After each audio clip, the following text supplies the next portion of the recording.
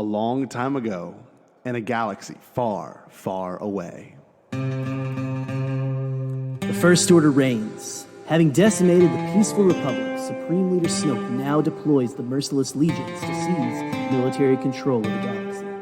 Only General Leia Organa's band of resistance fighters stand against the rising tyranny, certain that Jedi Master Luke Skywalker will return and restore a spark of hope to the fight. But the resistance has been exposed. As the First Order speeds toward the rebel base, the brave heroes mount a desperate escape.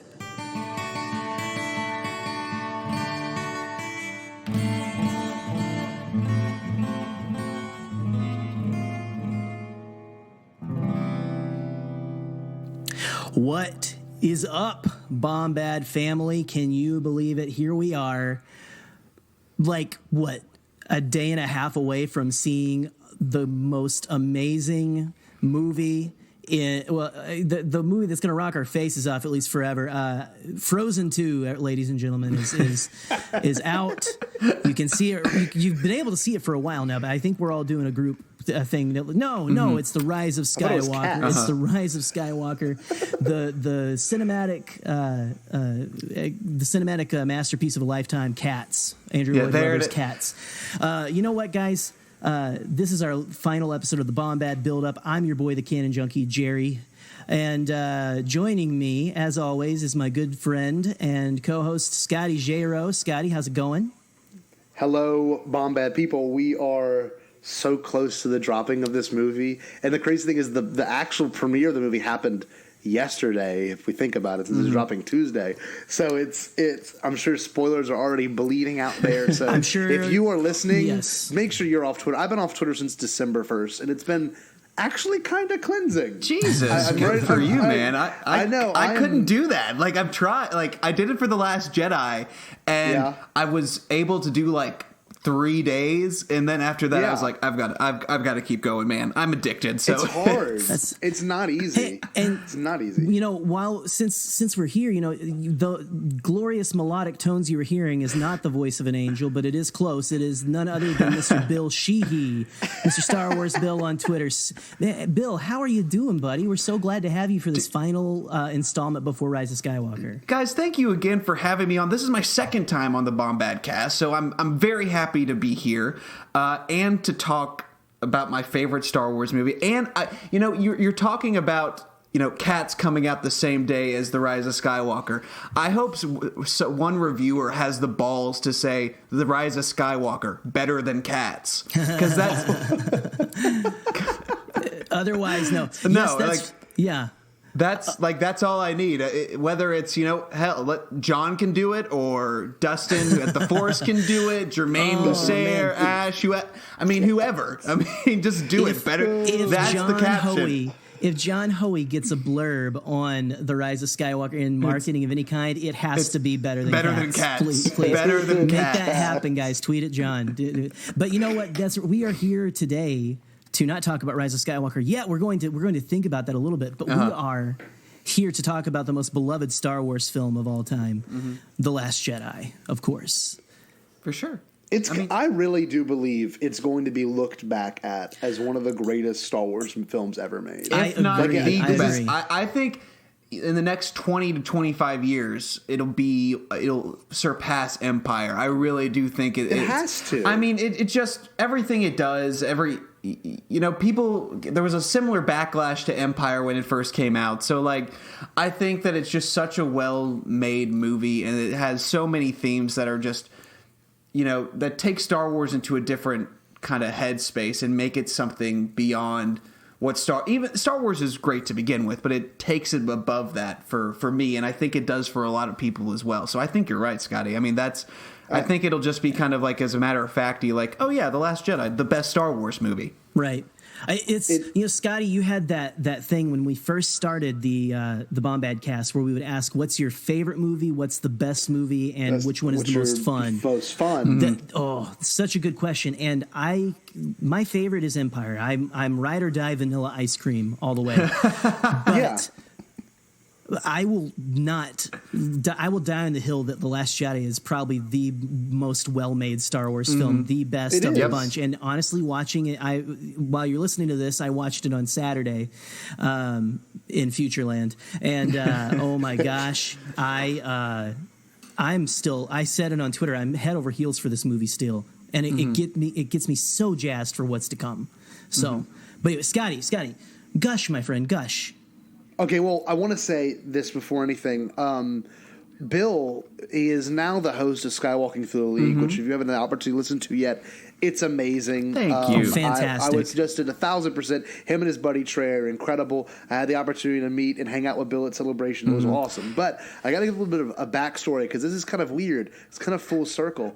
The first time I ever listened to the Resistance podcast is when Bill was a host on the show, him and Patrick Covey. And they're wonderful people. They're probably the first Star Wars Twitter people I've ever interacted with. Now, with that being said, they had a live event to watch the trailer. And I remember Patrick hosted, I don't know if you were in it, Bill, but I remember getting an opportunity to voice my opinion there, and that changed my whole entire perspective of the fandom. Because it was like, oh, I can actually join and be a part of this, and I was tweeting at Bill, and Bill and I bonded over our redhead, us being redheads. The ginger connection, if you will. Yes.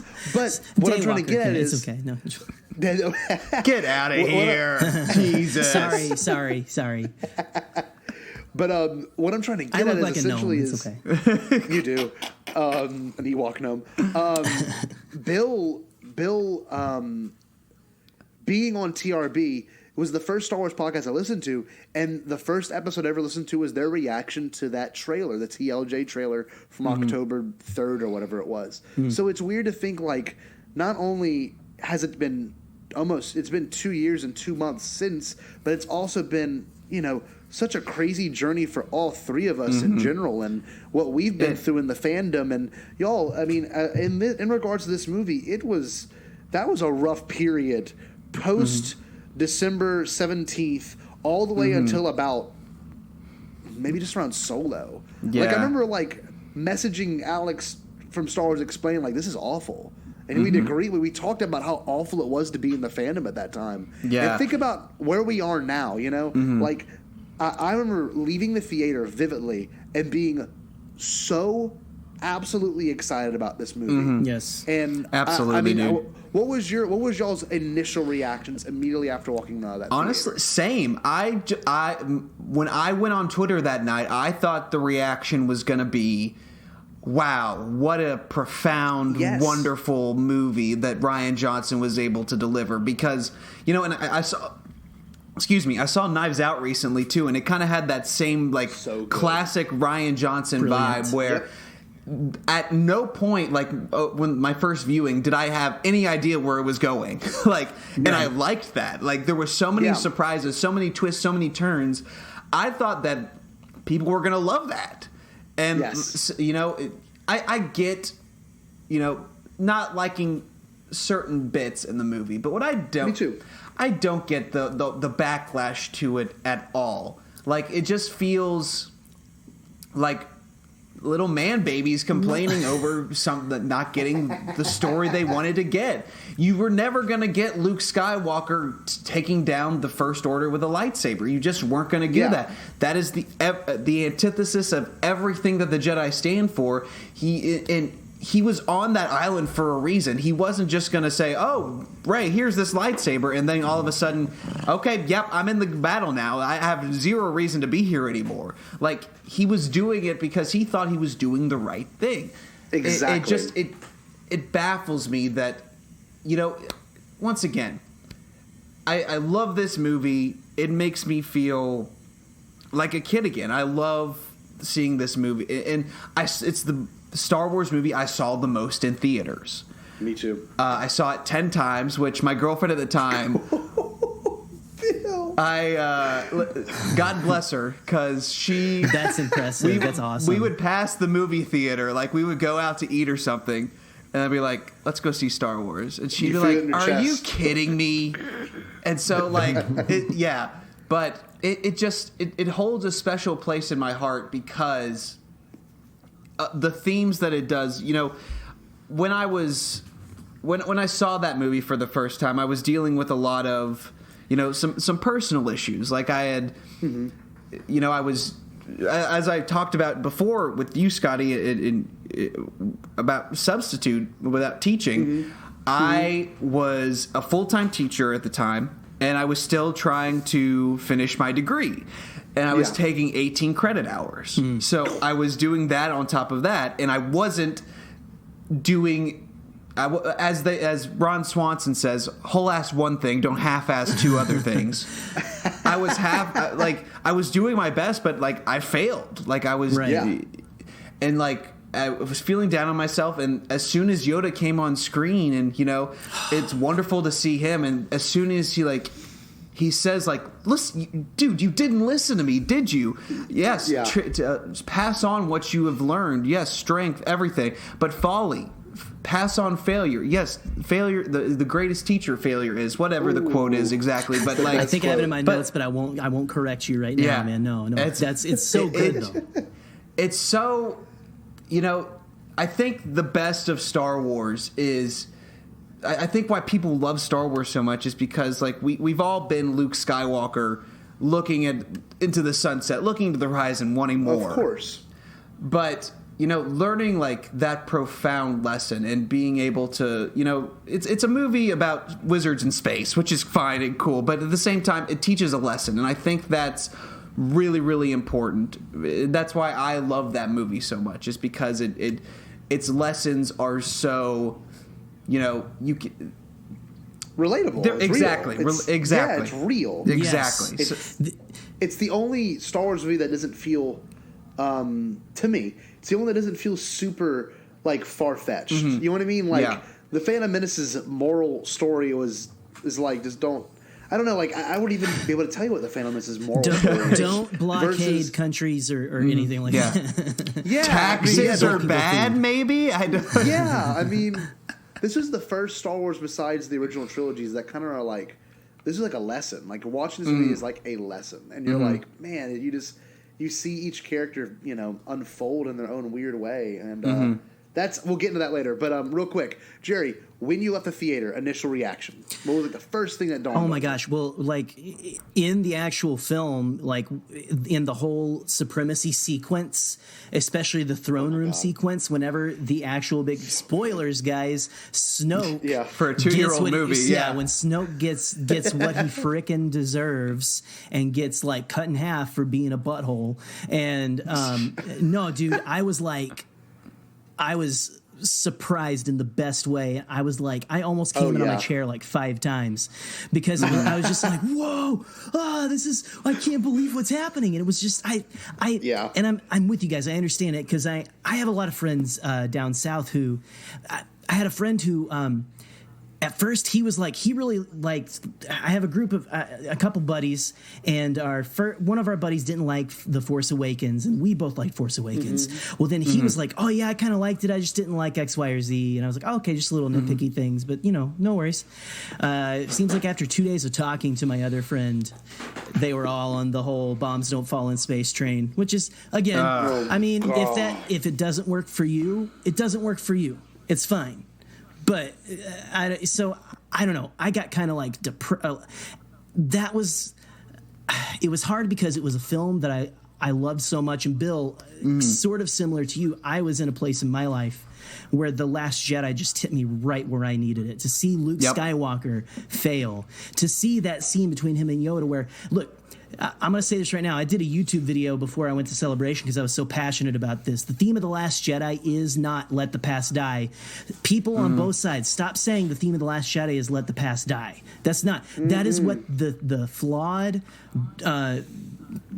confused villain, Kylo Ren of the fans. Villain, that is what the villain, quote unquote, the confused, hurt person thinks. I need to kill the past because it hurts too much. When in fact, if you watch the Yoda theme, that is the antithesis of the entire film. I've got her here. It's the greatest teacher failure applies to every single character arc in that frickin' movie. Also, we are what they grow beyond. This was and I love what Ken Knapsack said. Ken Knapsack from Force Center says, that The Last Jedi is the first Star Wars movie. That all other Star Wars movies are about growing up. This is the first Star Wars movie about growing old. And guys, I had just had a kid that year. There was all kinds of different, like, whatever different struggles anyone was going through. It was a movie, if you were going through something, maybe it helped you go like, look, Luke Skywalker even fails, and that's okay. Yeah. I can fail too. But he still came back and he was a hero. Spoiler alert. I don't know. The point of this gushing session, guys, is we love this movie. And coming out of that theater, Scotty, at first was just like, wow. I am so elated that I just watched a Star Wars movie that I had no idea where it was going. Yep, because exactly. Look, we all grew up on the VHSs, most of us. I had like the VHSs of the originals, then the special editions. And so I knew where the story was going, even before I knew what the story was. The prequels, we know where this is ending. This is the first time in Star Wars where we have absolutely no clue what's going on. We have ideas because of how Star Wars, the nature of Star Wars. They're not going. I don't think they're going to pull some big grand like, looks like Poe Dameron was the Sith Lord the whole time, and here's Jar Jar Binks to cut off everyone's. Even though we're the Bombad cast, so we'd probably approve of that. But Misa gonna kill you. Anyway, no, but look, you can respectfully dislike this if it's not for you. That's fine. Yeah. But be kind to each other out there. And that's, what, guys, we can. That's not what happened, though. That is not. That's what I'm saying. If you're listening to this and you might disagree with us, maybe don't yell at us. Maybe just go, what? Yeah. I disagree for this and this, but that's okay. It's not for me.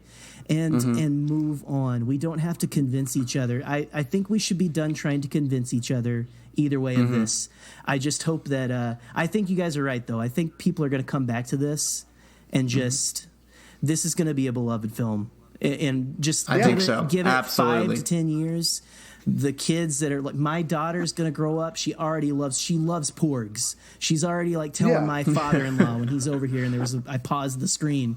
He was like, "What's that? A hamster?" And she goes, "A porg." So, I mean, I'm telling, dude, right here in the heartstrings. So, that's awesome. Again, it doesn't have to be for you. I'm sorry, but I think maybe we should move on from the negativity and let's just gush about what I believe, and I know you guys believe, is one of the best entries so far in the Star Wars saga. Yeah, for sure. Well, absolutely.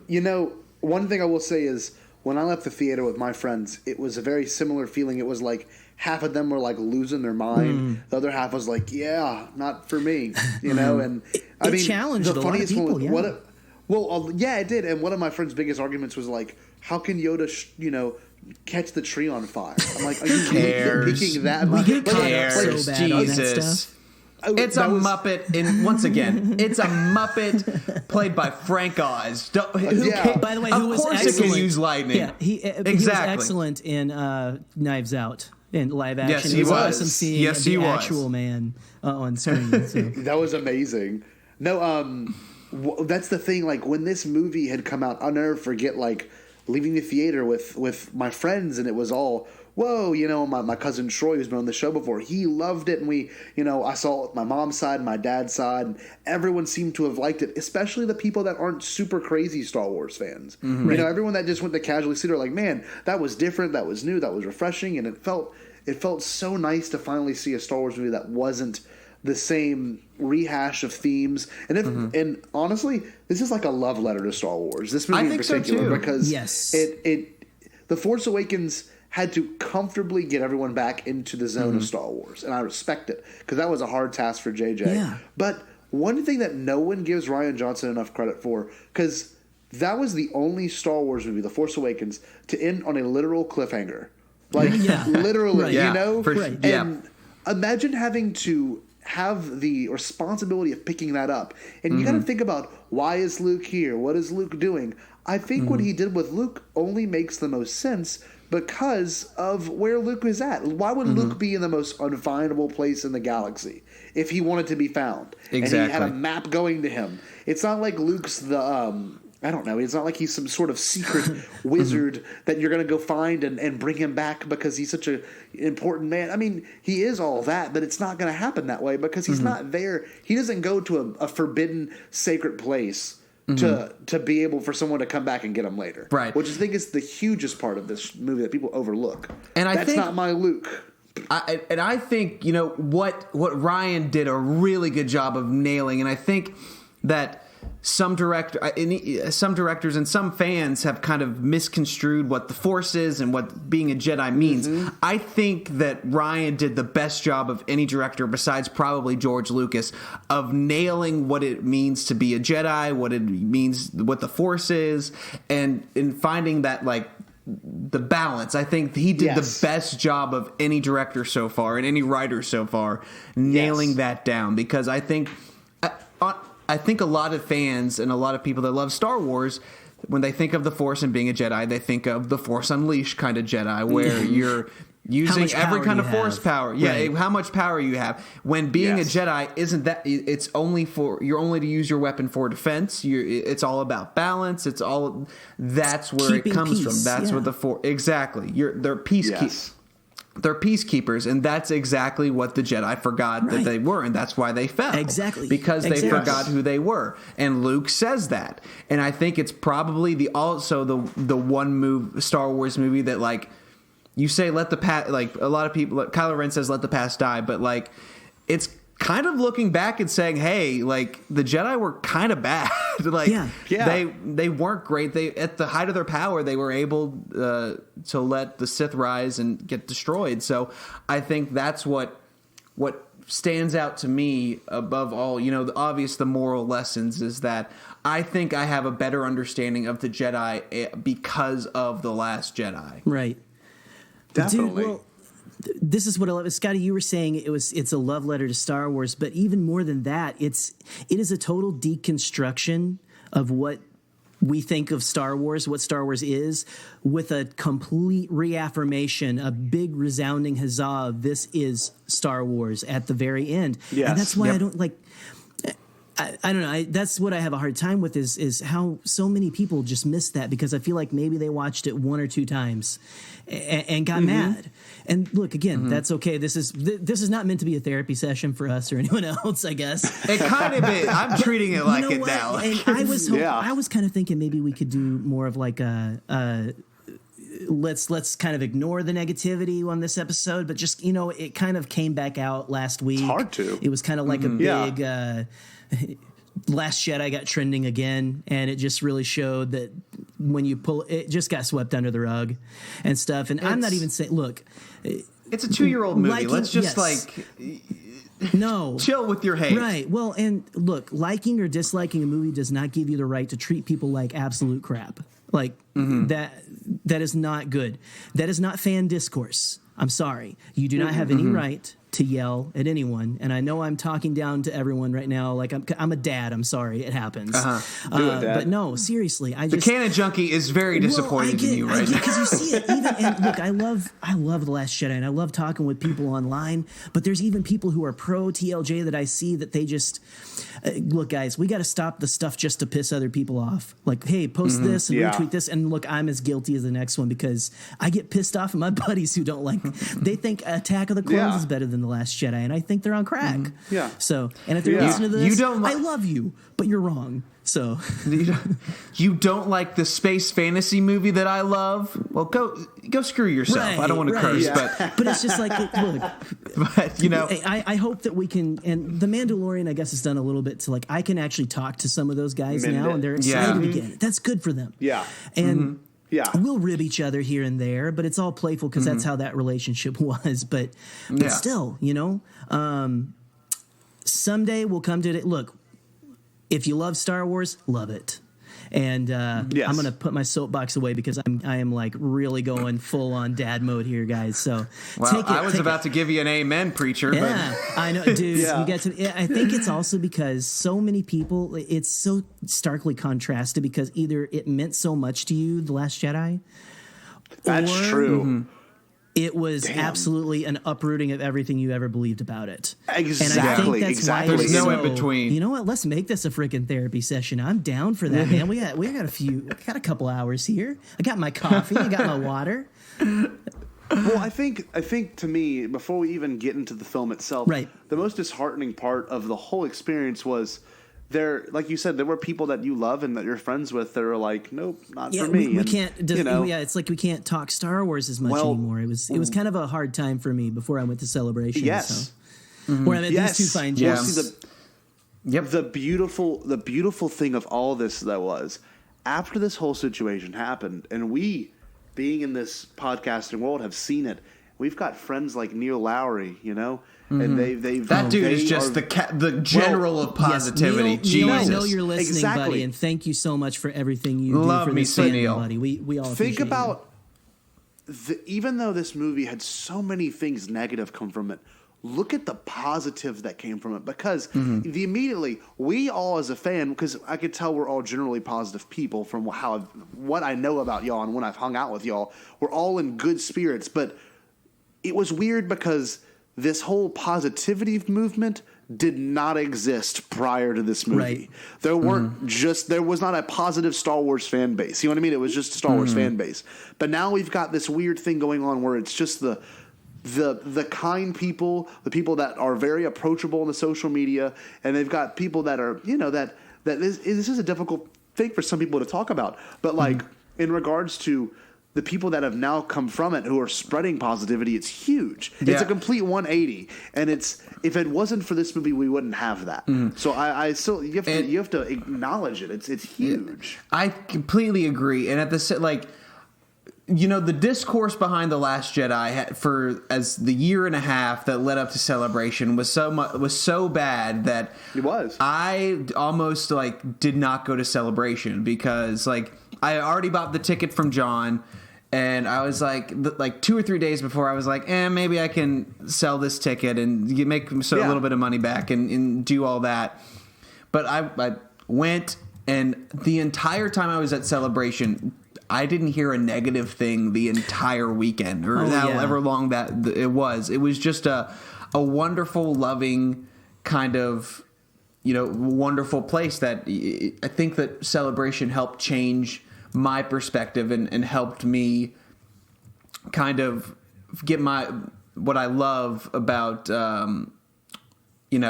what I love about Star Wars and what I love about this fandom. So I think that you're absolutely right, Scotty. Yeah, it's a huge thing because if you really want to focus in on it, it was weird because I'm sure, Jerry, I think you had an interaction about TLJ, but it wasn't negative. It was more like, let's talk about it. The first people, I was waiting in line before the show floor opened on Thursday. I didn't know a single person there. And I was about to, we were about to play the Han Solo officially licensed card game. And I had it in my backpack, man. And we were talking. They were like, we really didn't care for TLJ. We didn't really like the humor, but we're really excited for Rise of Skywalker. We're excited to see where things go. And it's like, I ran into most people I ran into were like, yeah, TLJ. There were a lot of Rays that with that gray Jedi. I love that. That's my favorite Ray costume. The phallus siren. Yeah. Oh, that was my favorite cosplay. That's what was so great about it is it really restored my faith because when people aren't behind a computer screen, and even those people, I still get texts from that guy, and it was a guy and his wife, and he will still text me every now and then, and so I just I don't know. Let me. I got to pull his name up again. I want to give him a shout out, but no, I think it's just amazing that you can go through all of this negativity and stuff and just really get bogged down in it. But when it comes all down to it, that's what I wish the people who are my friends who are negative would go to something like that to see that there is. Because I was just talking to my friend yesterday, and he said, man, most people don't like Last Jedi. That's what he believes. Because everyone I talk to don't like it. But guys, this is seriously, there's a place for positivity where we can all interact and get along and not be jerks to each other. And his name was Dustin. So shout out to my buddy Dustin. I met at Celebration. I don't know if you're listening, buddy. Yeah, awesome. But thank you for talking to me, and thank you for being just very luminous, as they say on Black Series Rebels. Anyway, again, I don't know. It's Celebration was the much needed shot in the arm for I think a lot of us. Yep. Yeah, For it sure. was, and it was a very interesting time because, like you said, there was, you could, if you were to speak to someone, they said that they didn't like it. They weren't like, I hate it, you should kill yourself. Like we saw. I mean, it was like so visceral, and it was so weird, and I guess to stop giving a voice to all the negative opinions out there, it's great to know that once I think the Rise of Skywalker comes out, The Last Jedi is still going to have some discourse about it, but in 5 years from now, I don't think anyone's going to remember it. Or if they do remember it, they're not going to keep talking about it the way they do. There's no in defense of this movie. I think though people are going to remember The Last Jedi. I don't. Or are you talking about like the discourse, or are you talking about? I think the discourse will be dead. I think so. If it isn't, good God, I'm going to be exhausted. God, I'm going to need at least. God, that's going to be the reason I drink for the next 5 years. Exactly. Alrighty. So, y'all, generally with this Bombad Buildup, this is the last one, thankfully. I'm glad everyone could join us on this adventure. But since with the last one, we got to kind of state where we're at in the galaxy. Where are we in this chapter? So, in this portion of Star Wars, it picks up right after The Force Awakens. Starkiller's been destroyed. The Resistance is now on the run. If I'm not mistaken, isn't it like 3 days or 2 days after Starkiller's been destroyed? I thought it was like a couple hours. Oh, I think it's like at most or least like a couple of days. I think. I don't know. Like, is there I don't know. Is there a canon? Because it was always my impression that it just picks up immediately after after The Force Awakens. After Starkiller gets destroyed, isn't it like a week or so until they get off Dakar? Well, then how would Rey have not met Poe? I'm supposed to be the canon junkie, and I don't even know. So I don't know, man. I think it picks up like hours because they're like evacuating. Yes, I could be wrong, but I don't remember, but I know the book started off with Han's funeral. Let's say at least a few hours, at most a day. Let's say that. Okay, that's fine. I think like kind of right there is enough room to play. Well, with that being said, this was the very first one that started off almost directly after the other one left off, which was I think a difficult thing for a director having to do. I mean, you can't really start your own story. You kind of have to pick up where the last story left off, And it's a bold choice for sure. It is. And unfortunately, to me, I think that's the only thing that this movie kind of did not benefit from was the fact that it kind of didn't get a clean slate. You know what I mean? It kind of had to pick up, and we had to see where it came from here. And the events of this movie and The Force Awakens are like 4 days at max. You know what I mean? Yeah. So that's the only unfortunate thing this movie did not benefit from was the fact that JJ left it off on such a harsh note, but literal cliffhanger. You kind of have to like pick it up from there because like you want to see the next moment when Rey hands Luke that lightsaber. What happens? Right. So like if you were to go a couple like even like a month or two, you don't get that scene. So like I completely understand, and it was different in that way, but like there's a give and take with it. Yeah.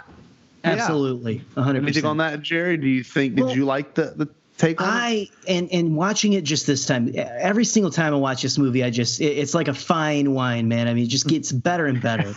But like, I mean, a lot of people in this space, Ken Knapsack, all these people talking about how Rian really had a difficult task to pick back up, and I think it was the right choice to pick up right there. But the only problem is we had like a year to just speculate our little hearts out about what the heck Luke Skywalker was going to do with that lightsaber, and as well as a funny little video that someone had made where like Rey pulls out a microphone and Luke starts singing. I forget what song, some 80s song.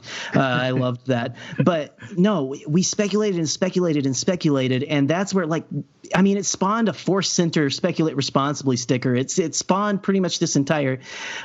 But we were all like, oh, Luke's going to take the lightsaber and he's going to like say, I'm your father and all this stuff. And also, you can have my X-Wing. And actually, it's got a sidecar so I can fly you around, kiddo. But no, I mean, if you were I don't know if you primed yourself the wrong way for this. Yeah. I don't know. It just really, fan expectations are something we really didn't think about, I think, until this movie came out, honestly. Exactly. I mean, The Force Awakens, I think we had a little bit of that, but people were so generally in love with The Force Awakens. I only heard a few poo-poos of it's a new hope. But I don't know, guys. What do you think about that? Oh, me? Okay. Yeah, if you want to, Bill, it's up to you. Either one. It's a toss up in the air. Wow, what do I think about that?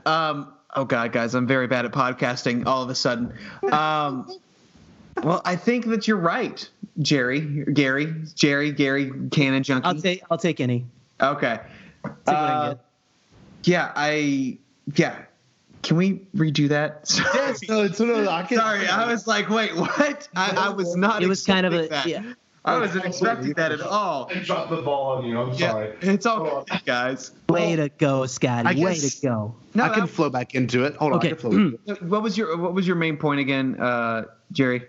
Well, my main point, let's see, we really didn't think about fan expectations until you had a little bit of that with other fandoms with maybe like Batman versus Superman, but here, I'll just kind of, that's the thought, and I'll just pitch it to you right now. So here you go, Scotty, you can cut here. Mm-hmm. Bill, what do you think about that, man? Well, I think that there were fan expectations for The Force Awakens because I think, obviously, like, if it had sucked, like, I don't think people. There was a lot of this isn't the prequels. This isn't. Yeah, exactly. Yes. Exactly. I think that The Force Awakens pretty universally like satisfied people. So I think that like they were there, but like it wasn't what we were expecting because we kind of knew Luke wasn't going to really be in it. We hadn't really seen him at all in The Force Awakens, but we knew exactly that we knew he was going to be an instrumental part of this movie. So like Luke is we were talking about it a little bit earlier where I think people think that Luke was the Force unleashed everything and he was more, he was going to Super Saiyan Jedi, but no, he's a Jedi and he's on that island for a reason. So I think people were expecting things a little bit differently. We're Star Wars fans. We always have some kind of expectation, but yes, it's mixing the fan expectations of not seeing Luke for like 40 years. Yeah. On film, we think he's going to be some badass Jedi. This isn't like the trailer says. This isn't going to go the way you thought. You think, right? And like that's immediate, and some people just reacted the wrong way to it. So and I don't. Sorry, man. Go ahead. I didn't. No, go ahead. All I was gonna say was I don't know if you guys remember, but there was like a leak that there was going to be a scene of Luke and Rey fighting the Knights of Ren in the rain, which was we sort of got a fight in the rain, but it wasn't what we expected. And so, I heard that and I got so jazzed and I was like, oh, that's going to be so cool. Mm-hmm. But yeah, I think you're absolutely right. Like you got these after not seeing him for this long, we've seen the prequel Jedi older than Luke flipping around or whatever. But I'm glad they didn't go that direction. And anyway, I don't know if you guys have heard of that leaked scene or something. I remember that. I do remember it. I remember getting so jazzed for that. I was like, oh, yeah, but I'm so glad that it didn't turn out that way.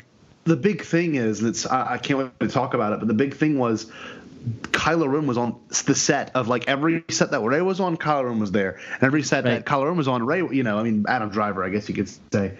But the idea of it is like, It was so weird, especially in regards to pre-production and everything they were going into during the actual production of the movie. It was like all these things had been up in the air and all this anticipation had been up in the air. And they started filming literally, I think, January, like 5th of 2016, like right after The Force Awakens came out, And it was a weird time because we had all these expectations build up. But the good thing is, and I could tell just by how we're talking about it right now, we don't go into movies with these expectations looking to be executed. Mm-hmm. I am like this next movie, The Rise of Skywalker, is going to blow our freaking minds. And Trey and I were talking about this. Like we were texting each other last night. Yes. And like our expectation, like we don't have any like just story preconceived notions, but we have we're going in and we want this to be great. So like it will be. Exactly. It will be. So, but like how it's great and how it wows us, I don't care what that is. Like exactly, and that's what if The Last Jedi proved anything to me, I can be wowed by Star Wars in ways that I did not expect. So I'm not going in with any kind of expectations other than it's a Star Wars movie. I'm Star Wars Bill. I'm gonna like it. Yes. So yes. like, well, but yeah, dude, for sure. But no, even if Snoke comes out tap dancing with a hat and a cane, I mean, that's the only way I think I could be like disappointed. But even that, I would probably be like, wow, that was so unexpected. I love it. No, I'm coming back to Cats. It's just trying to compete with Cats, and it's doing it better. Hold on. Let me look. I got a pile of mail here. Hold on. Okay. Yeah, I got my Disney check. We're good. Okay. I'm gonna be. I got mine in. I got my check in. I'm gonna be wowed. Bonus. Then I'm gonna be wowed. Wow, that's a lot of zeros. 3 shills walk into a bar. Oh man. Anyway. Well, no, it's a thing that often gets overlooked, but in regards to this movie, that opening bombing sequence, everyone was like, the bombs shouldn't fall like that. Who cares? But there's also hear the noises either. There's also explosions and fire. There's no oxygen in space. Have we never heard of magnets? Yeah, exactly. It was crazy. How many open holes in spaceships do these places have? I'm sorry. It's like they're like, well, what about the blah blah blah and get sucked into space? And I'm like, dude, it's supposed to be a World War II bomber in space. Like, just enjoy it. As Harrison Ford told Mark Hamill on the set of the original Star Wars, it ain't that kind of movie, kid. Good pull. Oh my gosh. You know, I'll just preference this opening sequence as might be one of my favorite opening sequences. Mm-hmm. The shot of it going down, and then we've got Lieutenant Connix, and it's just like it was such a cool opening. It starts very Star Wars, just immediately kicks it off immediately. Probably more so than most of the other movies. It really was. I mean, Revenge of the Sith. Arguably, that's my favorite opening, just because the pounding of the drums and going directly into the action. Yeah. But I think what The Last Jedi does really, really well is it sets it up as like, okay, this is going to be a fun Star Wars story, but like because you have little echoes of the past. You have Poe a cocky pilot who's going to take everybody on. Oh yeah. You have the humor. You have insurmountable odds against the rebels. So it's like it's hints of that. It's echoes, but at the same time, like you have the opening scene is devastating for the Resistance because it's they lose a lot of their ships. Sure, it's supposed to be that they take down that dreadnought, but at great cost to the Resistance. If they had those bombers, if they had those ships, the position they would be in at the end of The Last Jedi, if they had them, is completely different. And once again, it's learning a lesson. It's Poe actually like going and he's really upset. He's really kind of he wants to take down the dreadnought. He's not thinking of anything else. He's not thinking about the overall cause. No. But that's why it pays off later. He learns his lesson. But I think in terms of just, that scene with with Paige, and like when that trigger went like behind her, I'm like, oh, it's going to be that kind of movie where nobody the Resistance loses. But like, I think it does a great job of setting the stakes very, very early and setting up lessons for later down the film. Yeah, and especially with that opening sequence, it's probably the first it's very cool in regards to storytelling because you get introduced to this character, and it's the very first time we ever seen the perspective of like a very rough resistance or rebellion job. You know what I mean? It's not a very luxurious thing. We've also learned that with The Mandalorian. Bounty hunting is not luxurious. That second episode really sets the tone for that, with the Jawas. But like this in particular, with the gunning sequence, and Paige has to kick that thing, and everyone's dying around her, and she has to die herself in order for such a small win for the Resistance, and Leia knows that, but Poe doesn't, and that's where it's. I can't wait to see Poe in the Rise of Skywalker because I think he knows that lesson now. Yep, right. He knows that it's got to be all. And he says it there. It's now or never. It's all or nothing.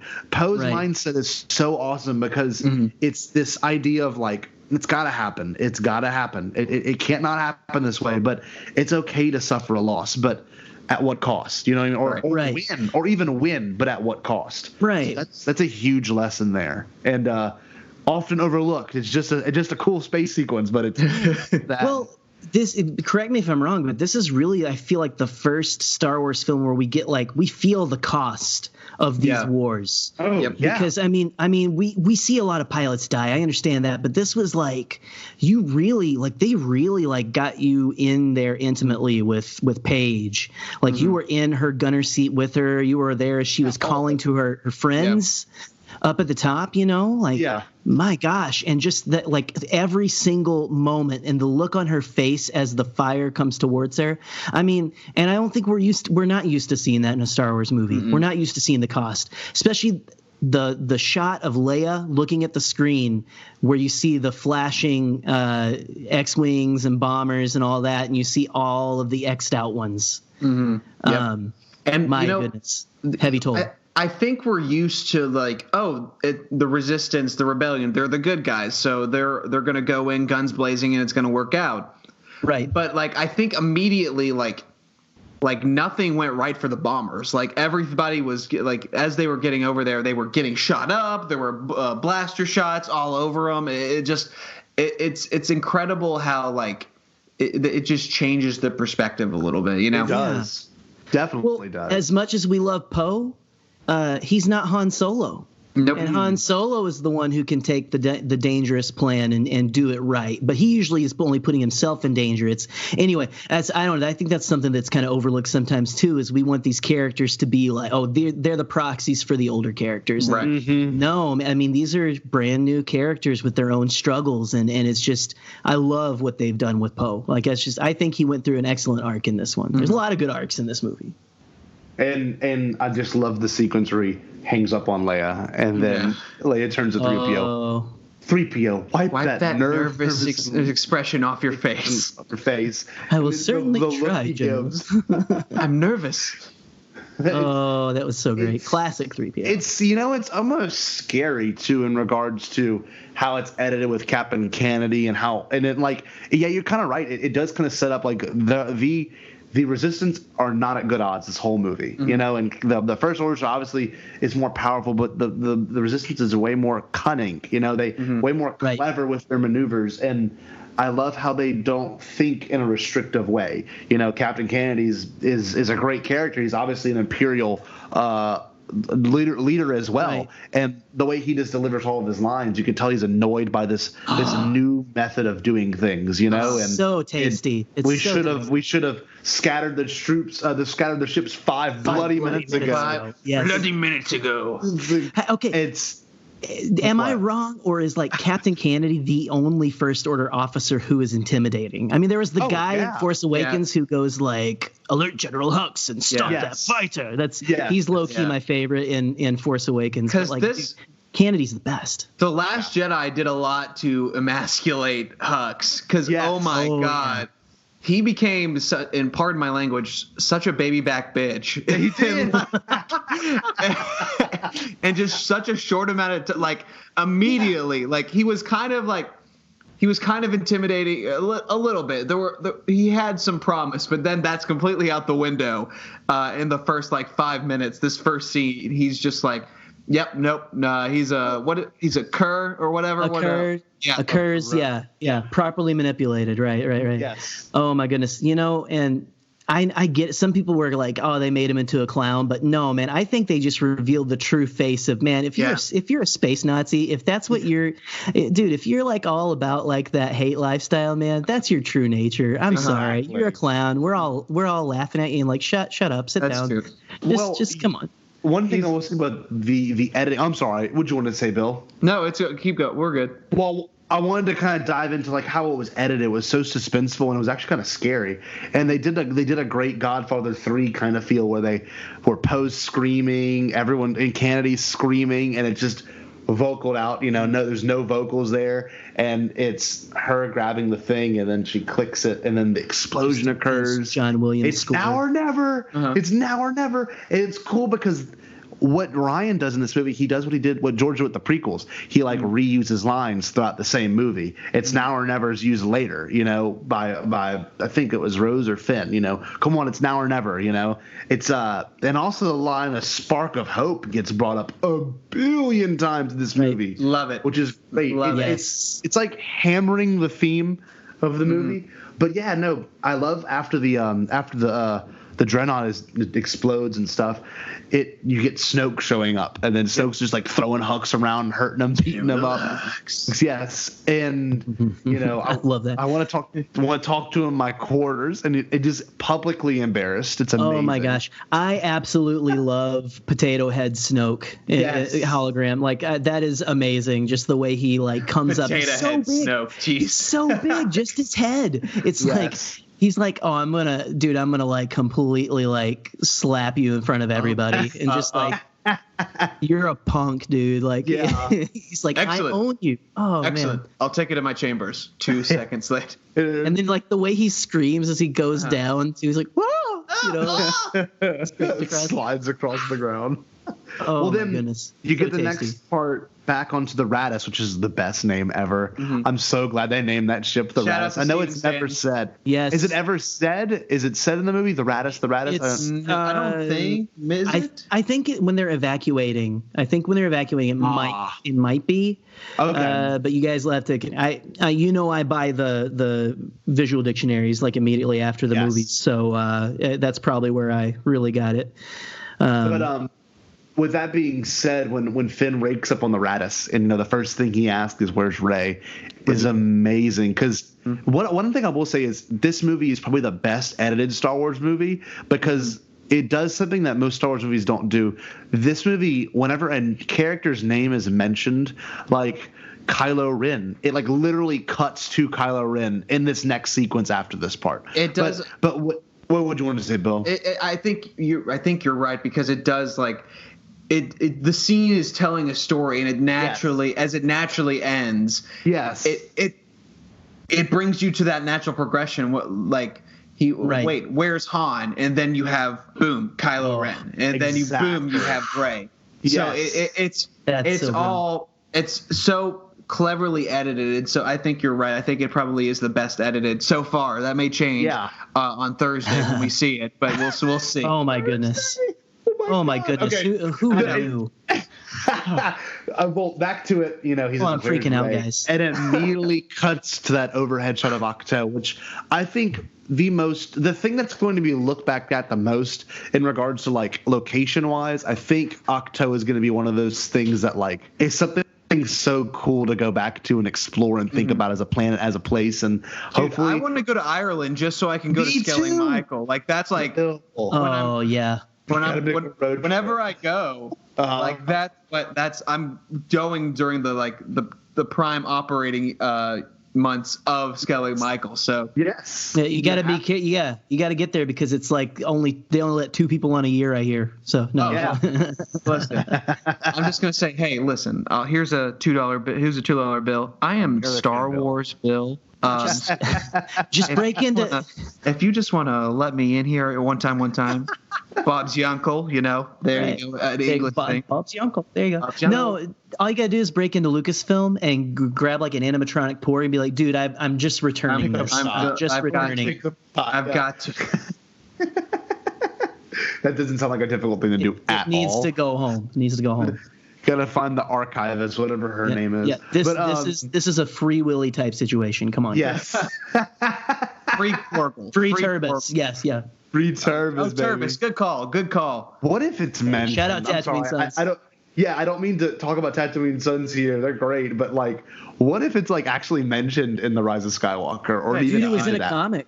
He was in it, but he was also in the poster. He's in the poster for the international international poster. Is he really? Oh, dude. Yes, he is. they're gonna be. I'm gonna like do like I'm gonna put my fists in the air if they say Turbis in the Rise of Skywalker. God, you know, like one for the homies over in Colorado and stuff. You know. Well, back to the island. The fingers, put them in the air. There you go. Back to the island. It's so weird because even when you think about it, Luke went to this island to forget everything, to forget the past, forget about all of it. And a random chick shows up with a reminder of everything he's ever left. Right. What would your natural reaction be, gentlemen? Jerry, what would your natural reaction be? Let's say you had this horrible past, you made this huge mistake, and this person walks right back up with something you lost that your father took literally cut your hand off, and he shows back up and's like, look, I've got this for you. What would you do? Would you immediately go, well, time to go back? No. Anyway, what would you do?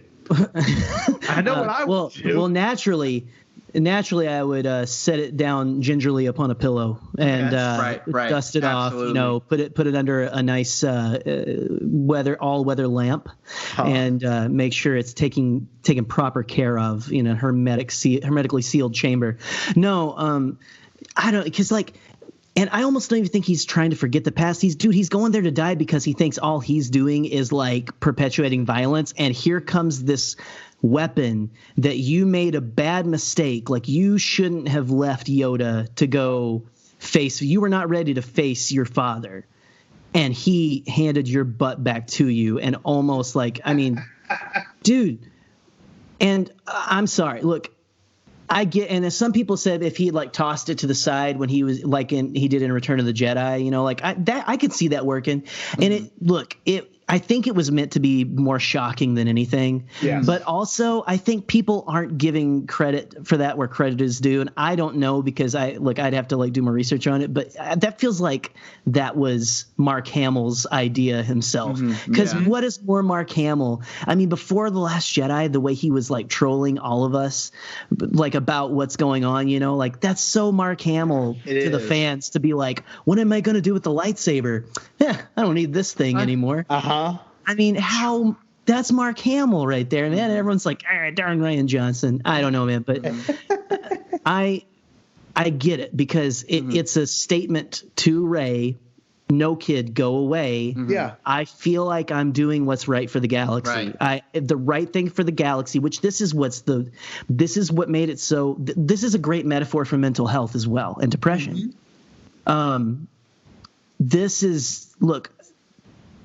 This is something like I feel like I'm only hurting people if I get involved. I need to just disappear, which is not necessarily correct, but that's where Luke is. And I'm sorry, man, but I think it's great. It's great when we give these characters, our heroes, struggles that we deal with too. So I don't know.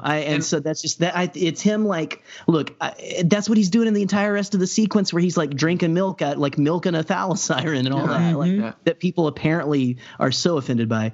But like. I guess they've never been to a dairy farm before. Sorry. No, it's good. I'm from Arkansas. I've seen it before. No, dude, like he's trying to say like, look, I'm not worth it. Go away. I'm trying to save the galaxy here. He's trying to just he's not a jerk, but he's trying to pretend to be a jerk to get this kid like, look, stop trying to pull me in because I'm only going to make things worse. Exactly.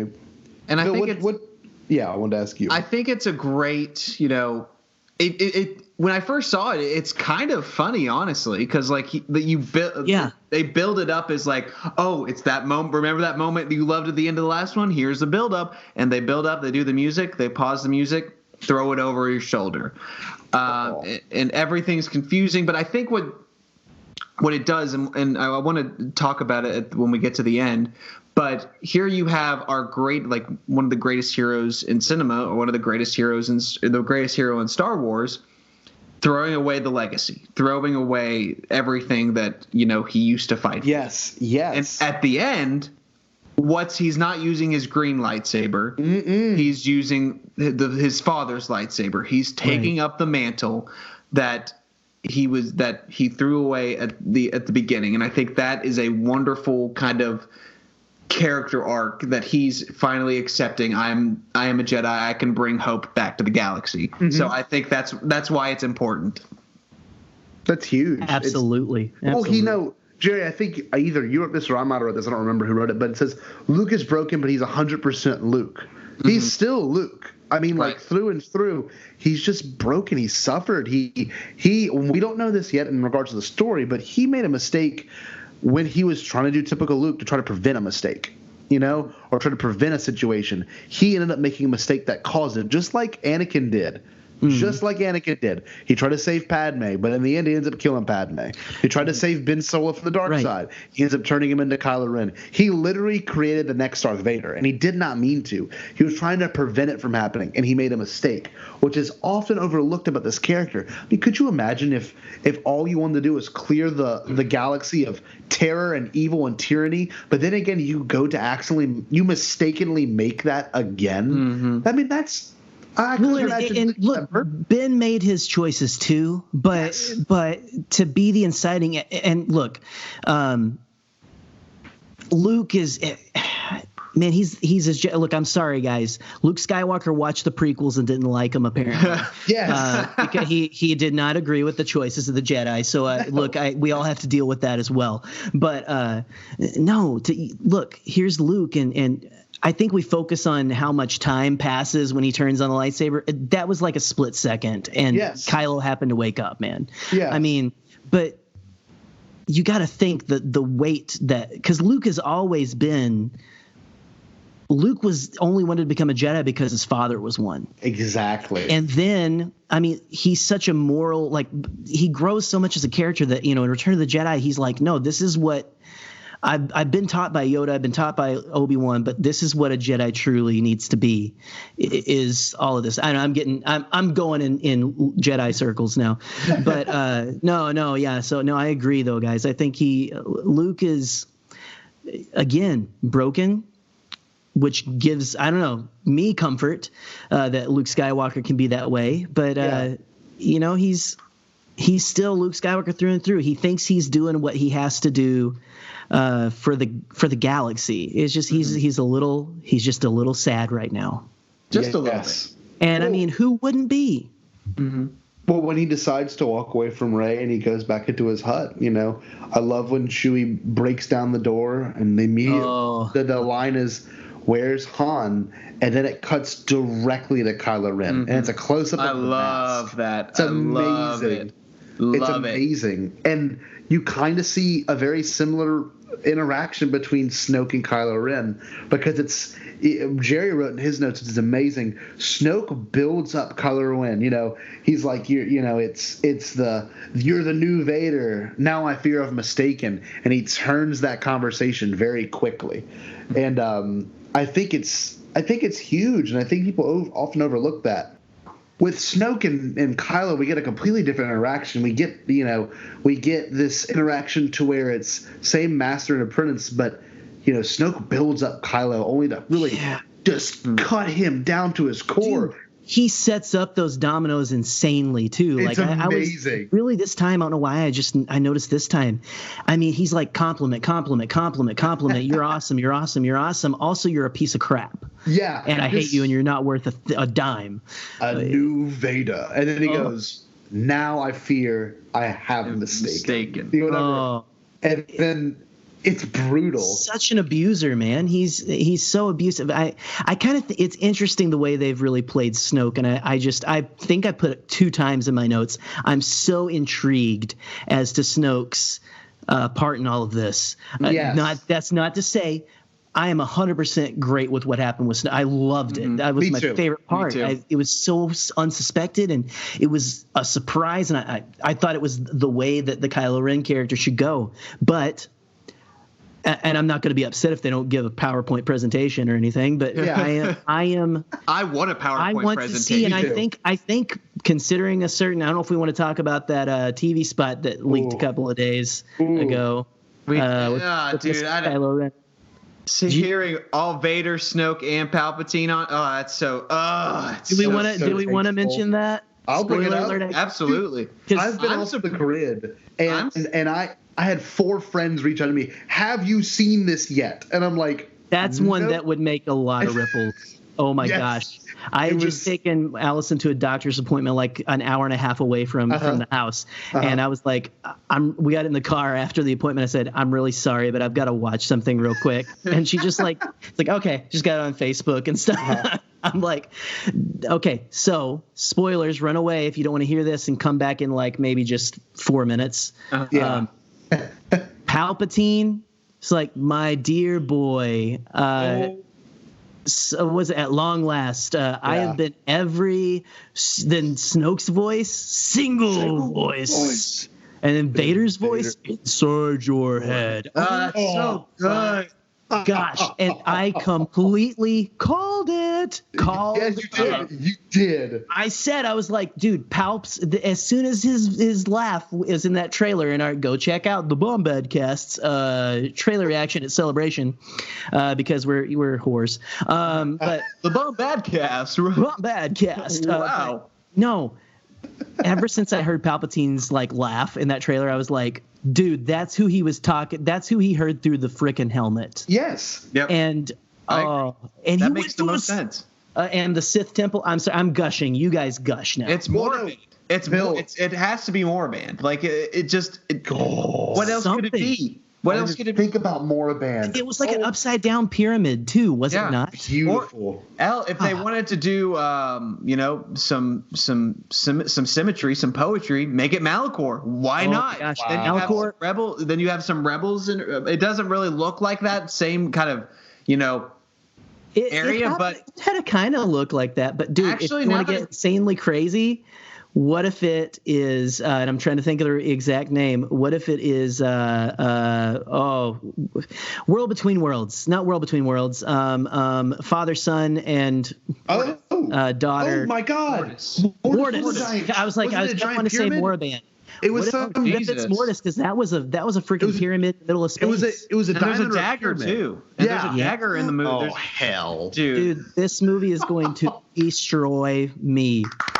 I know. I want to say one thing. If you think about in regards to Palpatine as a character and where he could have went and what that all could mean, I just have no idea what this movie is going to do. And especially if he was within Snoke, or if he if the big thing was, who is Snoke? Mm-hmm.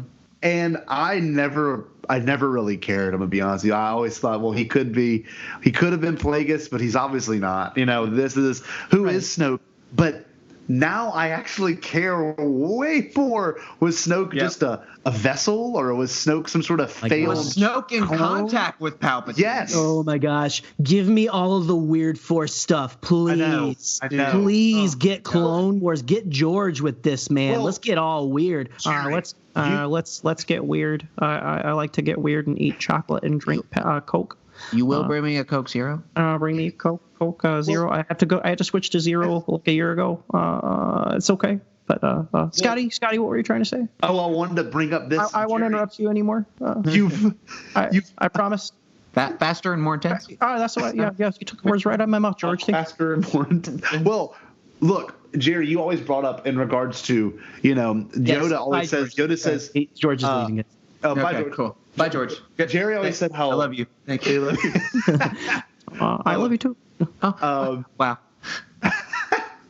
Jerry always brought up how Yoda says death is a natural part of life. I think that's what Yoda says, or one character says. Well, yeah, Yoda says death is a natural part of life, and that's like Yoda in the Clone Wars, which I think Yoda was learning some stuff. But that is the Jedi. That's the light side, man. Yes, that's a natural part of life. What does Palpatine say? Palpatine says that the dark side is a pathway to many abilities. Some consider to be unnatural. Yes, that's the line I have been Jerry loves gravitating towards. Mm-hmm. I hope we get some unnatural, insane shit with this movie. I hope it gets wild and creepy. Sweaty just sitting here talking about this. We need to get back to PLJ, but I know. But I'm gonna have to take a shower after this. Holy yeah. Look, I need a new pair of pants. Yeah. I just want to see what Palpatine face like? Like, what does he look like? It's gotta. They are holding it for something. He's not gonna look like the Palpatine we're used to seeing. No. I honestly hope he's some sort of demon skeleton. Like, I hope. I'm slimier I think he's than a going to be Gungan kind cat, of. you know. I think he's going to look kind of not like Vader-esque, but like he's kind of cobbled together. You know, like you see that chair and like you see kind of there are things that are like maintaining him. So Yes. something like that. It's also like. It's interesting to me because like one of the last things that I did when I was at Resistance was Ian McDermott actually came to Lexington for Yes. Lexington Comic-Con. Yes. And like I asked him like, I remember hey man, would you be willing to be the Emperor again? And like I'm wondering if he knew at that point because like because I asked, he said obviously I would do it again. So like it's such a I love that guy. I'm so excited to see what he's going to be because I think he's going to be I'm glad that they made the decision that like okay, this is the end to the entire saga, so you have to have the big bad in it. And so like that's not just like the First Order or it's the Empire, whatever. You had to have that big bad, and I'm glad that he's coming back. But anyway, Well, this will play back into TLJ. Kylo Ren is being manipulated the whole time in this movie, and manipulation's a huge key to this movie and his character. And he thinks he finally gets the manipulation out of his, head. He killed Snoke. He's no longer going to be manipulated. But it's really beautiful to think that nope, you've been talking to that Vader mask the whole time, and that's been me the whole time. You're more of a fool than you think you are. He's thinking that. Brutal. Every person that he kills, he thinks he's making himself better. He's getting that voice out of his head. Yes. But it's not going to go away till Palpatine is. So that's cool. I can't wait, man. I'm a Gungan tadpole right now. My gosh, I'm just like I'm sweaty. Woo, Yes.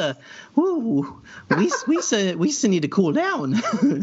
well, to get back to TLJ. It's cool because alas, you're no Vader. You're just a child in a mask, and I think his character arc in this movie was I am gonna be like Vader. So he gets rid of the mask, but to only return to the mask makes the most sense because as a character, I mean this dude here he wants to be Vader. He wants to be powerful, but Vader had to wear a mask, and he was still almighty and all powerful, more so than Kylo Ren could ever be. But right. Of course, he loses his mind, and Snoke kind of like dismisses him out the room. And I love when that happened because that's when he loses his shit and he just destroys the helmet on the elephant. And he's so mad. And we got to have at least one Kylo Ren temper tantrum we will. in Rise of Skywalker, right? I mean, like the console in Force Awakens, the helmet, and he's gonna. So do good. It'll he was just like, "This is gonna look super sweet when I glue it back together." Yeah. A little bit of red, red in the mask for you. I got some cool glowing red glue that's going to look amazing. How broken his character is. And we, of course, go back to Octo.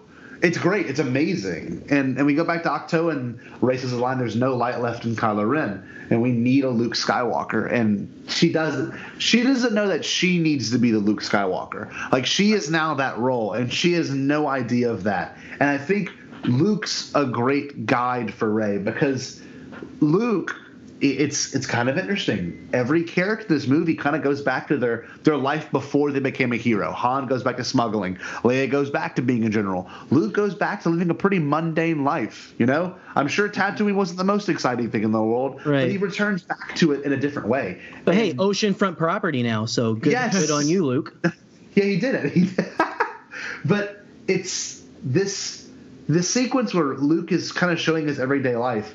It's to show that mundanity, but it also shows this great world building of what of what Octo's really like, and it feels very prequels. This part in particular feels very prequels. It shows the area around him, what he does, what his daily life is. It's great world building, but also it didn't dawn on me till this viewing, but it totally parallels Rey's life on Jakku as well, because it's the same thing. It's just this average everyday life that these people are having to go through, And to some, it's just they don't want to leave it. They don't want to leave it. They're used to it. They don't want to change it. Obviously, Luke's okay with living that way the rest of his life. And then Rey, exploring the island, discovers the Force tree. And I gotta say, the Force tree was, I think it was one of the first like leaked sets, like a shot of the tree, and people were freaking out about it. But the way they executed is so well done, and it feels very Dagobah. And they had the Jedi voices, and you hear the ha-sa-sa, but it's not scary. It's not Sith sounding. It sounds very welcoming and calming. I don't know. Does anyone else have a love for the Force tree? I think it's one of the coolest sets they've ever done. I think it's I like it.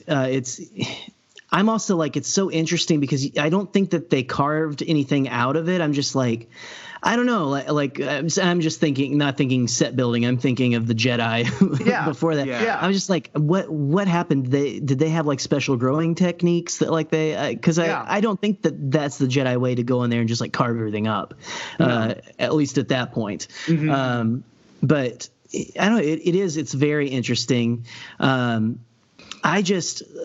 I don't know. This whole sequence with Luke is fantastic. And you've got to think, like, I just have to go back, if I can, real quick to after she gives that big spiel to Luke about what has gone on in The Force Awakens. The one thing I wish they would do with Last Jedi is do a special edition and add in that scene after. I know it probably might mess up the flow, and I don't need it in there. Yeah. But I would love to have the scene of him going back into his hut and having the single tear roll down his cheek. Oh, yeah. Just because that adds so much more to me. But again, I don't think it needs to happen because we know Luke. We know that Luke loves his friends, and it's taken all his Jedi willpower to stay here and do this, and protect all of this. But the Force tree though, man, absolutely like bonkers, incredible. Who would have thought, like, hey, let's have a Jedi library and get this. Let's put it inside of a tree. A tree, yeah. What do you think? Yeah. What do you think of that whole sequence, man? Bill, what do you think of that whole feeling and sequence? I think it feels very Dagobah. I think it feels very nice. I think it feels like, because I think Luke finally figures out that, like, okay, this isn't just some messenger. This is she came here wanting something, and like she's got something in her that makes her special, and so I think it is a little bit eerie because you're in a very kind of dimly lighted place, but the only light in there is going directly on on the books. Yes. So it serves as, kind of the Force guiding her to what she needs, the knowledge that she's looking for. And then it also treats it as like, okay, Luke is figuring out who this is and why she's important. So I think it's also like it shows you that, sure, Luke is on this island. He's kind of a curmudgeon now, but at the same time, he still has that Luke Skywalker humor. Like, where are you from? Nowhere. No one's from nowhere. I'm from Jakku. Oh, okay, that is pretty much nowhere. So it shows simultaneously that, Rey's special, Luke, who she is, why she's here, and it also it does plant a little bit of a seed for Luke that maybe I should kind of take her on as a student. So I think it's wonderful. Well, she uses the same exact line as Luke does. I know this place. She is aware of where she is. It feels familiar, and then she uses that great line that something inside me has always been there. Now it's awake, and I'm afraid. And that's the same exact line that I think Yoda would use. Didn't he say? He said, "Scared will you be?" or something like that. And he says, "No, I won't be scared." And he goes, "You will be." Or no, Luke says, "I'm not afraid." I'm not afraid. That's it. Yeah, because he's telling him you're not ready, and he's like, I'm ready. I'm not afraid. Yeah. It's awesome, and I love that Luke cannot sense her. And it's totally referenced here. He has no idea, and he shut himself off of the Force thing. It's awesome, and I love how Luke's reasoning behind it's time for the Jedi to end. It makes sense. He's got great points why the Jedi should be over. He specifically says the Jedi do not need to own this power, the light or the Force. They do not need to own it. They can use it, but they not need to be associated with it. It's not just the Force is not just for the Jedi. It's for everyone. Right. And I love that. It makes sense until the very end where he's like, you know what? we need to stop this evil and stop this evil in the galaxy from. And if it takes a Jedi to do it, yes, there you go. We'll definitely get that later. But we end up back on the Radis, and we get the great slap from Carrie Fisher, and dead heroes, no leaders is a great line because it's true. I mean, regardless of if you want to make sure that the First Order ends up getting a very small blow, you can totally take down a dreadnought, but now you've lost all these leaders and all these heroes are dead too. It's just like it's not even worth celebrating. Obviously, we did it, we beat them, but you didn't, because there was way more casualties involved. Right. And I love when the supremacy shows up. That amazing editing and how loud it is. But boys, when we're on the Radis and they show up, I thought the idea of them tracking them through hyperspace is amazing. What do y'all think? I thought that was so clever because it's mentioned in Rogue One, hyperspace tracking. I think so. It sets up that, okay, it makes the Resistance even more desperate because no matter where they go, they're going to get caught. Exactly. So it means that, okay, they've got to figure out how to get past this. And I love how, they were, a second away from going to hyperspace and then being out of fuel even more. Yeah, so, right. It's just a split-second decision where it's like, whoa, wait a minute. They're tracking us through light speed. Yes, so it puts it's a lot more. The First Order is more dangerous than the Empire in that way. So, because their planet destroying and their solar system killing planet is gone. Yes, but there's so few Resistance people left, and there's so much of the First Order. It's mind-boggling that they're even surviving at this point. Exactly. Right. Jerry, any context on that? No, I mean, just,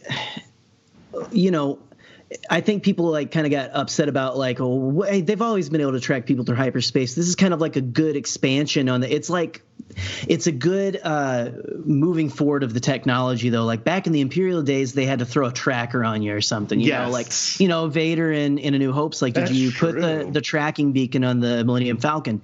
This is like, dude, you don't have to put a beacon on anybody. They can just straight up come and find you. It's like Apple must be running the First Order or something. Yeah. They got you in the cloud, buddy. You're done. Actually, there's actually a deleted scene where we actually see Leia hit accept on the terms and conditions. Yeah. So it's her fault. It's like, darn you, Snoke. Yeah. No, I have read the terms and conditions, General? Well, no. No, I do what everybody does. I scroll to the bottom and I. No, look.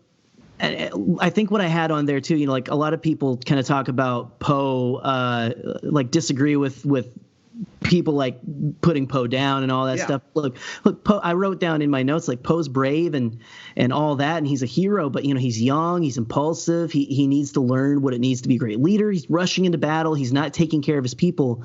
And what I think we forget sometimes is that's Imperial First Order thinking. Let's throw all our resources at a problem, and it doesn't matter who gives their. It's a little bit of a resistance. It's the rebellion side of it, but it's still First Order Imperial thinking to go no, those people, if they have to give their lives, that's good, but that's just using people as cannon fodder. So he absolutely deserved the demotion and all of that. And so, I agree. But no, I just. That was such a cool thing to go no, you can't escape from anyone. You can't escape the First Order. They're going to just be able to find us. Yeah. And I love that after this sequence, of course, we get Kylo Ren piloting a ship. And of course, he is the grandson of Vader and the son of Han Solo. We better get more piloting. He's gonna be a great pilot, I think. Yeah. Well, we know he's a great pilot because spinning is a good trick, right? Yes. It's always a good trick. Always. Wait, no, I think Parallel, a joke. Maybe. What, Jerry? Sorry. I said, oh no, I think I took his joke. So no, it's all good. It's a great trick. It's a great trick. It Either is way. a great trick. No, It's a great trick. Fine, it's a great trick. But It's during fine, it's fine. amidst all this madness, he launches the rockets into the hangar bay, which is cool. It wipes out all of the ships. I love that. But also, we get the part where Kylo senses his mother, and the one person. It just shows that I think this is one of those things that gives Ben Dibson way more credence, is the fact that he goes to pull the trigger and he's like, I can't do it. I can't. He physically cannot do it. And in his face, and that you feel that force bond. It's amazing. It's very Empire Strikes Back, and he can't do it. And then this is where I'm forgetting the theater. I'm like, oh, thank God they're not going to do it. And all of a sudden, the two TIE fighters come below him. They blow up that. They blow up man. that what's the word I'm looking for? The bridge. Bridge. Yes, just blow it right up, and she gets sucked out. I'm like, they're not killing her this way. There's no way. And that first viewing, that was terrifying. I'm not gonna lie. I know, because it was like, is that really how they're gonna do it? Is that how they're gonna end it? And it's just so abrupt. It's just like, wait. Huh? She just gets sucked out, and that's it. Yeah. Yeah, it's wild, but I want to bring it up because that was one of the first things that was discussed when we left the theater was the Mary Poppins floating Leia thing. It was a weird visual. I will admit, the first time I watched it, I'm like, this is kind of strange. But how cool it was a little jarring, but it was so cool. How cool was it to see Leia use the Force for the very first time? That was phenomenal. I assume she had it in her because she does, but it's really cool to finally, for that to pay off, because once again, she's a Skywalker, so she's strong in the Force, so she's got to be able to do something. Yes. And like Ryan has said, it's kind of a situation where there's no gravity, there's no anything, so it's not like she's bringing down a Star Destroyer. She's floating through space. Yeah. Well, and it goes to what the Force actually is. It's not, again, it's like Luke was saying, it's not a power that you have. It's not being able to pull stuff down. It's Leia simply was like, I can't die yet, and willed it to be so. Willed her life back. You know what I mean? Yeah. And the Force did that's all it is, guys. I'm sorry. That's what the Force is. Watch Empire Strikes Back. Well, if you were to think about this movie in regards to certain little twists, this movie's already had like you said, Knives Out was full of interesting little twists. I saw it too. I think all three of us saw it. But in regards to this movie, it's the same setup. It's like these subtle twists. Like, no, she also has the Force. And the coolest visual thing was, I think I picked up on it first viewing, but she goes right through the Raddus. Right through the Supremacy. Right, the hologram of the Supremacy. That Holdo will go through later. It's just, that's what I'm like, Rian Johnson. And it's also very George Lucas. It's very we'll just show you a quick visual of what they're going to. Yeah, it's foreshadowing. It's beautiful. And I love that this movie, in its own weird way, is kind of Leia's movie too. It's kind of balanced between Luke and Leia, where we see Leia, the amazing shot of her on Crate with a thing in front of her face. It's like there's a lot of things like that feel a lot like this could be Leia's movie as much as it is Luke's. But after this sequence, I love how Finn, Connix, and Poe react. It's amazing. They're all looking out the window, and they yell Leia, and they run around the corner, and she opens the door. I mean, it's amazing. It's such a cool scene. But we come back to Octo, and we get the porg scene where Chewie's about to eat the porg, and I love how it's modern humor. It's funny. It's not, and it's for the kids. You got to keep in mind this is for the kids, especially the sequence where he goes to bite at it, and the little porg's like, like you're eating my friend. Yeah. It's awesome, but also it gives Chewie the distraction, and we get Luke sneaking into the Falcon. Oh my God! It is amazing. One of the TV spots kind of revealed it briefly with him turn on the lights, and I was like, oh, I can't see that. And imagine how that would feel as that character to return back into this place where you had so many adventures in, obviously. And I don't know, kind of blows me away. It's kind of upsetting, it's like this. He flooded back with memories when he first got on it, and how many things have changed since. It's so poetic that the thing that gets Luke back into the fight is the thing that got him in the first place. Yeah. So it's absolutely. It makes me cry a little bit just because it's such a once Leia you have that initial like, oh my God, R2-D2 and Luke are back together, this is awesome, and then you immediately have, oh shit, he's playing R2's playing the thing of Leia. And it's amazing. And like even Luke's just like, man, that was a cheap trick. Right. Which is, I think it hits all the emotional beats that I want for a reunion between Luke and R2. Exactly. And if I'm not mistaken, it's an alternate take. It's from a different angle. It's like they found more footage of Carrie doing the thing again. And it's not from the exact angle we were used to seeing it. So it was nice to kind of see a fresh take on it, where it was like more towards just her kind of her face and body, like kind of. But it's undoubtedly the same. It's perfect. Oh. It's and perfect. R2, even the shot of R2 where he turns and looks at Luke is the exact same as A New Hope. I noticed that. Like that is. I love when they echo those shots, man. But you got to think about this. When this came out, of course, I mean, y'all know this, but maybe our listeners don't realize it. But this was like a year after Carrie's passing, so like. Yeah. This in its own weird way was like her memorial movie. It's so weird to think that, but like this next movie, I have no idea. I have literally no clue what they're going to do with that character. But in regards to TLJ, it's like it was such a good memorial, that sequence of her showing her first force powers. Then they literally go to the next shot of her being young again. And it's the message that got Luke to go join the rebellion for the first time. And it's just so freaking, like you said, it's just so beautifully done and it's so convincing. I mean, it's like the same thing. It's a message from the past, but it's done in a much different way and a much more way to pull you in. And the coolest thing was, it dawned on me during this viewing, he is the Obi-Wan. He has become his former master. He has run away. He is trying to forget everything that happened in his past. Of course, Obi-Wan's watching after Luke, but Luke does.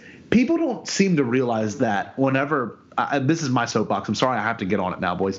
But my soapbox was originally, why do you think Luke ran away? Because Yoda did the same exact thing when shit hit the fan.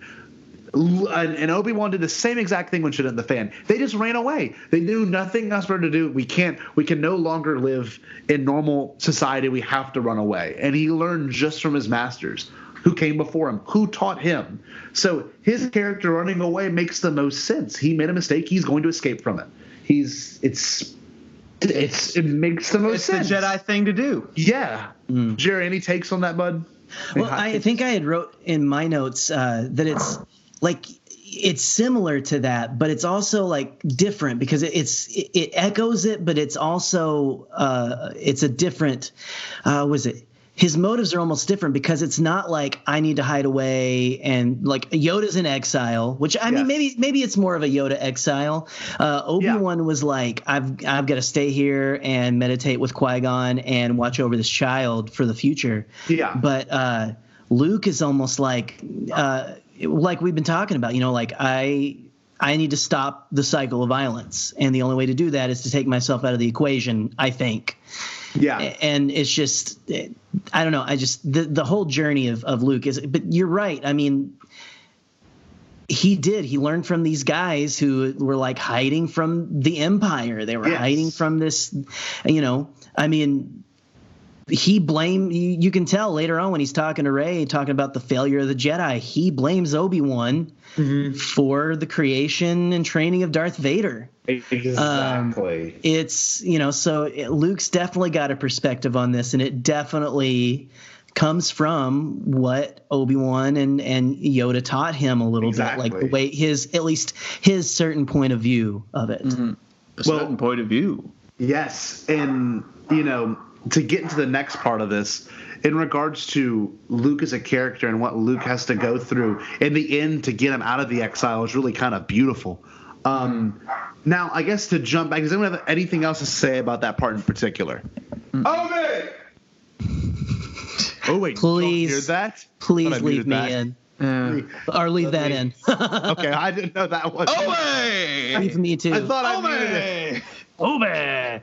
Sounds like Watto What's your greeting dog's Obi-Wan name? Kenobi. Obi-Wan. Oh, Jay. Obi! You saw me smell so smiling. You see You sounded like Watto greeting Obi-Wan or something like, Obi-Wan! You got a lot of money. Jerry, Yes. keep going to the Raditz part because actually he stopped, so I'm gonna keep going. But Jerry, do you have anything else you want to say about that scene in particular in regards to Luke coming to terms with what he has to do to save Rey and how per train and she's got this power awakened within her. It's got to be a difficult thing.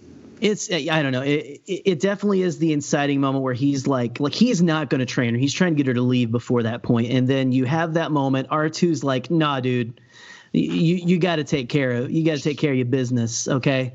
And pushes him to at least decide like, well, you know what? I'm at least going to show you why I think I'm right.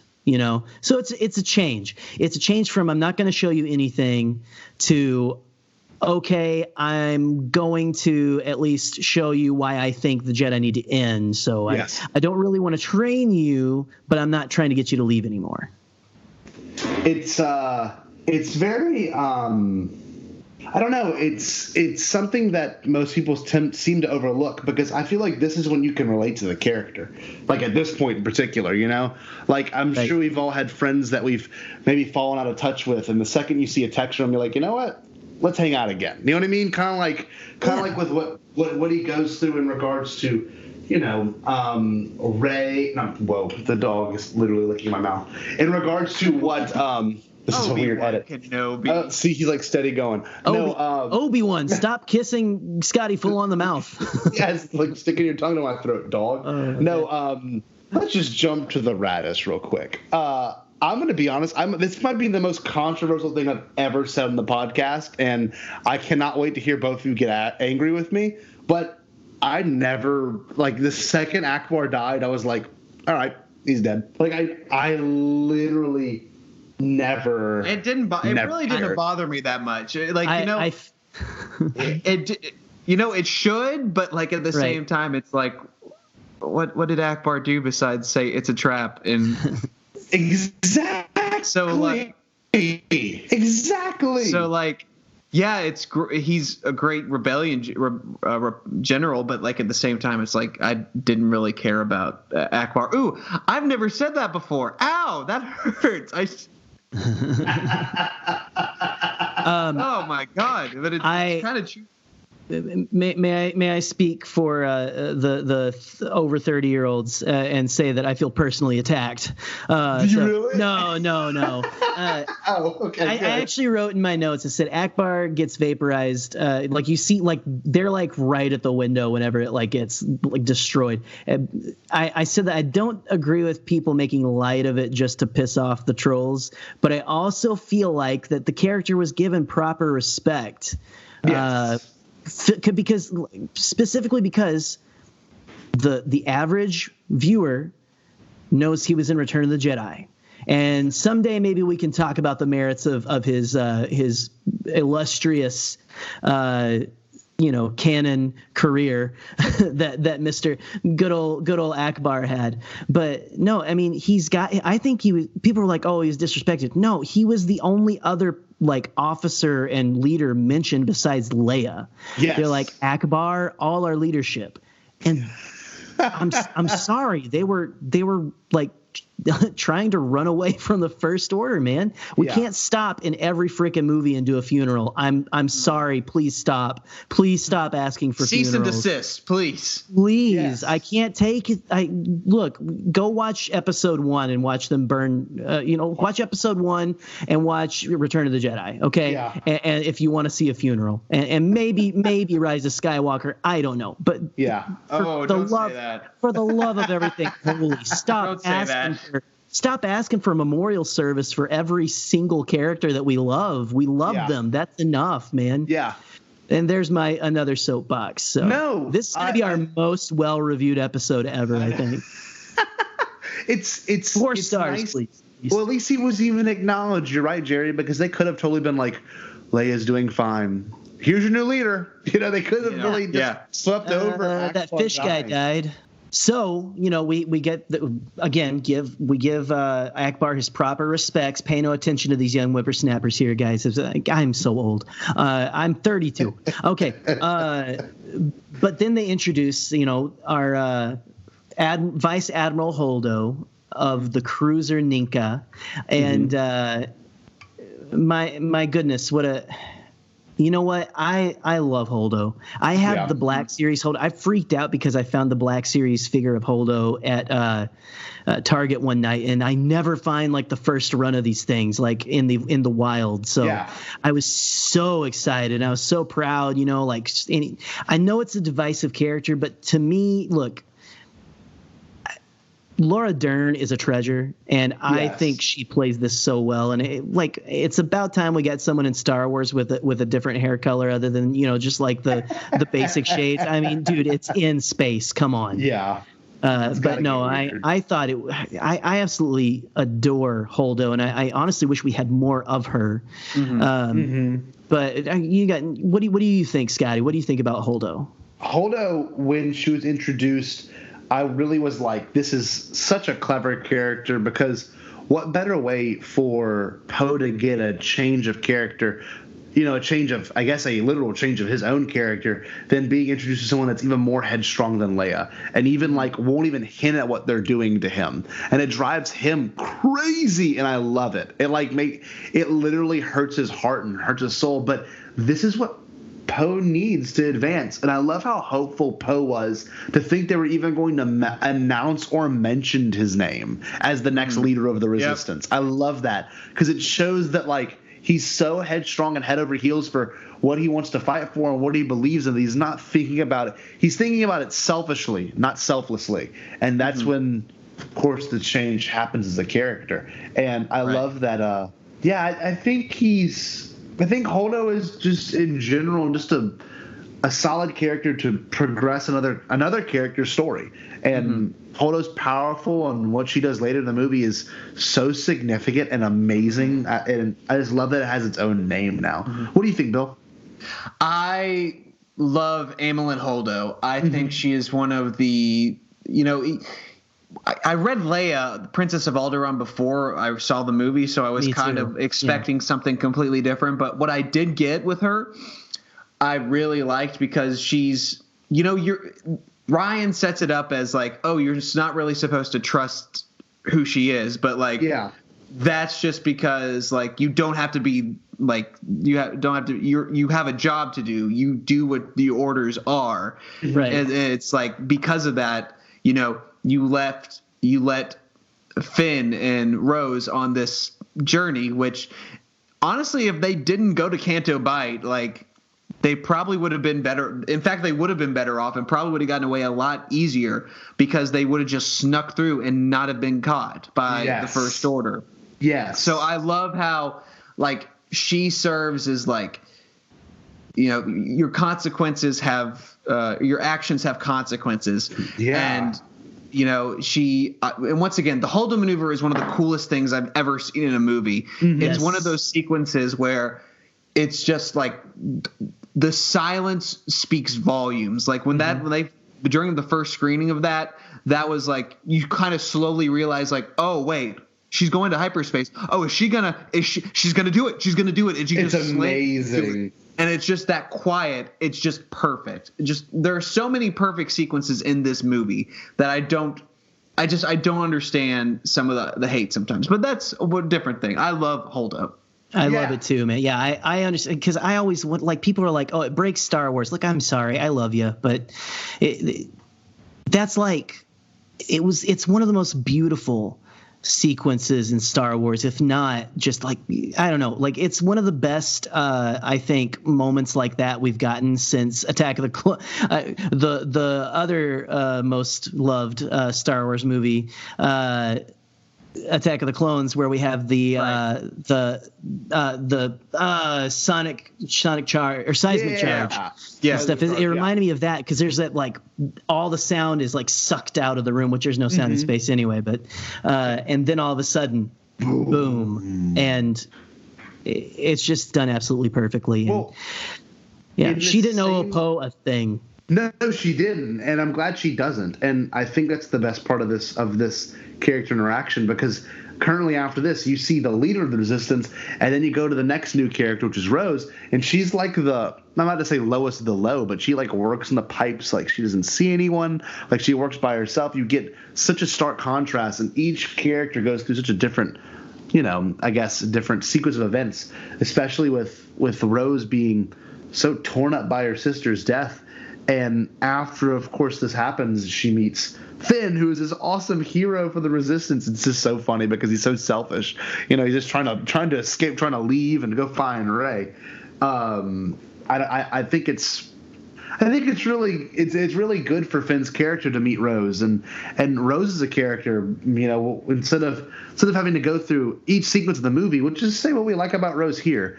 Bill, do you want to start off what you feel about Rose in regards, I know it's not going to be what a lot of what the internet feels about her.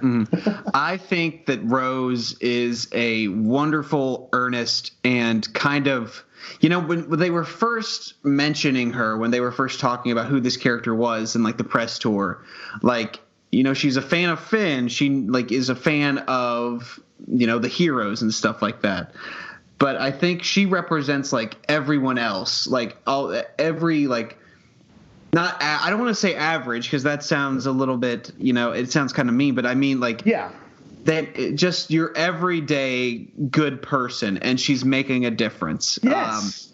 And I think that Kelly Marie Tran does an excellent job of portraying the energy, the goodness, the hope in that character. Mm-hmm. And, sure, there are some lines where you're like, okay, that's a little bit, iffy, but at the same time, I think she's wonderful, wonderful human, wonderful actress that brought that. What you needed her to bring to the role, that's what she brought. So I love Rose. Definitely. And what about you guys? Yeah, Jerry, what did you think of Rose? Dude, Rose is the heart of the rebellion. I actually got to buy a Rose Tico action figure. They were at the Disney store on October 4th, and they dropped the Rise of Skywalker merchandise. Mm-hmm. I finally was able to get a hold of they had them on super sale. So I was like, I'm going to save you, Rose. And I'm going to take you home with me, which sounds really weird now. No, I absolutely unabashedly love the character of Rose. She's the heart of the Resistance. What more can you say about her? She's why. It was just so cool, and that was what Rian Johnson said. Let's look at one of these people who's just kind of doing something. They're not a pilot, or they're not a soldier. They're they're a mechanic. They're back there making sure things run. They're the everyman, like you were saying, Bill. But it turns it into look, anyone can do this. Anyone can be a hero. Anyone can stand up against darkness.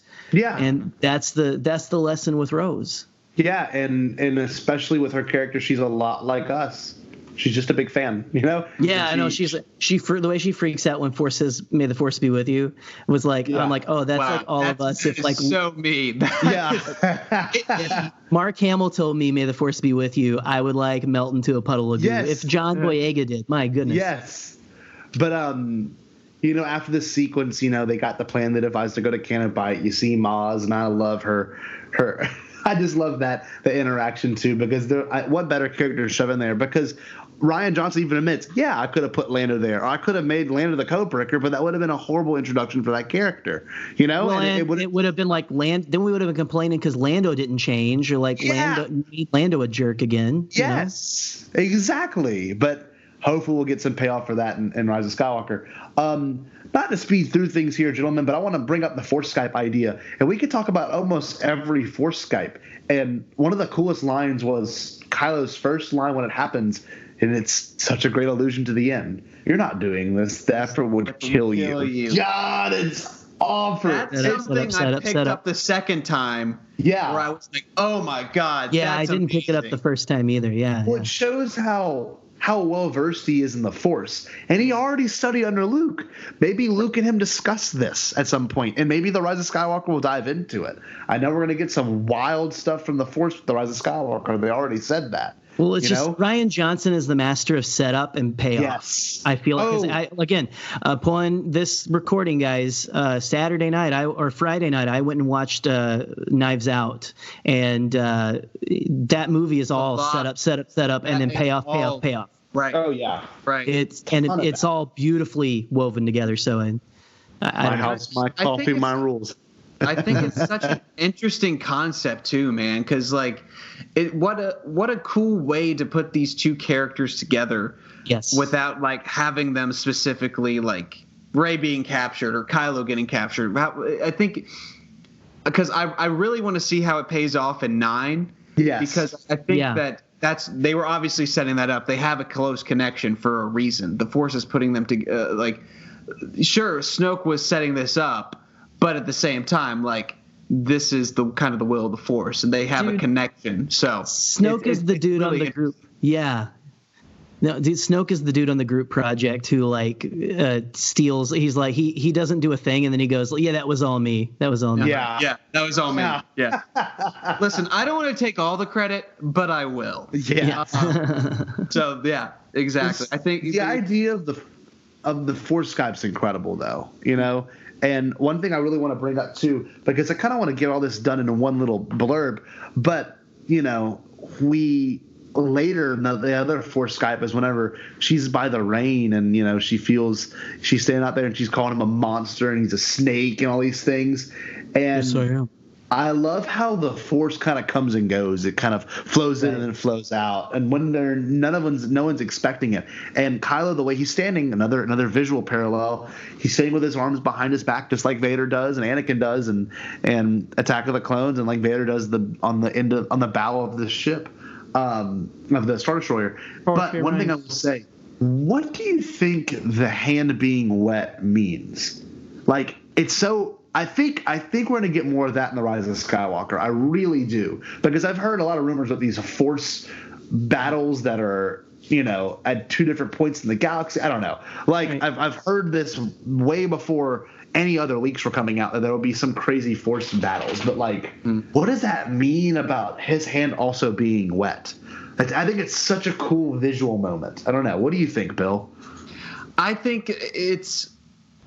I don't know. It just it keeps making the Force this mysterious and wonderful power. Yes. Or you know, right. it deepens the lore. It deepens the significance of the Force. I think it's a really cool visual, and I just think that, you know, it if nothing else, it's just a cool thing to see. You know. Yeah. Yeah. What do you think? What do you think, Jerry? I'm kind of with Bill on it, but just like, to me, it just shows you every time they do this, they're showing you how powerful this isn't just like, oh, I sense you. It's like, it's something new. It's something special. And so, it's built to make you go, holy crap. Yeah. The Force is insane, you know? Yeah. And in regards to the Force not only being a character within itself, but I wonder if apparently it's Snoke bridging their minds, but not after Snoke dies. So could it be our old buddy Palpatine? Oh, man. You know, like Uncle Palpatine Alfredo. Yeah, exactly. his God-given name. Yes. Lest we forget. Chief Palpatine Alfredo. Could you imagine? And that's why he's so mad. That's why Maz Amida behind closed doors used to say, "Hey, Fredo." Hey, Fredo. I don't know, that his hand being wet is a very cool thing because, of course, they're in the same exact room together later with their hands touching, which is a huge sequence. And we can even get into that. I love how this movie kind of does the whole from a certain point of view, and now we get what that means. Like Luke's first telling of the story, very like, you know, he turned on me and I went to go talk to him. He turned on me and then he destroyed and took everything away that I love. Then Ben Solo's, he's standing above me and he's like so angry, trying to kill me. And the truth was Luke made a mistake. And it's such a cool way to see that, you know, in regards to stories are just stories and it depends on how you tell them. And especially for a moment that's between two characters that we thought we could trust, or at least one of them we could trust. But the reality is that Luke is so conflicted that he makes his own mistake. And I don't know. It's told in the Force backs, and then it's told when they touch hands, and it's told after after Rey realizes what has happened. I don't know. I think all these moments in October are so huge. And any other things on these Force Skypes that y'all want to bring up before we move on to Canto Bight, and then of course the reappearance of our little green friend? I don't know, man. I'm kind of feeling lucky. I feel like I want to try some floating slots. Yeah, try my luck. What about you, Bill? Do you want to say anything about the Force Skypes before we move on?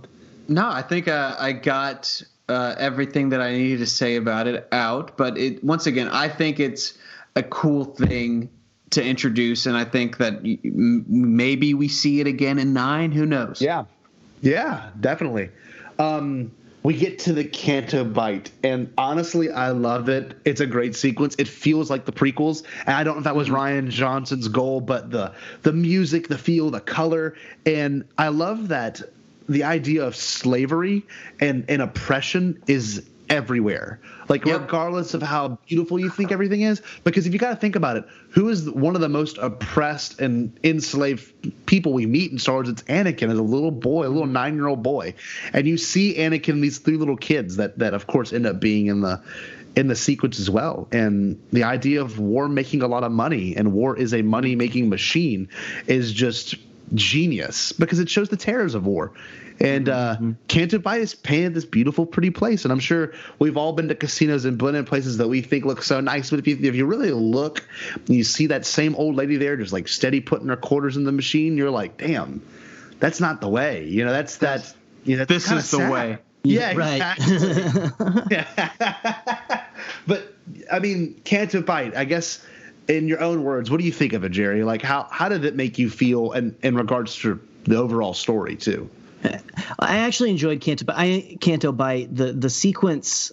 I mean, most people will say it's not their favorite. Yeah, it's quite frankly, even a lot of people who actually enjoy the movie will say like, I don't really care for it. But I love, like you said, Scotty. It is kind of like a picture into like that prequel era. It's the shiny, kind of a little goofy.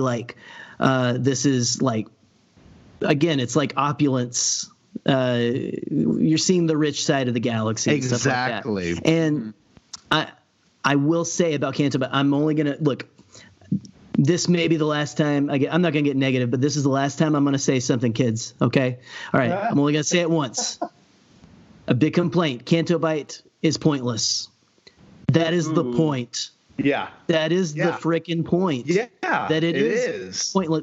Good. You learned the lesson. It's frustrating, isn't it? Okay. Move on. Thank you. Bill, what do you think, buddy? Bill. Go ahead. No, Scotty, what do you think? What do you got, buddy? I'm sorry.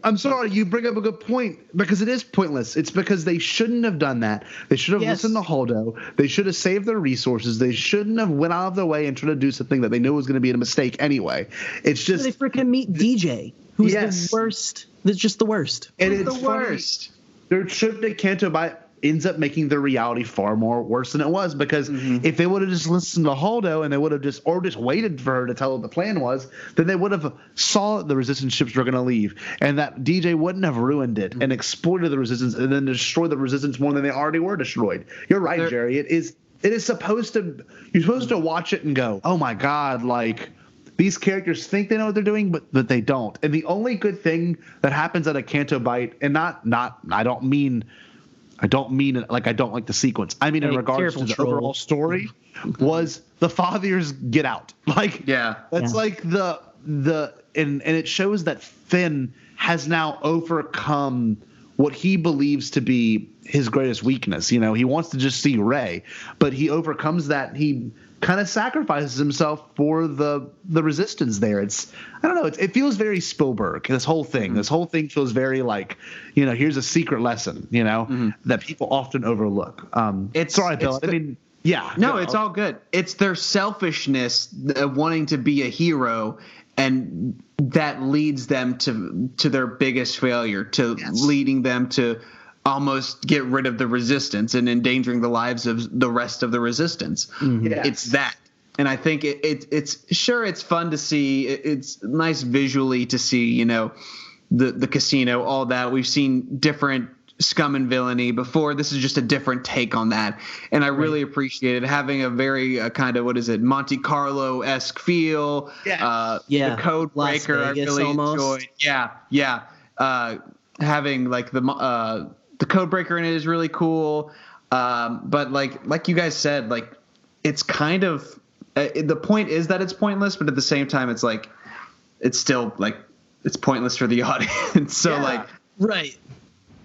But I understand the significance of it, and so like overall, it's kind of the part of the movie where I'm just kind of like, okay, well, I can go take a bathroom break, or I can get something to eat, do something. So it serves a purpose, but it's not an overwhelming one, you know? Right. And 100%. Like, you know, look, guys, we here at the Bombad Cast are friends of everyone, and you don't have to like the stuff. Let's just, you know, let's be nice and stuff. But no, I completely understand, Bill. So, well, after this sequence, of course, we end up getting Rey in our lightsaber training. And one thing I want to mention, there's not really much to talk about in the sequence, but the movements that Rey makes completely parallels the same exact movements that Kylo Ren makes later when he's fighting Luke. I love amazing. Visual. I just think the Force is allowing her to move, or maybe the Force is manifesting in a weird way to guide her movements, because then later it does the same exact thing, and Luke's watching it. Maybe Luke can predict his movements because of what he just saw Rey do. I don't know. I think it's so Ryan. That is a genius. Like that wasn't noticed until like a year after the movie came out. Yeah, like I remember seeing a thread about it. Crazy. And I'm like, oh, this is one of those movies that does that though. A lot of this stuff recently. Well, to kind of get back into this was the failure of the Jedi, and Luke's failure in particular too. Luke's failures reflects a lot of what the Jedi fail. You know, he makes a big mistake, and you know he mentions that Darth Sidious rose to power, and you know all of that in regards to what he's talking about. You can see how emotionally conflicted Luke is, and how Luke was a legend. He saw himself as a legend, and that was his big mistake. Right, like the Jedi saw themselves as warriors, and that was their big failure. And in regards to, you know, Luke as a character and what he goes through, I'm pretty sure it was must have been a month ago that they had that Rian Johnson even acknowledged it, that shot for shot, that part where Luke's looking down at his lightsaber is the same exact shot as him looking down at his hand at Return of the Jedi, right? Didn't they mention that? How it's like framed the same exact way, and he has the same exact look. It's perfectly done, you know? Yeah. I'm just blown away by it, and you know what? I really don't mind. We already talked about the Holdo maneuver. I want to get into one more thing too, because Rey's convinced that, you know, Ben's going to be their last hope. This is the last thing they need. But Rey doesn't realize that she is their last hope. Rey is the Resistance's last bit of hope. Any perspective on that in regards to, you know, him as a character and what he might end up going through in the Rise of Skywalker? Because he may change. I don't know. Or do you think he's set? Ben. Do you think Ben's set in his ways? Yes. Character. I think Ben is set up for a not even redemption now, because I know Adam Driver said he doesn't need to be redeemed, but I feel like he's going to become a hero. This is just his hero's journey. It's a different take on the hero's journey, but it's his journey to become what the galaxy needs him to be. Yes. Which, if that's what the Rise of Skywalker is, awesome. I want to see that. Then you're not redeeming Vader. It's completely different, and it's his actions. Although there should be consequences for it. Yes. It makes sense why he's felt this pain is because for, you know, the past 25 years or how I think he's like his 30s or something like that. Yeah. He's been tormented by Palpatine. So it makes sense. It does make sense. And especially in regards to the moment that happens after this where, you know, Luke kind of realizes, that he needs to destroy the Jedi himself, and he goes to do it, and he runs into an old friend. All right, guys, what was that moment like for you? Like initially in the theater, whenever we first, the setup was incredible. Luke's walking up the thing, he's nice and angry, and like the music kind of has a little bit of a cue, and then you see the ears go across the screen. Initially, I can tell you my instant feelings were pure joy, and I didn't even know if it was puppet or CG at that point, but it was pure freaking joy. Yeah. Dude, my gosh, like that, what a cool pan shot though. Like Genius. What a way to reveal it. That was just so cool. But like, I think like, dude, I say it on here all the time. Like the way I react is usually like a crazy, like audible, like joy noise of some kind. It's like some weird, like whoa, like Yoda or something. I did something like weird and audible like that you should never hear a grown man say, but I did it anyway. But that's okay because legally my wife has to stay with me right now. So, no, it was great.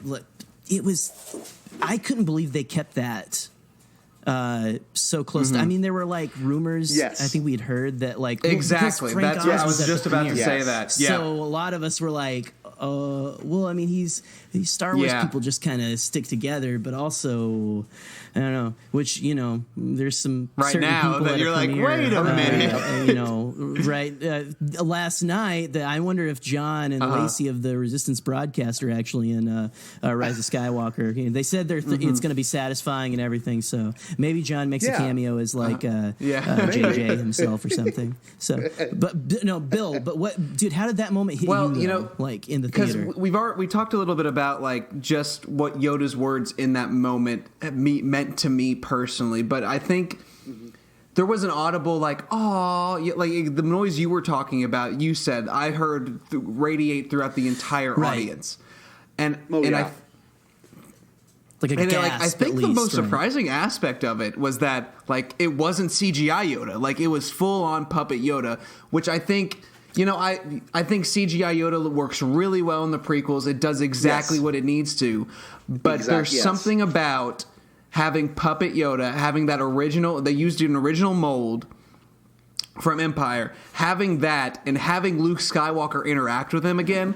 And it's been 30, how many years since he did his training with Yoda on Dagobah.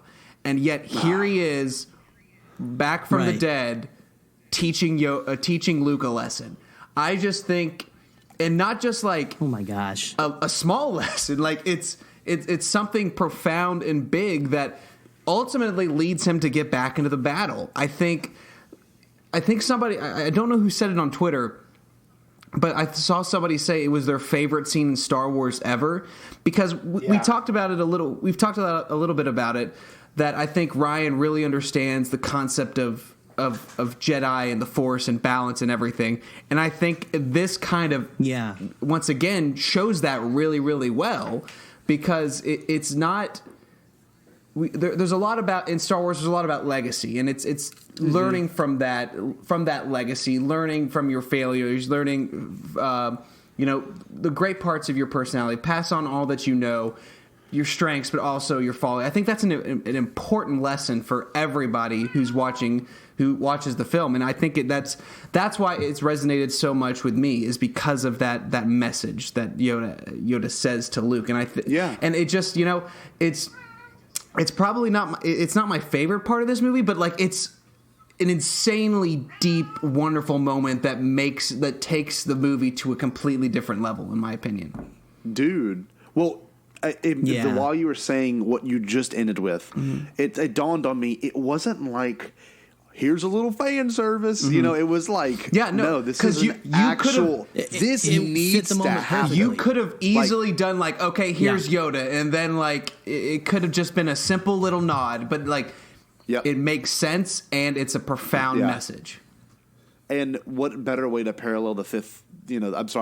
Parallel Empire Strikes Back too, in regards to what it tried to tell him.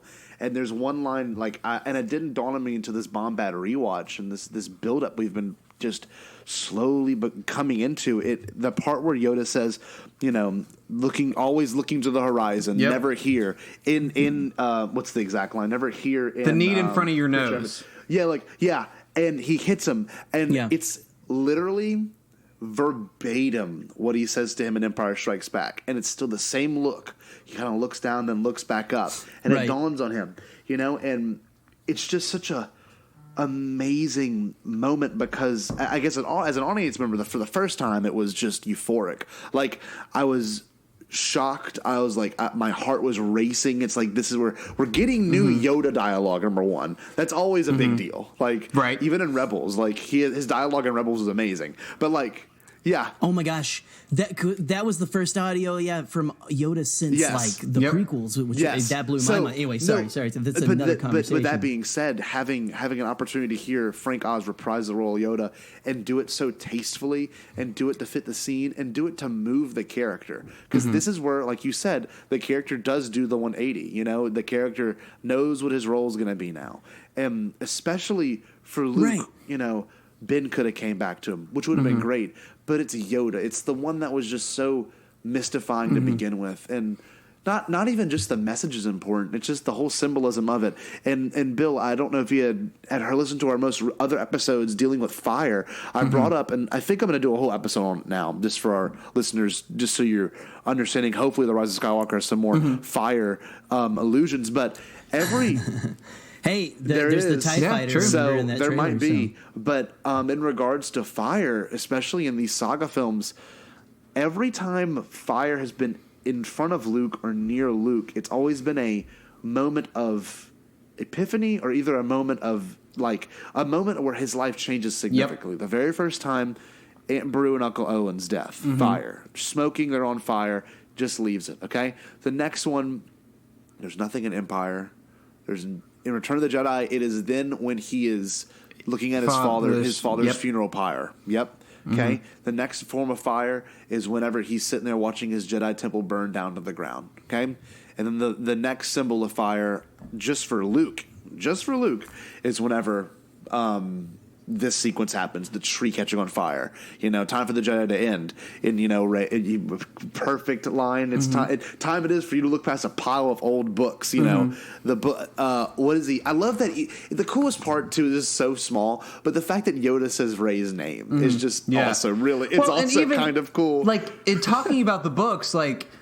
He already knew that she had the book, so like she has everything she needs, which once again, such a cool little thing where you're like, but when you go back later and you see that she has it, and that interaction, that moment between them, like shows just like, okay, he already knows what's going on, and that's Rey has what she needs. But I think you guys bring up a really, really cool point. I think fire just in general is in Star Wars is usually kind of a moment of epiphany, of reflection. In The Phantom Menace, they're doing the exact same thing with Qui-Gon. In Revenge of the Sith, it's it's awful to say this, it's Anakin burning, like catching on fire. He's surrounded by a volcano. He's surrounded by fire all around him.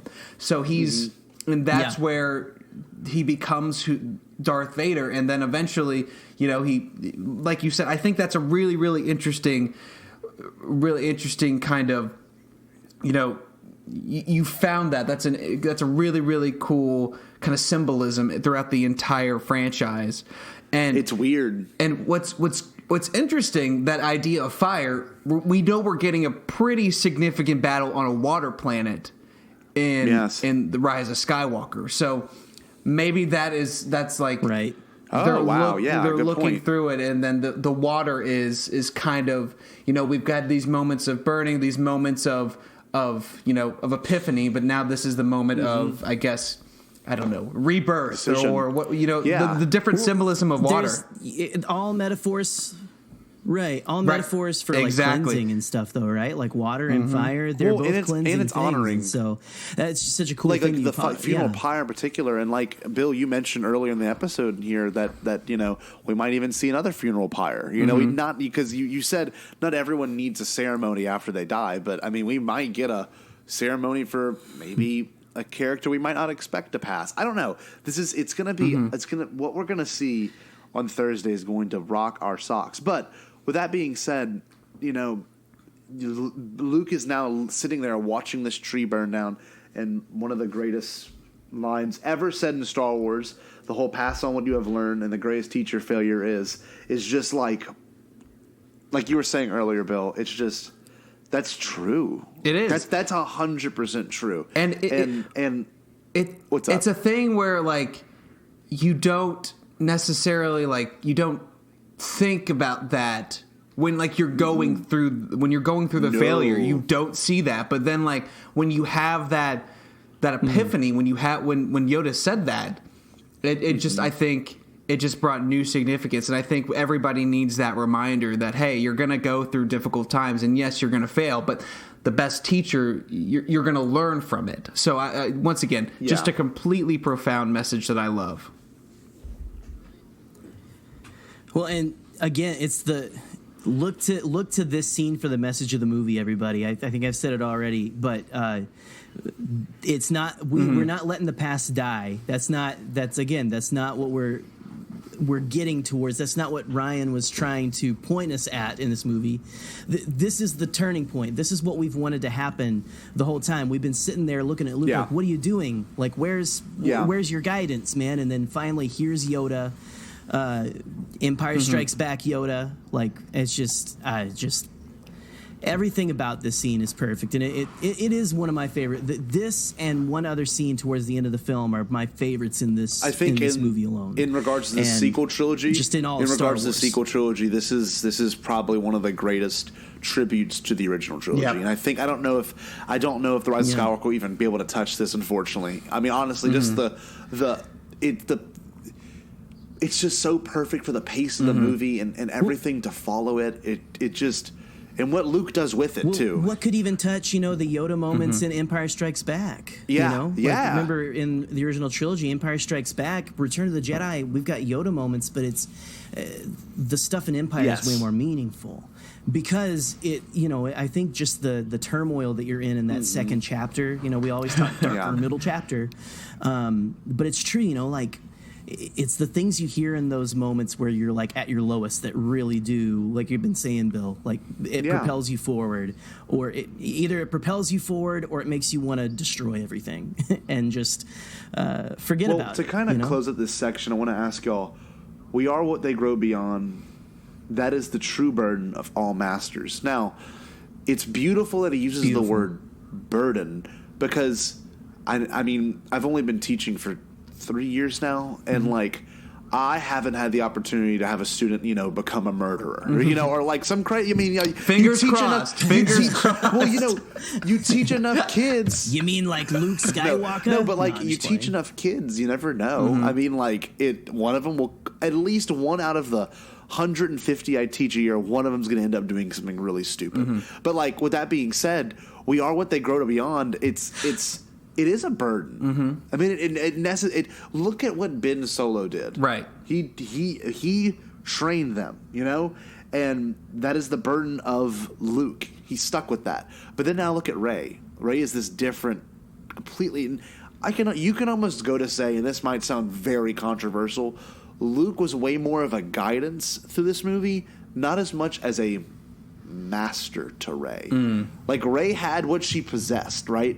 I mean, of course he did train her to understand the Force, but he didn't we didn't have an Obi-Wan Anakin 15 years of friendship kind of thing going on. You know what I mean? Yeah.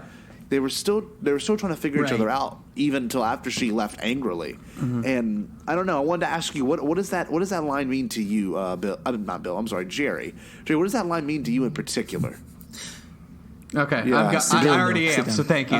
Take a seat. Yeah, I saw you. I see he's chomping at the bit. No, gosh, the burden of all masters. We are what they grow beyond. It really, again, I said, my daughter was born the year Last Jedi came out, and not saying I'm her master, but you know what I mean? It's someone who teaches, you've got someone that you're bringing up in the world, and to think I want her to surpass me, you know, and just I think about that because that's really like special and important to me. But I also think about, you know, it also applies to, you know, think about, again, I mentioned Ken Napzok talks about how this is like the first Star Wars movie about growing old. That's awesome. And that's something, you know, not to get like real existential on you guys here. But wait, are you saying we're all aging and we're going to die eventually? Is that... I feel like I'm aging on the Skype camera as we speak, man. Like I was soloing the 2-year-old stuff tonight, trying to fix mic issues and stuff, and so you look great, man. That in and of itself, I feel like thank you. So you know what? I got that Zach Galifianakis glow going. So, hey, there were Skittles in there. Okay. So, no, but you know, that's something that everyone ultimately faces is growing old, and you want to hope that the next generation after you does better than we did, you know, which is kind of that's something a lot of people are dealing with right now. I mean, every generation deals with it, and sometimes it feels like as the generations get older, we look back at the younger generation and go, those guys are in charge. Yeah. Great. There it goes. But I don't know. I want to be less cynical than that. I want to think that we should adopt this idea Yoda has, man. You know, we are what they grow beyond. Let's let the next generation grow beyond us. Let's become, and you know, not down that. Let's give the respect to the people who came before. But hey, man, look to that younger generation and find hope, because I know it seems like we're kind of crazy sometimes. Really, us? No, but never. Yeah, it was somebody. Yeah, we're like, you know, the Gen Xers and stuff. No. You know, you just need to trust the Force sometimes. I guess I don't know. That was a Michael Scott moment. You know, sometimes I start a sentence and hope I find where I'm going. Dude, I'm right. So. You know, that quote kind of reminds me, and I don't know how I'm going to do it, but I'm going to do it. I'm going to connect it to my favorite musical, Hamilton. Legacy. What is a legacy? It's planting seeds in a garden you never get to see. So it's kind of that exact same, you know, idea. It's that we are our students, Yoda's students, Luke's student, Ben, Rey. We are what they grow beyond. And that's the true burden of all masters. I think that once again, I understand why this is somebody's favorite scene in Star Wars, because it has so many wonderful teaching moments for a character that we've known for 40 years. Isn't that awesome? That's so profound. We're continuing to learn. He's continuing to learn lessons, even though he's this Jedi Master, which is kind of a lesson in itself, because it doesn't matter how old we are. It doesn't matter if we're a teacher, if we're whatever we are. We're always learning something, and they can, and you know, whether it be our kids or our students, whatever it may be, that's the hardest part about it, is that we are what they grow beyond. So it's just, once again, Ryan gets it. He does. Really, just 100% gets it. You just one thing people tend to forget is that's where JJ left it off, and Ryan had to pick it up, and he did it in such a way to make you realize, you know, that Luke, even a Jedi Master like Luke, needs growth. And obviously Yoda had a lot of growth between Revenge of the Sith and this movie. Obviously had a bunch of growth. He learned way more about the Force, and he especially learned about himself and why wars not make one great. You know, like I don't know. It's just, I don't know. I think this scene is honestly, whenever I watch this movie, of course I look forward to a lot of the sequences, but I generally look most forward to this part. Yep. Like it's the perfect halfway point of a movie. Really is. It's probably the most Star Wars scene in a very Star Wars movie. Like that's... Yeah. Wow. I wrote in my notes, pure Star Wars, like the quote that we are what they grow beyond. That is 100% Star Wars. And to me, until we see Rise of Skywalker and see if there, I think we're going to get more Yoda a little bit, maybe just even like him standing there. But to see, this is to me the end of Yoda's arc. We've seen him, older. He's always been old and wise, but to go to show that even no matter how old and wise you are, you can still learn from the prequels to wars not make one great to what we are what they grow beyond. We got to trust the next generation. It's just such a if you remember cool what arc. George said at Celebration at the 40th anniversary panel, who did he make Star Wars for? For 12-year-old kids. And well, yeah, exactly. 21-year-olds. If you hear if a 12-year-old sees that and hears that, I think that if that's who your audience is, what a great message for them. What a wonderful lesson, not just for absolutely us who are podcasting, constantly keeping up with it, but for the next generation. What a wonderful thing! Like honestly, what a wonderful message to send. I mean, it's very pure. It is very pure, like we've been saying. Yeah, it's one of those things that again, not to pine on. No, sorry, you Scotty, say. Go ahead, buddy. Go What's ahead. going on? Well, all I was going to say was not to pine on, look, if it doesn't work for you, it doesn't work. It's fine. It's a lot of people don't like to really think about existential things, and we don't like to think about growing old and stuff. It's not a comfortable thought, and it's not fun sometimes, and you might think this doesn't belong in a Star Wars movie, but for one, I'm so glad that it is in a Star Wars movie because it's a little easier of a package, a little easier pill to swallow because Yoda's telling me. So I think we've all had our fair share of passionate discussion on this film, on this sequence in particular.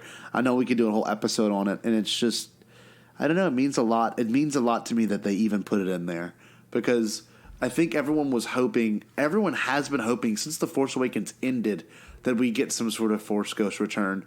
And if and I know it's not because Luke is obviously in The Rise of Skywalker, but if this is the only legacy, true legacy, like prequels, originals, and sequels we get of a Force character, so be it. Yeah. I'm so happy with it. But here's the thing.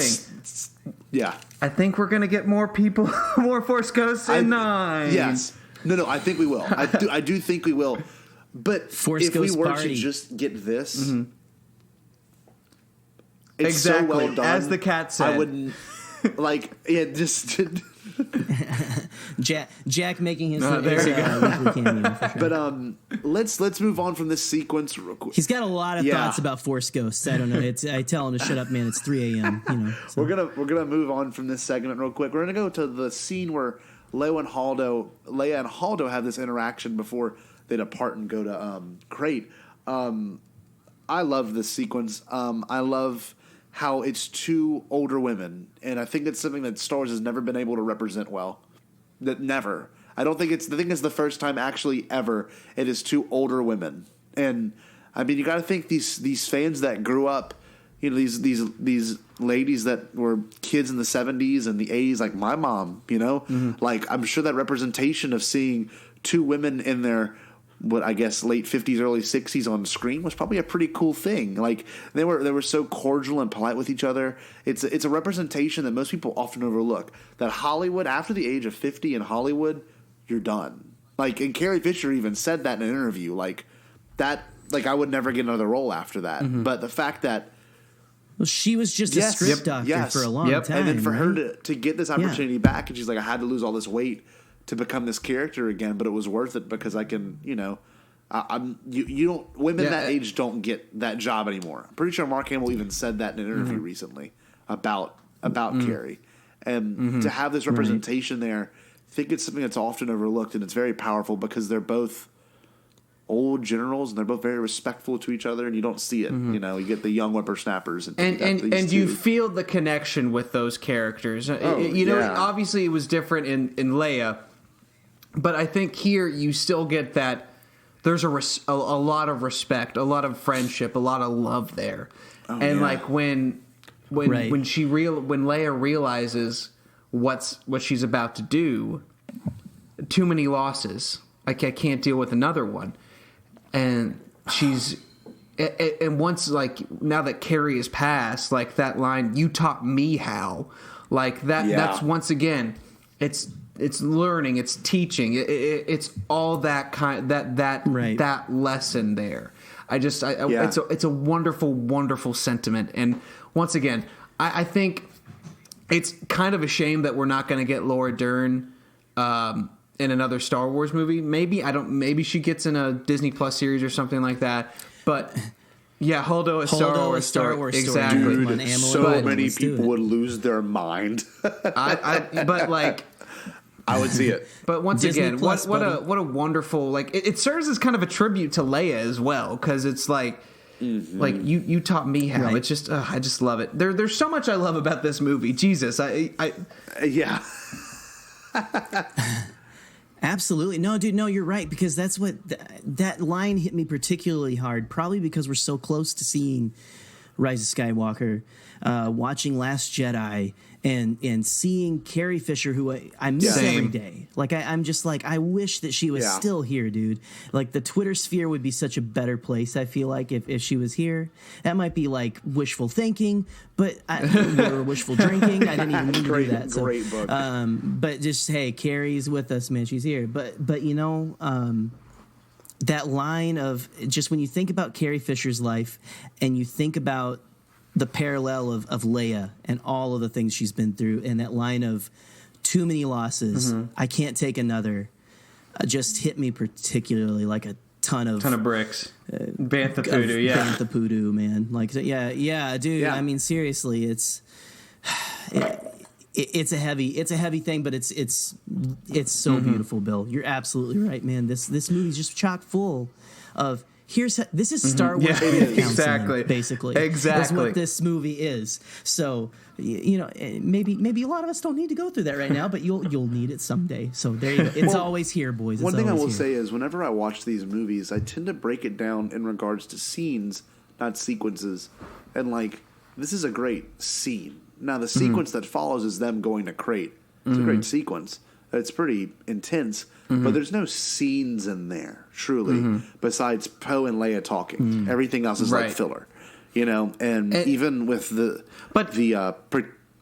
sorry, Bill. But even that scene, like, it serves as kind of a lesson, because it shows the consequences of their failures throughout the movie. So if they had just done what they were supposed to, it's once again, it's the failing and the consequences coming back. And so, like, there is that sense of like filler, I guess, but at the same time, like, it proves something, you know? Yeah, but it's sorry, Scotty. I was just gonna say it's the back with Yoda, with the older generation trusting the younger generation. The younger generation, it's a reciprocation. You know, we gotta listen to the advice of people older than us, and we've also got we gotta trust the people that are younger than us to take things on. It's huge. So, anyway, well, that's one to get to is after this sequence, of course. You know, may the force be with, and then they cut each other off. It's so sweet. It's just, you know, I've said it enough, you know. The way that she says, may the force be with always, you, always. There's the pause and the emphasis on always. Awesome. Every single time, man. Amelin Holdo, please come back to Star Wars. Well, of course, we get to this great sequence after this is when DJ, Rose, Finn, and BB-8. What a weird grouping. No one's ever, I don't think I've ever heard it before, anyone bring it up, but like a droid, obviously some, you know, what even poet, or I don't even know what you would call him, some sort of drifter.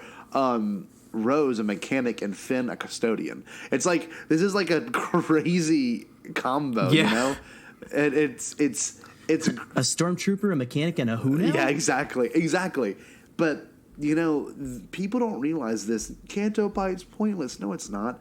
DJ's the devil on the shoulder. You know, don't join. You leave. You know, get out of here. You know, let me learn you something big, Finn. Big F. But Rose is the angel. Rose is like, no, we need to fight what we stand for, what we love. We need to represent who we are and what we want to do. It's just that devil and angel on the shoulders of this one character ultimately turns him into a character that he never knew he could be, because he was always running and he was always leaving. And I just I love that. It's very overlooked, especially for that character. And I can't wait for the Rise of Skywalker because I feel like he's going to come in and he's head over heels in love with the rebellion. He's going to fight, resistance. He's going to fight, till his final death, I'd imagine. But anyway, that being said, their infiltration's really awesome. What are y'all takes on it in particular? My overall takes are that I wish they had kept that Tom Hardy scene in. Because intense. Even that nice. Nice little, I get why they took it out, but at the same time, it's such it is kind of jarring when I kind of want a little bit of silly in Star Wars sometimes, like it's nice to have that, especially when it turns out it's like, hey, I'm just going to give you a slap on your ass and have a good day and let you go on your way, which Tom Hardy did the exact same thing when he met me. He recognized me from basic training and then just slapped me on my ass and sent me on my way. So it was as is customary for Tom Hardy. Customary. He actually, I remember you. Yeah. He's wearing the Bane mask. It was really weird. That is weird. But no, Jerry, this whole infiltration scene felt very Rebels. Wouldn't you agree? Wouldn't you agree? Yeah. Oh, yeah. Totally. Yes. Wouldn't you agree? Yes. Yes. No. The asset. It totally did. Like, I mean, and I've some people can complain, like, oh, the Rebels are always. I love that the Rebels are always like, all we got to do is put on stormtrooper armor or dress up like Imperials, and we're good. They don't think anything of it because it's, I don't know, it's just, it shows the hubris, which is a fun Star Wars word now, of the First Order and and evil, man. It shows, like, I mean, even dude, Uncle Palps himself is the biggest hubris of them all. Yeah, he's got the biggest hubris. So no. Yeah, his is the biggest of all. Kept him alive. The hubris, if you will. Hubris. The hubris. Breeze? I know. Well, hubris. That's like a freshener, I think. Yeah. So. Well, it was a dad joke. Yeah. Well, it's nice to know that Finn, the only reason he knows his way around this facility is because he used to mop the floors. It's amazing. It's like a thing that it's a great, almost kind of an awesome new joke. Because everyone, even Kevin Smith in particular, he would always joke about, there was people on the Death Star that, they had normal jobs. They were construction workers, and there were people that, were probably pharmacists or whatever, and they got blown up on the Death Star. And, you got to think that it's so cool they actually played into it, the fact that Finn is a custodian. It's not the most regal job, but it's definitely something that needs to happen on a facility that's that big on Starkiller or the Supremacy. And it's just... One thing I wanted to bring up, too, I'm sorry I failed to mention this, but I love how in these moments, every character kind of reconvenes on the Supremacy besides Poe. Like, Rey shows up on the Supremacy, then they're all on the Supremacy at the same exact time. And they're in the same area as Poe now. The reconvening is so natural. It's so nice. And it makes for really good cuts in the movie itself. But yeah, the coolest part here is they trusted someone they shouldn't have trusted. Don't join. And, he turned on him. He did, and it was awesome, and it's incredible. He spoke, and he got to leave with the money, and he was good. Or maybe he didn't. We don't know. I just love how, in that moment, the greatest teacher failure is. They really made a mistake. I think... Yeah, dude, I think that slippery snake made it out of there, and he's somewhere scumming it up in the galaxy. So I don't think he's coming back in Rise of Skywalker, but I just it just makes the betrayal even worse because it's like it makes his character more of a scumbag. It's like, all right, I'm gonna get out of here before things get hot. Plus, you kind of you kind of started liking him too once he gave Rose's necklace back. So it's like, it's another Han Solo thing.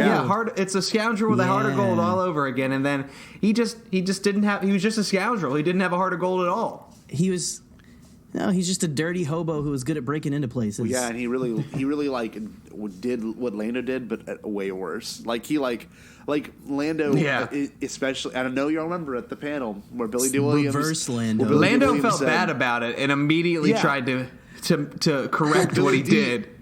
Did anyone die? Did you die? Anyone die? It's the best still, but. Think about what DJ did. DJ ended up getting the Resistance halfway destroyed. The Supremacy ended up getting wiped out halfway through the middle, which we'll get into momentarily. I love the delivery of maybe. It's brutal. Maybe. It's so dirty. good. It's dirty. Also a great gif. Also a great gift to give to someone who's disagreeing with you and say you're wrong. Maybe. So. Maybe. Yeah. And then the part where Hux makes the rebel ships get destroyed is so shocking. It's this movie is just like Knives Out, just little twists and turns one after You another. don't know where it's going at all. No, it's wonderful. Such a fun ride, man. It's a gosh. I don't know. It's still my favorite part of this movie is that it's a Star Wars movie that I didn't know where it was going. It was so fun. Yes. So fun watching it the first time. It was, and even watching it with people after, still to this day, it's such a fun movie to watch. But anyway, we're gonna move on real quick, boys, to finally them on the Supremacy. They're in the throne room, and I love that Rey is delivered Big show. delivered to Kylo. I'm not a big Reylo guy. I don't know much about the culture. I'm not quite familiar with it, but from what I know at a small level, this is apparently pretty big deal. Well, can we just acknowledge first Millennium Falcon escape pod? Oh yeah, amazing. It has how more than awesome- one, apparently. Yes. That is so crazy. And just it's funny, Chewie's probably hey, just make sure you bring that thing back. No, but that thing looked like the freezer they froze E.T. in when they thought he was It dead. just looks like a coffin, too. I don't know, And I love that. It looks like, yeah. I love that it's love it 'cause you're going maybe to your death. We don't know, but I like that it looks like that. I mean, I feel like that comes standard with that, obviously, but I also kind of feel like there's nothing more Han Solo than maybe we'll use this coffin to bail out if we need to. It's just weird, and he looks down on her, and it's interestingly done. And of course, we don't know what it implies. We might see in The Rise of Skywalker on Thursday what that might really mean. It definitely implies connection. No, it definitely does. I love the elevator ride. It's amazing. It's kind of like before Luke and Vader depart from Endor. That's that same conversation. That there's conflict in you. And it's tearing you apart. And one thing I wrote down, and didn't dawn on me, but think about how naturally lonely each character is. How they really do long to be with someone, or not even just to have friends. Think about Rey is just naturally lonely her whole life, but Ben had everything. He had not incredible parents. He had everything he could, and he had two famous parents, and he was still naturally lonely. It's kind of a cool Romeo and Juliet thing going on here. They in its own weird regard. These people that needed each other when they didn't realize they needed each other, especially in this moment, because at this point when you're watching it, you don't know where it's going to go. Any takes on that? Them being naturally lonely people, how that might really play into what happens later and what happens in the next chapter. Well, I think that's. Rian from the very beginning described them as dual protagonists, and I think that sense of loneliness builds into that, and you buy into that. And why they're so connected is because they have very different backgrounds, but at the end of the day, they feel very, very connected and very similar, even if they have very, very different lives. And I think that connection is what probably in the end will play a humongous role in whatever happens to Kylo Ren, Ben Solo. So I love what they did with that, and I feel like just thank you, Kat. I really appreciate that. It's solid rebuttal. Yeah, Bill. thank you. What was I saying? Anyway, yes, I think that it'll come into play, and I love how they introduced that idea of the dual protagonists and that connection. I think you made a really, really good point on that, Scotty. Thank you. Jerry, in regards to seeing this happen, and I don't know, I've actually never asked you this. What would you feel about not just Reylo, but what could this really imply overall, this moment in particular? Because we know what happens later, but this still moment can be referenced over and over again in The Rise of Skywalker. We have no idea. Well, I don't know. I don't know if I've really quite put my opinion on it like fully out on here. Yeah, I never have. I was, dude, before Last Jedi, I was pretty strictly against all of that. Yeah. Just I don't know. I didn't see it from Force Awakens, and be that whatever it is, but I don't know. I think I've kind of classified myself as a non-romantic Reylo in that, because a lot of people like I've had many good interactions on Twitter with people who consider themselves Reylos and stuff, and they're really saying all they really are meaning is that Rey and Kylo have a connection. Yes. There is something. These people were like the Force is bringing them together for some reason. They are destined to interact for some reason. Be it romantic or whatever. I don't necessarily think it's going to go the romantic direction, Okay. but I don't now, and this is a lot of self-therapy and deep thought, and just listening to other people kind of talk about the meaning of it. Yeah. I don't think I would be surprised. I don't think they're going to have I don't think they're gonna start kissing Elizabeth and Will and on the deck of that ship in the last the third Pirates of the Caribbean movie and get married. Yeah. I don't think that's gonna happen and stuff. But I don't know. I can't see it right now. But if it happens, again, you guys know, it's the execution. Yes, it is. And so far, man. JJ hasn't let me down. No. So. Well, and speaking of executions, Neither has Ryan. no, neither is Ryan at all. And a weird transition, but speaking of executions, we get to see the murder of just an incredible execution within itself. But no, I wanted to ask y'all this because it never dawned on me till watching this. Snoke has a line right here. He says, "Come closer, child, so much strength." And of course, we all can quote it, "Darkness rises in light to meet it." And he even says, "As Ben grew stronger, his equal would rise in the light." And I'm like, damn, so was Rey? Was it discussed beforehand, or did the Force just happen to manifest in someone like Rey who was a nobody because the dark side was already manifesting in Kylo? Or I just find it particularly very interesting because I don't know if Kylo's dark side is as strong as Rey's light, or if Rey has some sort of dark side that is strong as Ben's light. It's weird. It's a weird phrase, and maybe we'll see some sort of resolution in the Rise of Skywalker about it. But yeah, I think it's very interesting, and I love that Rey calls him Ben Solo. It's a whole time Ben Solo, Ben Solo. You can't turn Ben Solo. She doesn't because you kind of at the beginning of the movie she calls him, Kylo Ren. So that's right. another point of okay, she doesn't see this guy as a bad guy anymore. She sees him as this kind of manipulated, misunderstood, lonely guy, and so she feels like she can be like Luke Skywalker, play the Vader, and do that and save him. And I think that once again, I think that'll help. That'll come in in 9. Yeah.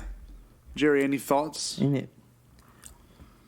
Well, we've already got the line from with the final trailer before the flood of TV spots released with the rest of the movie in them. But we have that line where she's like, she doesn't feel like anyone understands her, but Ben has that line of, "But I do." Yeah.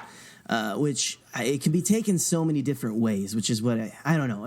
I think the marketing's been brilliant for Rise of Skywalker, but I don't know. I don't know. Well, Scotty, what do you think? I want to say one thing too, and maybe everyone listening on Tuesday or Wednesday, or maybe the day of your showing of this movie, or even a couple of days after, whenever you have the opportunity to listen to this. Hopefully it's before the showing of the movie, before your showing of the movie, and you can kind of reflect on it. These moments in particular will be, maybe, I say this, will be the last time we can speculate on what all this means. Right. There's another line where we're going to get an answer. Yeah, where Snoke says, "Yeah, young boy." and it's just like Palpatine would say it. Now, hopefully we'll get some resolution, not to who Snoke was, but was Palpatine manifesting or inhabiting this person's spirit, or did he, like, apparently he knew Luke, and, you know, there's so much more that could be mentioned about Snoke in general, but, like, especially with what you're saying, you know, we will have answers, you know, and most recently all the TV spots have been crazy. They've been like, you will not be ready for what you get in this movie, you know, like, I'm just, this is the last time we can all bask in a moment of speculation before we have a slew of answers that we never knew we needed, right? Answers that we needed, answers that we might not even be satisfied with. So I think we can all take just a brief second to appreciate even these conversations, because they will be done. This will be dated post that release, and I'm fine with that.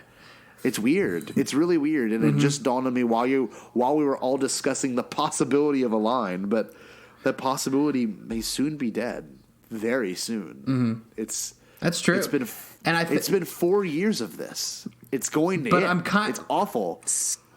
At the same time, though, like, I want a sigh of, oh my God, thank you. They've figured it out. Yes. We know what's going on. Right. Like part of the like they said in Endgame, part of the journey is the end, and this is the end. So it's a wonderful, wonderful place that we've been able to talk about the past 4 years. But at the same time, like, Episode 9 will provide us more things to speculate on what the future of Star Wars. What does this mean? They'll do something even more vague and something different that it'll be like, well, maybe I don't know. What's something that we can speculate on?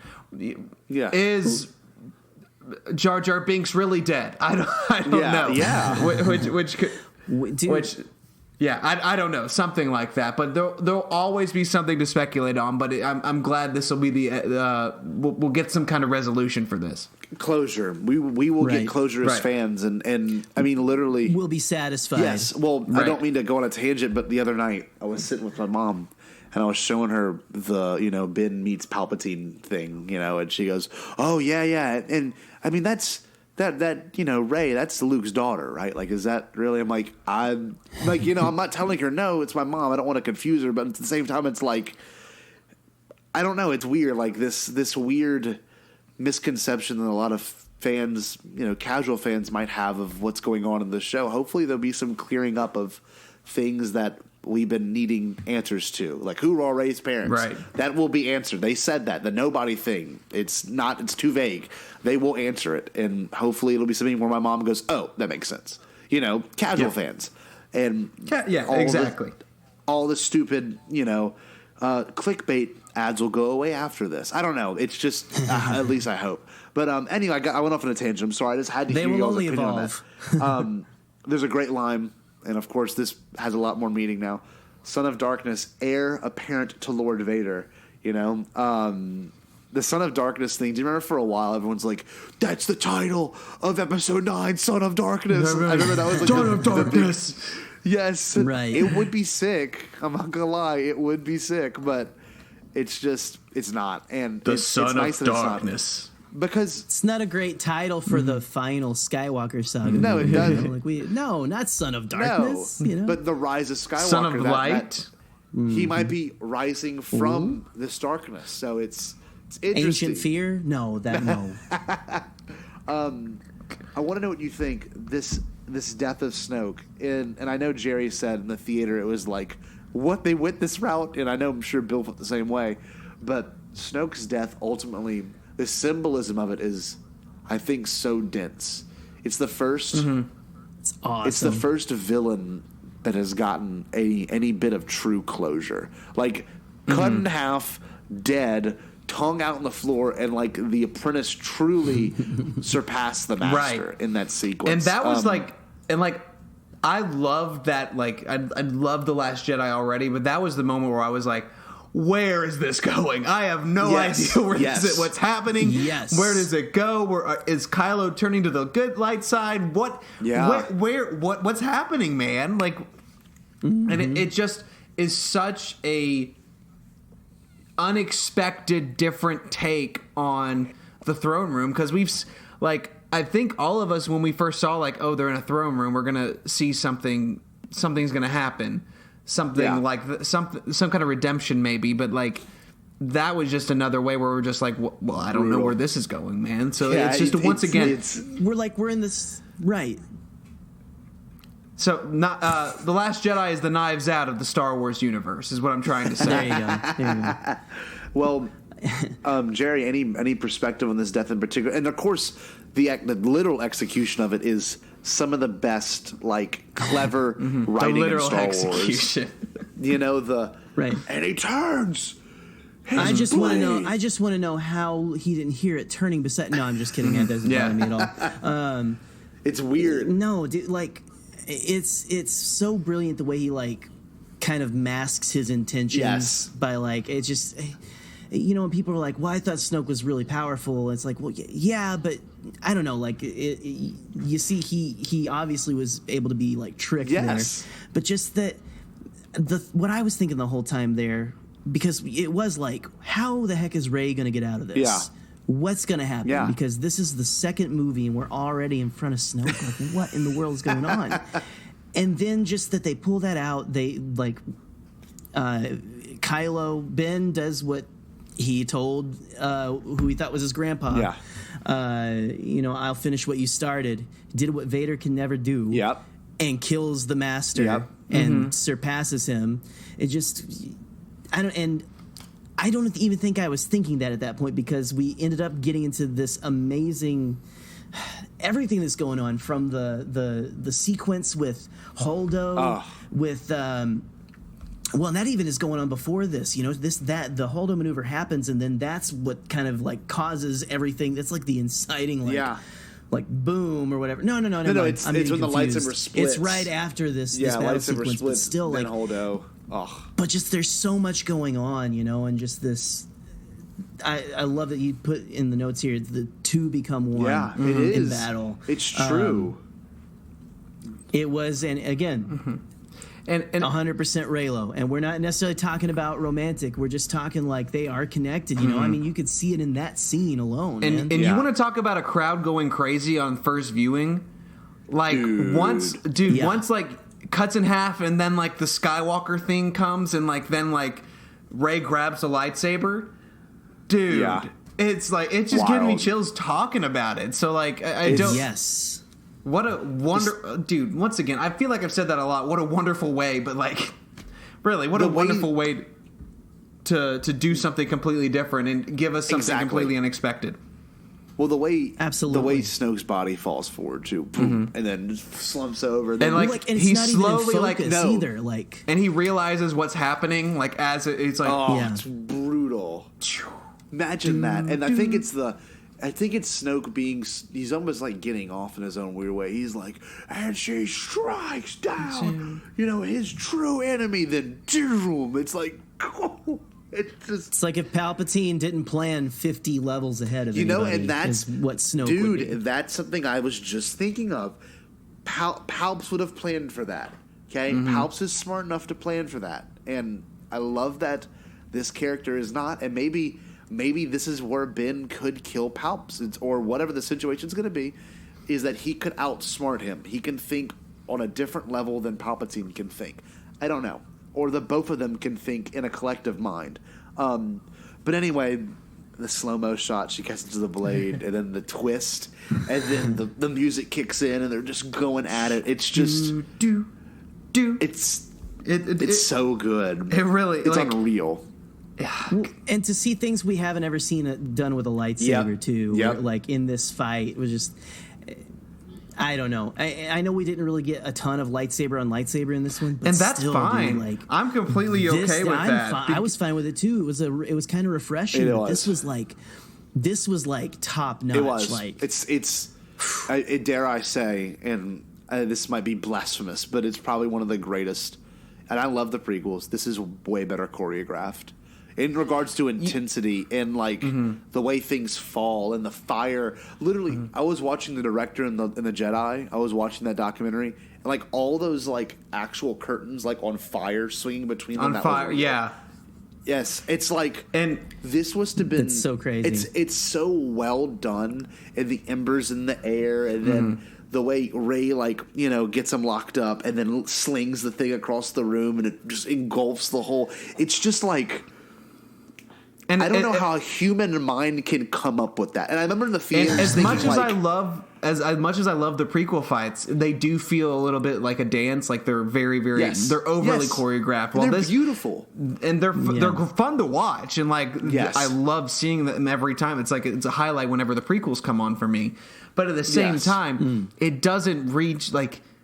It feels unchoreographed in a way, but like choreographed in a way like you feel the intensity, like they're actually fighting, for their lives. So you feel the strength, and it kind of like what I like about The Mandalorian is you feel every punch, you feel every kind of gritty little interaction in that show. Yes. So movie show, whatever. It's the same Pretty thing. Much. Yeah. It just, you feel that intensity from Kylo. You feel like the stakes are actually there, which I feel like was missing. And my least favorite one lightsaber battle is in Attack of the Clones against Dooku, because I just feel like there's no stakes, and it's not particularly pretty to look at except for Yoda. But other than that, it's just whatever. Well, exactly. Meow. There's one shot too, and I want to bring it up with where Kylo's holding the saber at a way where it's like kind of covering his face a little bit, and the way his hair falls in his eyes, and he looks really conflicted as to where to go. You know, he's like, doing that pretty much, and it's just he looks just like Anakin in every way. Oh, dude! It's when I think that's intentional. Like every movie, he looks more like Anakin. Like, and I think that's very intentional. And the way he breathes, he gets this big breathe out, and he figures out what he's gonna do, and then one guy goes for it, and that's when he just goes all Anakin on him, and the look, the intensity of his face, the confliction. It's like, I made this. I gotta deal with this, and I love that. Of course, Kylo gets in that chokehold, and then Ben throws in the saber. He catches it, and how badass was that? The first time you saw it, that was another moment where everybody was like, "Oh." So we've all been like, well, just turn it on and turn it off real quick. Yeah. Well, for everything. Well, okay. What are your favorite parts of this entire fight? I mean, we've all got to have a favorite moment, right? I mean, everyone does. Mine has to be Rey, talking about the intensity of this thing, the raw, passion. I know where this is going. These two Force users. Yeah, I know this is going. I love. It's not like it's Rey, dude. Yes. That she the guy brandishes his weapon at her, and she spins and her screams saber and goes exactly like a war cry, dude. I'm like, I'm right there with you, dude. That is amazing. It's amazing. Yeah. It's just so cool, and I don't think that's people are like, oh, that's her. She's got anger. I'm like, no, dude, she's that's intense. That's karate stuff, man. She's like, I'm using my power again. I'm pumping myself up to just take you out, dude. It's just, I love that. Go ahead, you got what are your favorite moments from the entire thing, Bill? What about you, buddy? So you guys are coming in and out. Sorry, one second. Oh no, you're good. Sorry. You sounded like a droid for a second. Okay, start that again. Sorry. Oh no, it's not coming through this mic, so don't worry. Okay. Let's see here. Okay, let me start back. So, okay, that's my favorite moment. Scotty or Bill, what is your favorite moment from this entire sequence? God, dude, I guess the beginning, because I want to say something different than what you did, because I do like that moment because it is so raw and visceral. That's a lot of people's favorite, yeah. But dude, I'm telling you, the beginning of it where Rey takes it up and the music swells, and then they go the thigh grab, or what a lot of people point out. Yeah. I love that, the first 5 seconds where you're like, okay, Kylo's killed Snoke. Yeah. and he smokes Snoke, and Rey and him are working together. I think that's me. That's my favorite part. Well, it's very yin yang, and people the visual even of them she's leaning on top of his back, and the flow of it looks very yin yang, and that was, I think, even in The Force Awakens they describe the relationship as yin and yang. Their opposites need each other. my favorite one is the one just talked about with. It's the way the music goes. Dun, it's like a car horn. It's very frightening with Kylo holding the blade like that, and he's like looking around, and the Praetorian Guards are. And the Praetorian Guards were a great threat. I'm not gonna lie. That is a very well utilized villain because Death Troopers. Sorry, not just. I haven't seen the most recent episode of the Mando. I don't know if they're using the most recent episode of the Mando, but I'm not gonna lie. Death Troopers are just really cool looking, and their voices sounded kind of cool. And then everything else with Troopers recently have been pretty lame, but the Praetorian Guards were like the first ones. I'm like, this is kind of they are pretty damn. They're a threat, like whenever got Kylo in the chokehold, all of that. But the scene where Kylo's holding the saber and he's like eyeing what he's going to do is the music is amazing and it's just the visual is just so intense. It's just Anakin. I don't know. I think I get very excited about that. But I love this is the first time that like a battle ends and then the characters kind of discuss something after the battle, Right. Time to let old things die. Snoke, Skywalker, Sith, Jedi. I love that that Ben, literally unbeknownst to him, parallels Vader here. Join me and we can rule the galaxy kind of feeling. And I love, and I think a lot of people have pointed out it's kind of like Anakin and Padme when Revenge of the Sith at the when like she realizes, oh my God, this isn't him anymore. Like it's very similar to that, and I love that. I love that Ryan took some stuff from the prequels and brought it into the sequels. Ben, don't do this. I love that line. Don't do this. Don't do Please it. don't go this way. It's so sad. Yeah, it's so. And then no, you're still holding on. It's just brutal. It's like let go. It hurts. Let go. And then there's I love that you're no one. You mean nothing. You're nothing in this story. It's just like if that's the case, then it's amazing. I don't know. It's the only thing I'm fearing in The Rise of Skywalker. Not that I'm going to be disappointed. It's that I love the fact that she is literally no one. It's just such a... The Force doesn't have to manifest in a Skywalker. It can manifest in someone that's not, of a powerful descendant. I just... That's how I see the Force differently now because of these two movies and what they did with Rey. So I hope they stick to it. But with that being said, I love that she's a no one. Don't y'all? I mean, let's be honest. The fact that she's a no one it makes you understand that because out of all these Skywalkers, these crazy powerful people, someone comes in who's equally as powerful and can best them is amazing. Even Luke. She takes down Luke, let's be honest. Right. She the lightsaber threatens him. But anyway. Yeah. You had to get away from the legacy at some point, and if they want to change it in 9, I'll live with it. But I'm completely okay with it. I think it works. I don't think you need to have everybody related to everybody for the story to make sense and for it to mean something to everybody. This is a story for a new generation of people, and a new generation might not necessarily care about Luke Skywalker. If this is the kid of Luke Skywalker or Han Solo, whatever she turns out to be. But I think she's a nobody.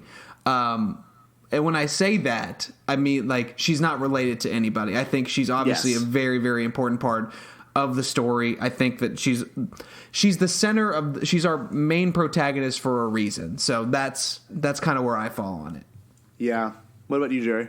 Yeah, no, I'm all for the Rey nobody, but also I'm prepared, man, for whatever they give because I don't know, I'm ever the Shirut Imwe, so I just I don't know. I'm open to honestly. Yeah, I just want to stay open because I don't want to say no, but it is very meaningful that they kept it and if they keep it that way, I think it'd be very meaningful for a lot of people. Yeah, it would be. And this next line before she steals the blade out of his side, please.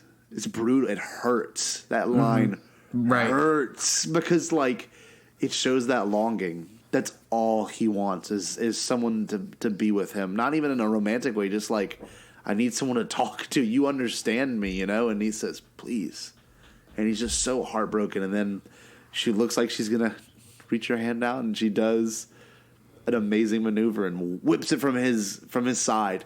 But I brought this up with the episode with Lacey. I brought it up. The fact that the lightsaber called directly to Rey, I think, is pretty symbolic because it's obvious that Kylo was using the Force to pull the lightsaber too, but it went right past Kylo directly to Rey in The Force Awakens. In this movie, though, it is caught between them, and it has nothing to do with the grip he had on with the Force. Like, it's literally like going back between them. What does that mean to y'all? I know what it means to me. Can I say what it means to me? Yeah, I think. go ahead. I think in that moment, Ben is being as genuine as possible. He's not being evil. The dark side's not manifesting in him. He really is just wanting to have a relationship. He's not saying like, "Let's go kill a bunch of people." You know, he really is longing for someone, and it shows this innocence inside Ben. And I think the lightsaber will call to him eventually, and maybe that's the big moment in the Rise of Skywalker. Is, you know, before whatever the situation is, he's got to call a lightsaber, but it comes directly to him. You know, it's not thrown to him; it literally flies into his hand, and he can put the final blow on whatever the situation is.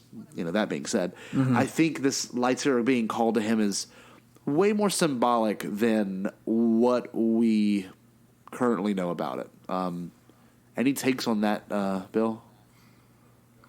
I think you're right. The lightsaber called itself to Rey for a reason. It wasn't because she was, you know, a Skywalker or anything like that. No. But like, I think you're right that it will come into it'll come full circle in the Rise of Skywalker in that way. Yes, but I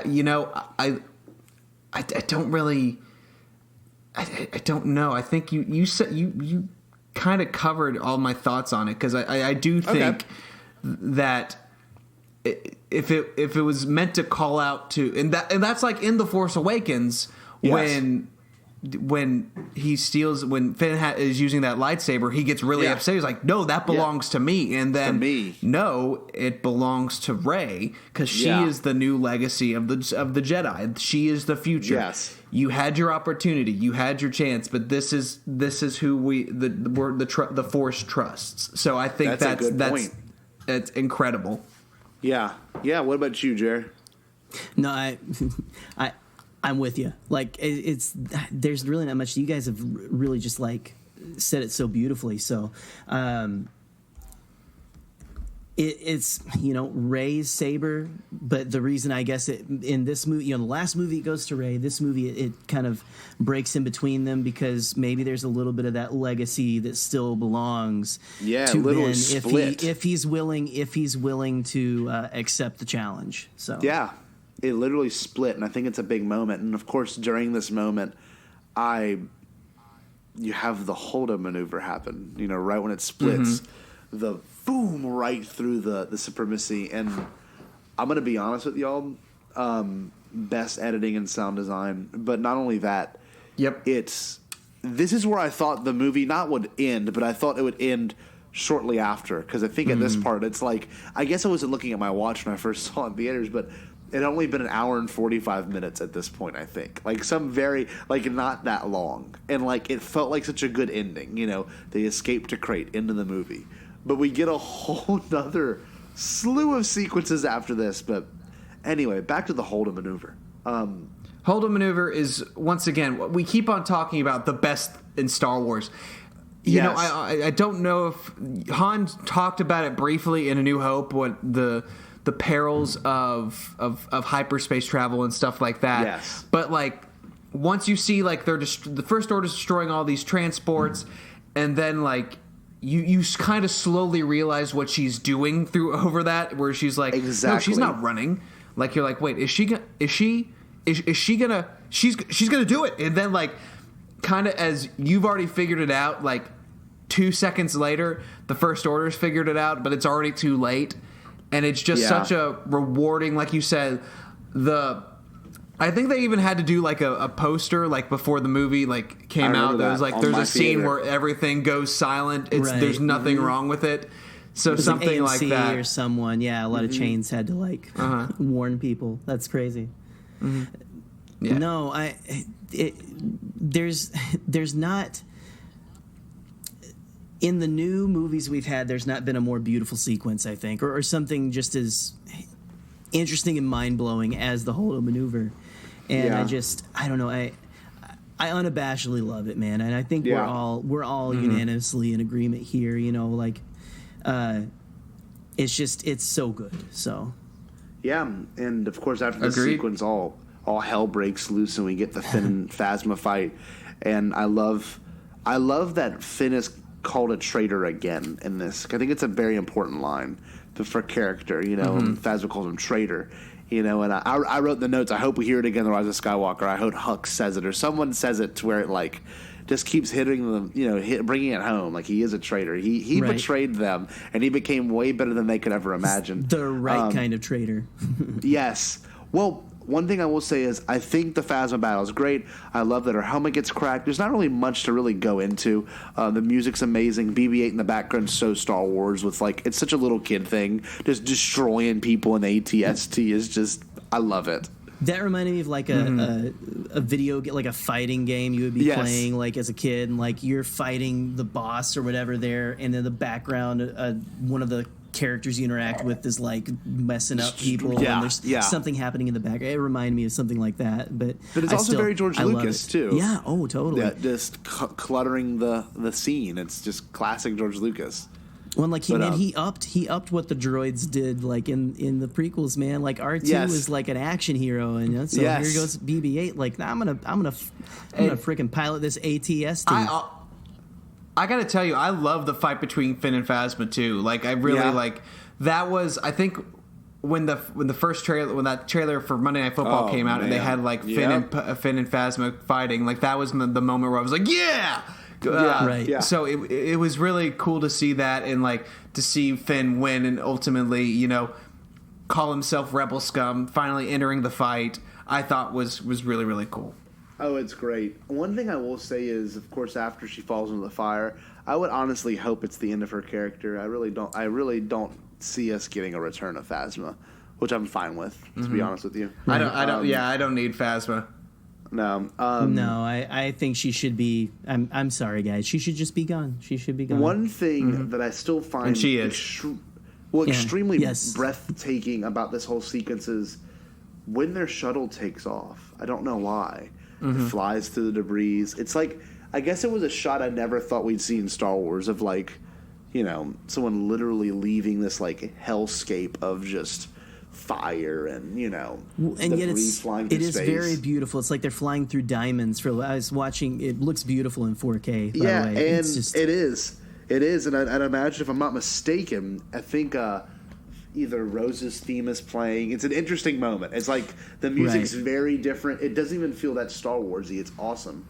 Then, of course, we cut to Kylo Ren waking up and Hux standing there. And I love the gun being pulled. I love that Domhnall Gleeson said that. Like, maybe he should be pulling the gun out, like about to shoot him. Then he puts it back, and I hope we get that exact dynamic. Oh, he knows his character. Man, the way he looks at him at the end of this movie is just like that's indication enough. And I think we'll probably get that too, because we know that kind of Hux has kind of been demoted, right? Like he's because of Allegiant General Pride. I mean, that's I think that's kind of the inference, or like that's what's being implied. Yeah. Right. I almost feel like Hux is like, because the way he looks at him at the end at Kylo on Crate is just brutal. so much vitriol. I wonder if Hux is going over or trying to kind of go like, not really over the Supreme Leader's head, but you know, go into this like really powerful general and going like, dude, let's take this dude out because he's making us look like a bunch of chumps, you know? Yeah. Yeah, which could be the case. It could be a He's sequence. making us all look nuts. No, yeah. I love our Supreme Leader is dead.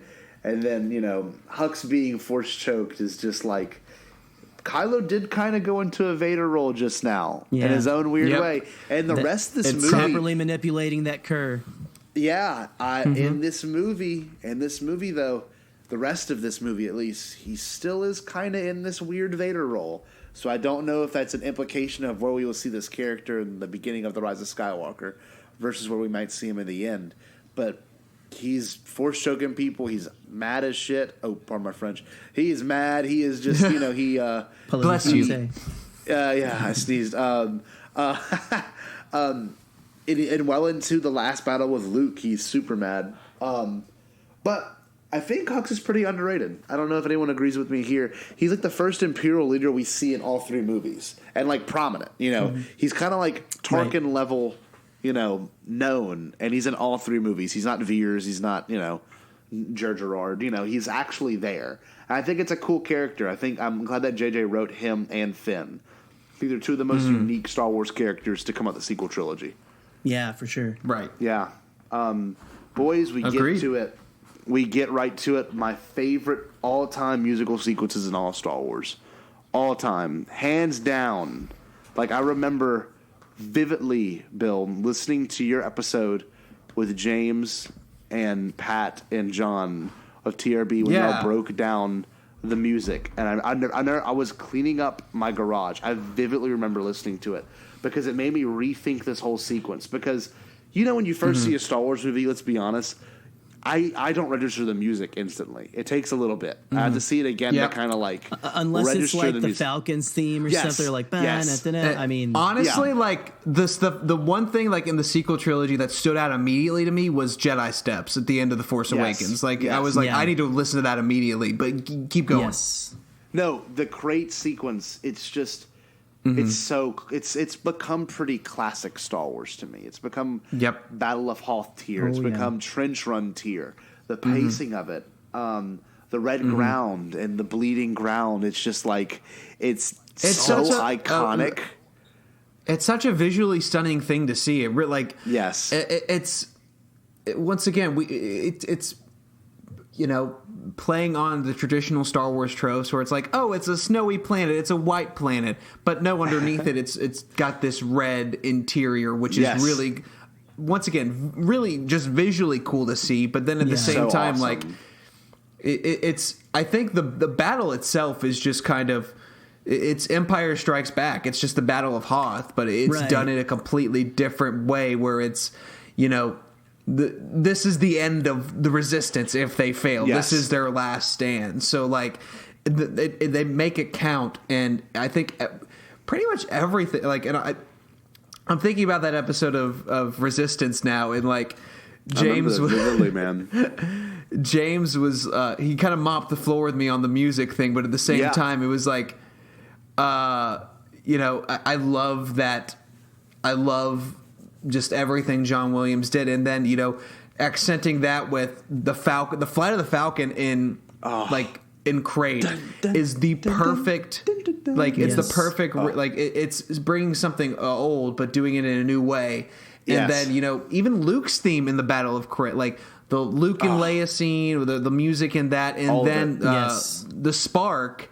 It's just such a wonderfully done, John Williams hasn't made a bad score ever. So like it's a wonderful, wonderful score that accents everything perfectly. This takes the cake still to this day for a sequence that has the best music. Just like, cause it's like a greatest hits motion, it's got, you get, it's weird. You get, Rey's theme, you get Rose's theme, you get the flight of the Falcon, whatever they call it, the sequence where the TIE fighter, here they come.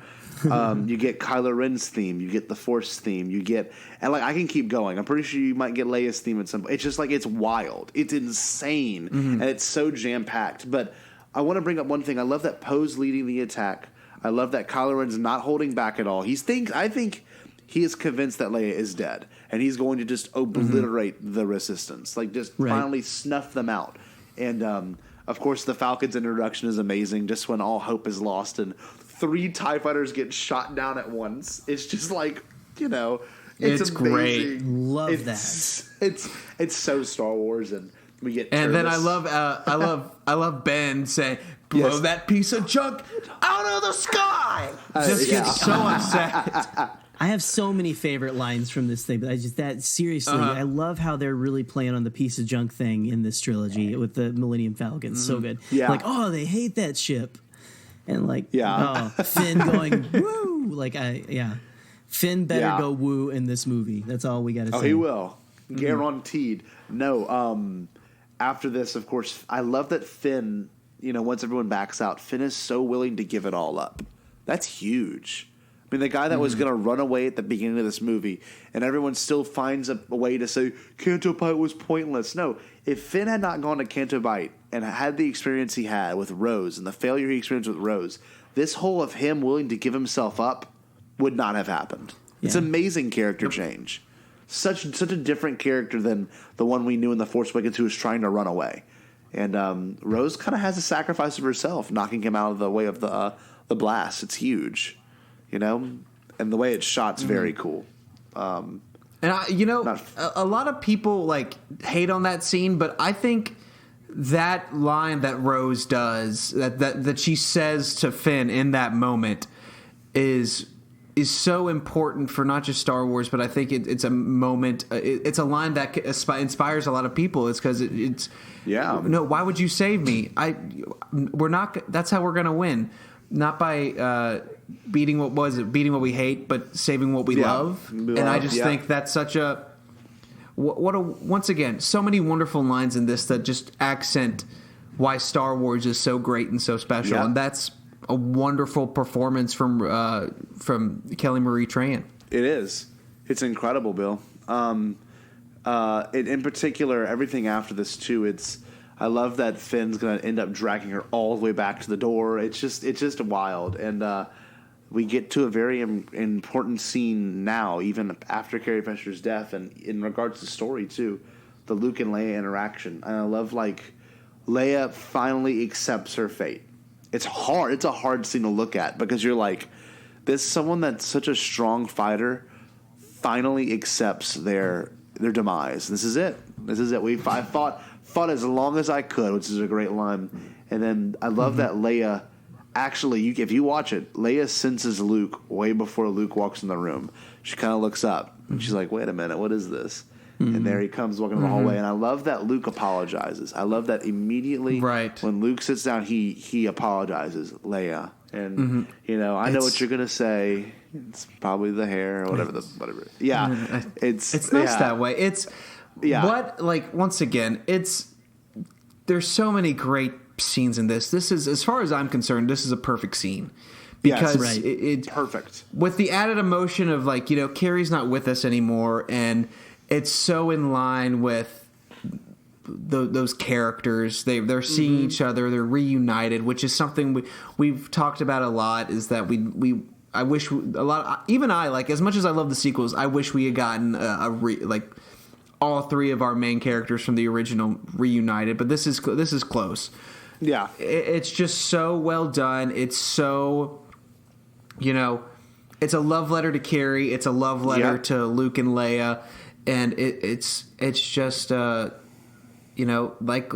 Luke said, I think my favorite, the point of Star Wars, I think, is redemption, and I think that's accented really, really well in Return of the Jedi, where Luke is like, no, when he saved Vader, no, I have to save you, and he says, you already have. There is good in him, and no one's ever really gone. Yeah, and I think once again, it's just wonderful line, wonderful setup, and then we get the spark, which builds and builds and builds into this humongous crescendo where it's literally and once again, something I caught the second or third time. What do you want me to do? You think I'm going to take on the whole First Order with a laser sword? And then that's exactly what he does. Yeah, that's exactly he plays on his legend. He's like, I'm going to save the galaxy by being what they think I am. It's like, and he does. He saves the galaxy one last time. It's like Knives Out, my coffee, my house, my rules. It's the same exact. It's so subtle. Yeah, it's so subtle. It's that. It's genius. And Bill, you brought up a really beautiful point because the sequence that happens after this interaction is amazing. And one thing I want to point out, the fact that Luke appears to Leia as a hologram, and the first time that he's a Force hologram essentially, and then the next time, the first time Leia ever appeared to Luke was as a literal hologram is pretty beautiful, you know, because Luke's not there, and I don't know. I always thought it was interesting with the 3PO wink. You know, does 3PO see him? Does he sense him?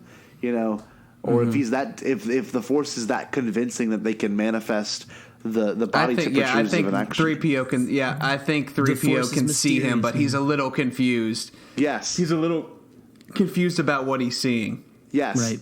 And I love this line is just so heavy now, and I'll never forget being at Celebration in the trailer when they said, "No one's ever really gone." It's like no one. When we heard it, we're like, "Oh, rip Carrie," and then we're also like, "I know, oh man, Ben's not gone. He's still there." And you know, it does so many different things. It's, you know, it's not entirely fourth wall breaking, but it you know, it kind of serves like, okay, no one's ever really gone. Carrie's still with us. Yeah. It's perfect character interaction. It's brother and sister seeing each other for the last time.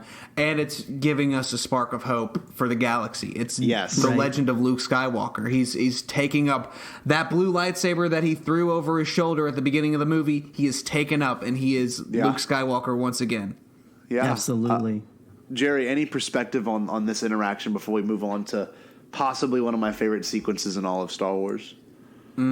Just, I don't know. There's not a more perfect line, I think, that they could have put there. Because, and I mean, just even, like you said, it just hits so many buttons. And so it was the perfect thing to be said. And so kudos. I mean, whoever wrote the line, you know, if it was Ryan or Ram, did Ram help him write? Or anyway, I don't know. Kudos, because that line was perfect with perfect delivery by Mark, and so it was what Leia and all of us needed to hear. Yeah, and apparently it's going to imply a little bit more than what we expected in the next portion of this trilogy. Well, that being said, let's get to it. I love the fact that Luke. And this is might be me looking into it in a very weird scientific way, but Luke literally walks through what appears to be a canal of rebirth. He literally appears out of a slit in a fiery area, and like he is literally kind of born again. It's weird. I don't mean to give any visuals to any of our listeners, but he really is. Well, it's a boy. I've been through this firsthand. So it's a boy. Yes. Does it look like this? Oh, hold on. Let me redo it. Very much like it's a girl. No. Let's just move. Let's move on.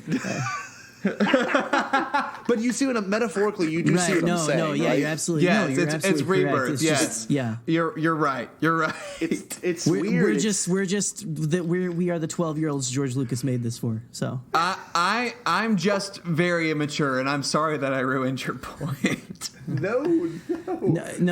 It's beautiful, Scotty. It's beautiful. It's in its own weird way. I think that's what it's supposed to mean. This idea of rebirth. This character's come full circle. We are going to get at this moment, the Luke that tears down the Star Destroyers and throws them across the. I mean, that's what everyone's thinking. One of like a piece of paper. In Luke's traditional and a Jedi's fashion, completely pacifist. Doesn't cast a stone. Doesn't even take out of his lightsaber until he has to. And when he does, he doesn't even strike down his true enemy. This is a Jedi. It's so good because this is what the prequel Jedi failed to do. This is literally the Jedi that we all needed in the prequels that we did not get. This is who Anakin was supposed to be, a pacifist. And I love that Kylo Ren is just all about getting angry. He's all pissed off. And I love the line, he says, "Ben, I'm sorry." And he goes, "I bet you are." Whatever the line is, yeah, it's. I'm sure you are. And you gotta love the symmetry between, strike me down and I'll become more powerful than you could possibly imagine. No, strike me down in anger and I'll always be with you, just like your father. Once again, it's poetry. It rhymes. It rhymes. Yes. Yeah. Well, This is my favorite, I think, moment in Star Wars too. I think you were saying it's yours, like at least in the sequel trilogy, but like this, I love me some Crate Luke. and stuff. Yes. I gotta get me that vintage series figure. I love the whole look that he's got. It's almost Return of the Jedi Luke, but everything from the did you come here to save my soul? To say you're sorry to save my soul, and just the way he says no. Yeah, it's literally like that, man. Like every single line delivered by Mark in this sequence is. It's my, I don't know. We've been saying again a favorite in the entire. Last Jedi is chock full of some of my favorite stuff. Oh, and it's just every line from them is perfect, pitch perfect of what I needed and wanted to hear at that moment.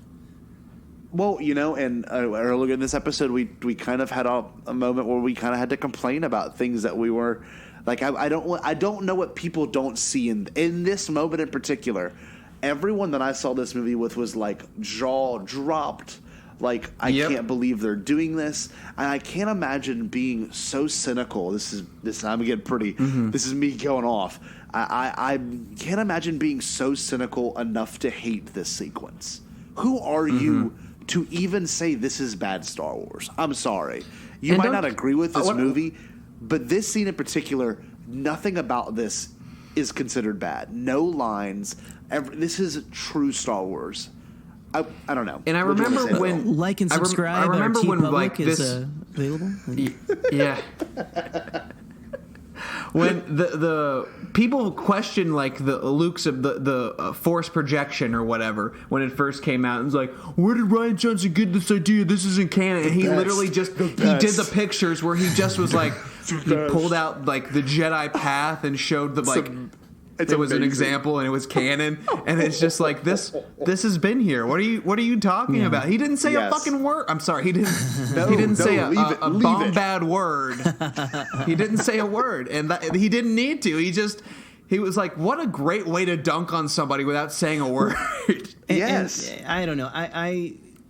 I mean, we all bring different things to the table. We have different experiences in life, right? And so we all bring that to when we take in a film. And so I don't know. I've heard the perspective that it's cowardly for Luke to do this, but I have to really disagree because like he knew it was going to kill him. He had to know it was going to kill him before he did it, right? I mean, and just that we have that set up at the beginning or the beginning of the film, and then here's Luke sticking to his ideals, but also being a true Jedi and stuff, and saying, I can't stay out of this anymore. Yes. Which I'm sorry. Also, guys, he was kind of the only way he could get to Crate was to force force Skype his way over there. But it was even more powerful than the Force Skype. It was something just like. I love what they've done with the Force in the sequel trilogy. That it is so mysterious and so like. It's mystical again, and I loved. Yes, I'm not a hater of midichlorians at all. No, I'm not like either. I think it can all still work, and it's still mysterious. But I don't know. This is just so good, and again, our TeePublic store is on and live, and you can get a Bombad sticker. And you can just put it on a them, burn dartboard them. if you want. I don't care, Right. I love that Or Luke my Venmo is actually at Bill _ Sheehy, and just send it my way. That's fine. That's fine. I don't care. Even better. Little cheddar on top of that Luke, Disney.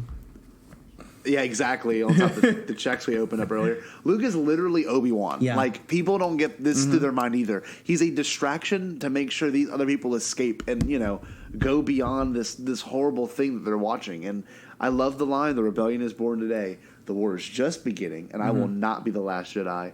And then, of course, Kylo responds with, "I'll destroy her, you, all of it." And this is the line that Bill said earlier. "Strike me down in anger, and I'll always be with you, just like your father." How much And of a that's like, the word. I was, like, That's pumping my the word fist, that man. stings immediately. Destroyed. Immediately, you were like, and you felt him like do it too. Yes. You saw like him like, The flinch. oh, Yeah. it's and then he runs. Chef's a kiss. chef's kiss. Yes. Mwah. He screams and he slices, Oh, and then the shot's great. His foot slides, and he like looks over his shoulder, and he's still standing there. It's just, it's brutal. And I remember seeing it in the theaters. My like chest was like, but the pop, it was so tight. And like, I can't believe I'm so. And then he walks up and he puts the blade through Luke's chest, and then it shoots to him on crate, on Octo floating. It was just like, paint that on the side of a panel van for me right now. That's an amazing shot. Dude, once again, another scene where people were like, "Whoa!" and like actually clapped, clapping. Like, yes, it's such a cool thing. Like, and once again, it's that idea of being a true Jedi, that they're pacifists, that he's winning this great victory millions of light years away. Yep, it's crazy. It's awesome. It's amazing, and I will say this. Another controversial statement. I'm sorry, Jerry. This might be the episode we might lose some subs. To me? Oh yeah. Well, I guess I have to deal with it until after Thursday. So yeah, until after Thursday. It's just this moment in particular. I don't care who you are. It's just like the whole theater. I don't think a single person in my theater was like, "Oh, come on!" Like it was like all the room. And I feel like if you ask anyone how they felt about this scene, I'd hope they say it was amazing. Because the way it was crafted, the way it was set up, and it's just executed perfectly. And then the great "see you around, kid," and the "see you around, kid," and then he just the combination of strike me down in anger and I'll always be with you, just like your father, ending with the penultimate "see you around, kid," which is like a Han Solo line. Yes.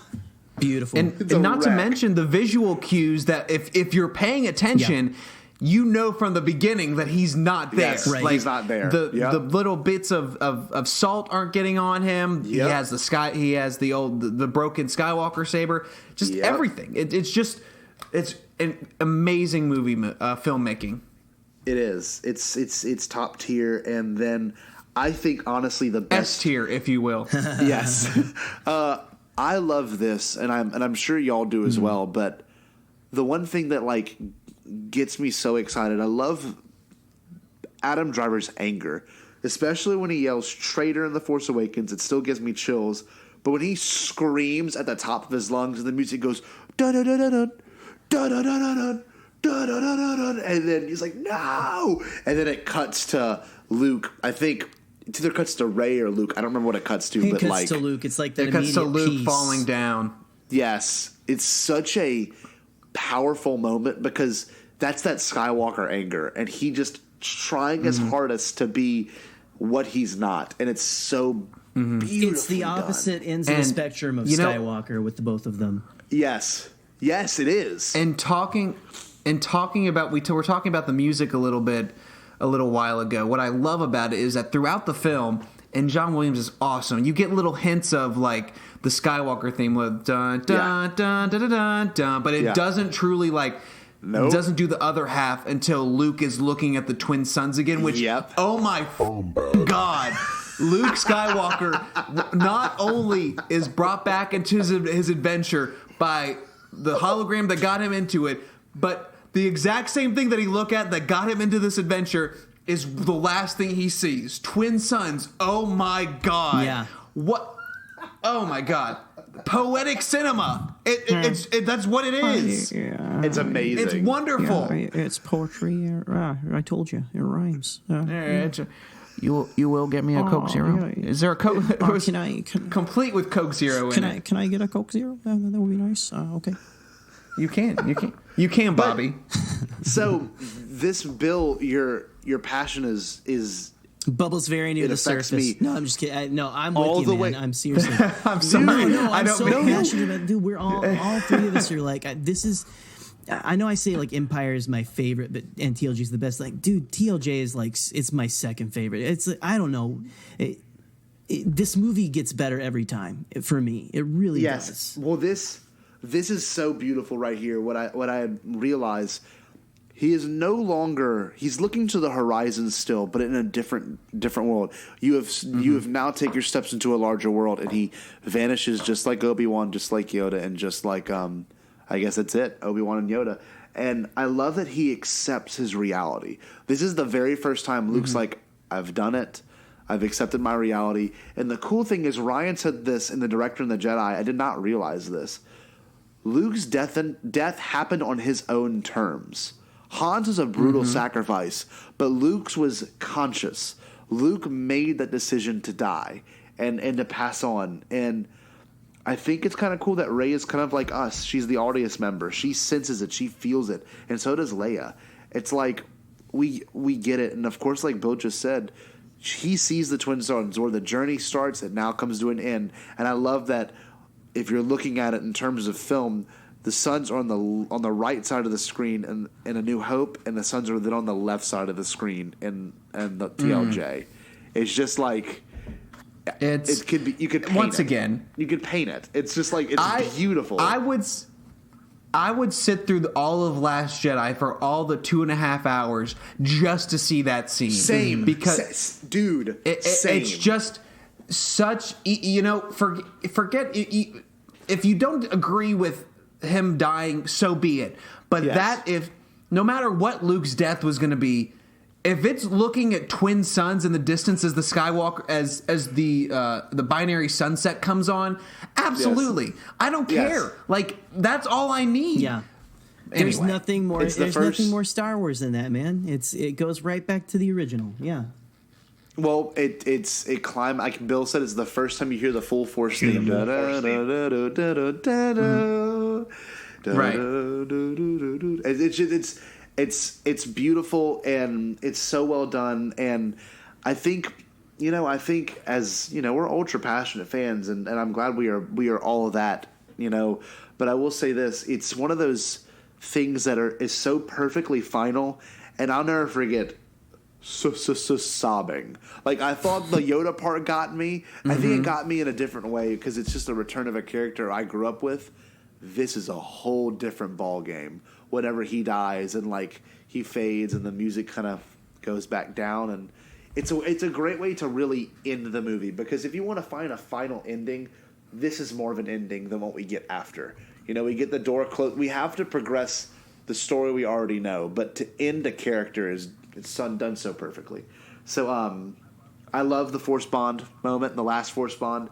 And I'm sorry, Jerry, do you have anything else you wanted to say about that sequence in particular, Bill, before we close out that huge moment? Dude, if you get me going any longer, we'll be here for another 3 hours. Yeah, exactly.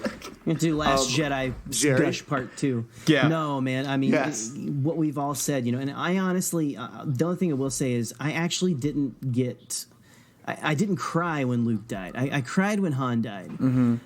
And I think it's simply because I knew Luke could be back, but also Luke would be back.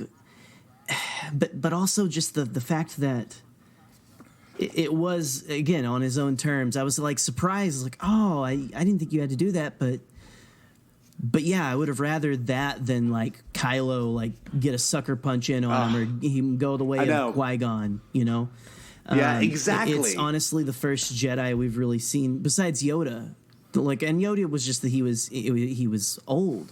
It was his time. But just Luke to go like, no, you know what? This is the way I want to go, and I have peace about it. So just beautiful. Definitely. It's How beautiful. about that? How about that cold Force Bond though at the end there, man?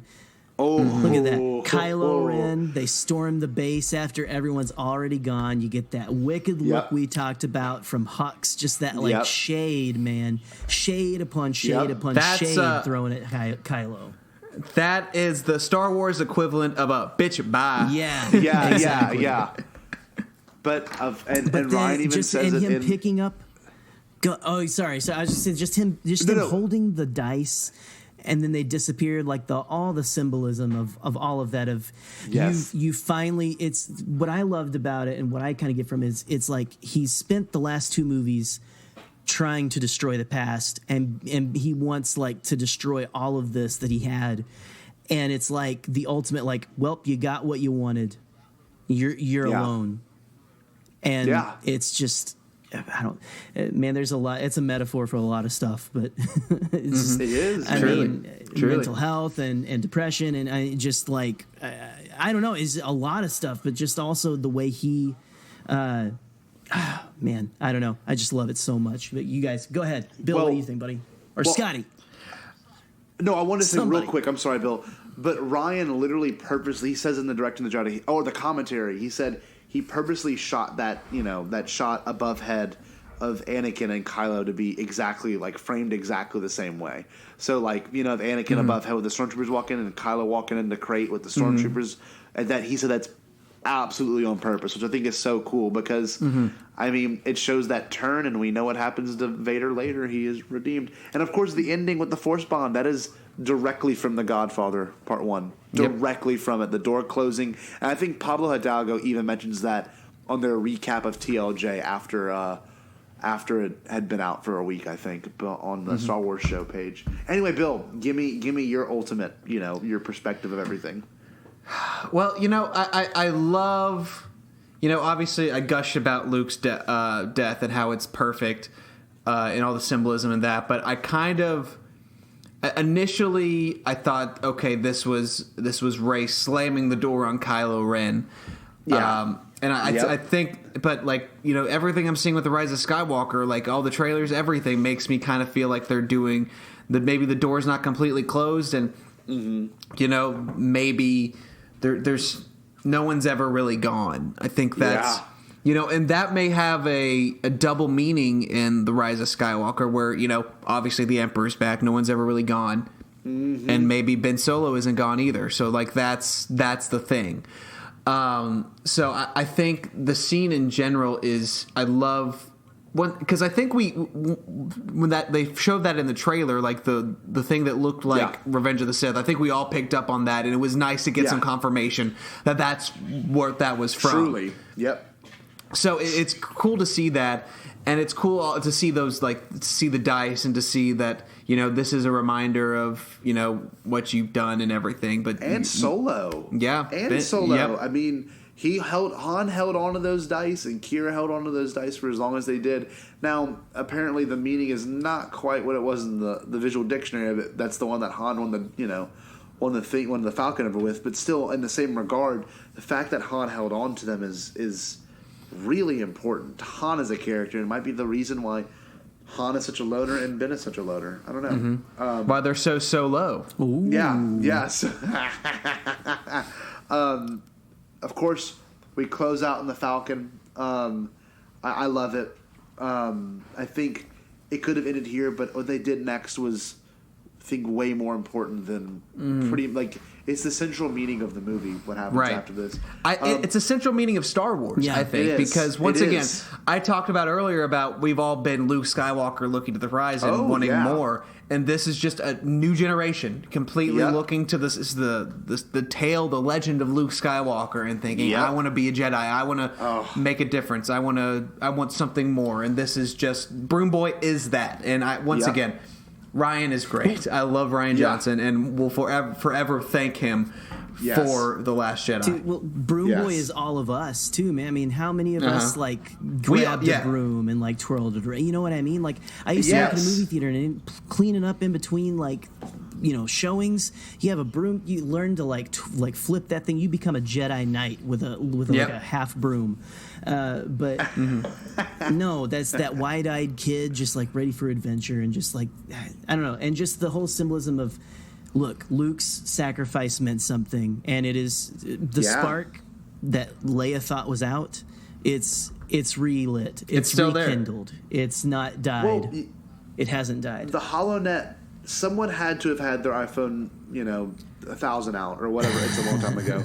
Their iPhone negative 1,000 out, and they had to have been filming it. One of the first order people, and probably uploaded it to the HoloNet. And you got to think, these kids might have heard about it, and these kids might have seen it, and they're just reenacting it. And like Luke was like, I was Luke. I was Luke Skywalker. I was a legend, and that's where I failed. He thought, I'm just Luke Skywalker. I'm a master. I can do this. And now it clears up his name personally, and it clears up his name in regards to how the world might see him, the universe, the galaxy might see him as, he might have created Kylo Ren. That might have actually been something that got out. We just don't know that yet. It's just, the ending is amazing. And like you said, Jerry, we've all been there, man. We know what that's like. And I love that the Force now, as it always has been, even as George probably stated it, the Force does not belong just to special people. It belongs to anyone. Like, you can tap into the Force. Most people can. And he is very symbolic, and I love how subtle it was done. Wasn't over the top, didn't lift up a fathier. He literally was going, instead of going to go grab a boon, he just reaches his arm out and grabs it. And I'll never forget, in my theater, I heard a guy go, oh. You're like, oh, what? Yeah. Like, wow. Like, that was shocking. I was like, what? And immediately I didn't expect fan theories were launched from that as well. Like, oh, that guy's going to be the next trilogy. Rey's going to, anyway. But look, and maybe, but I think good old Tamiri Blagg, he is just a wonderful representation of the hope that there is in the name of Luke Skywalker. Yeah, and if this movie does anything, I think it paints a better picture for Luke as a character, and that might be very controversial, but damn it, if I'm wrong, then I don't want to be right.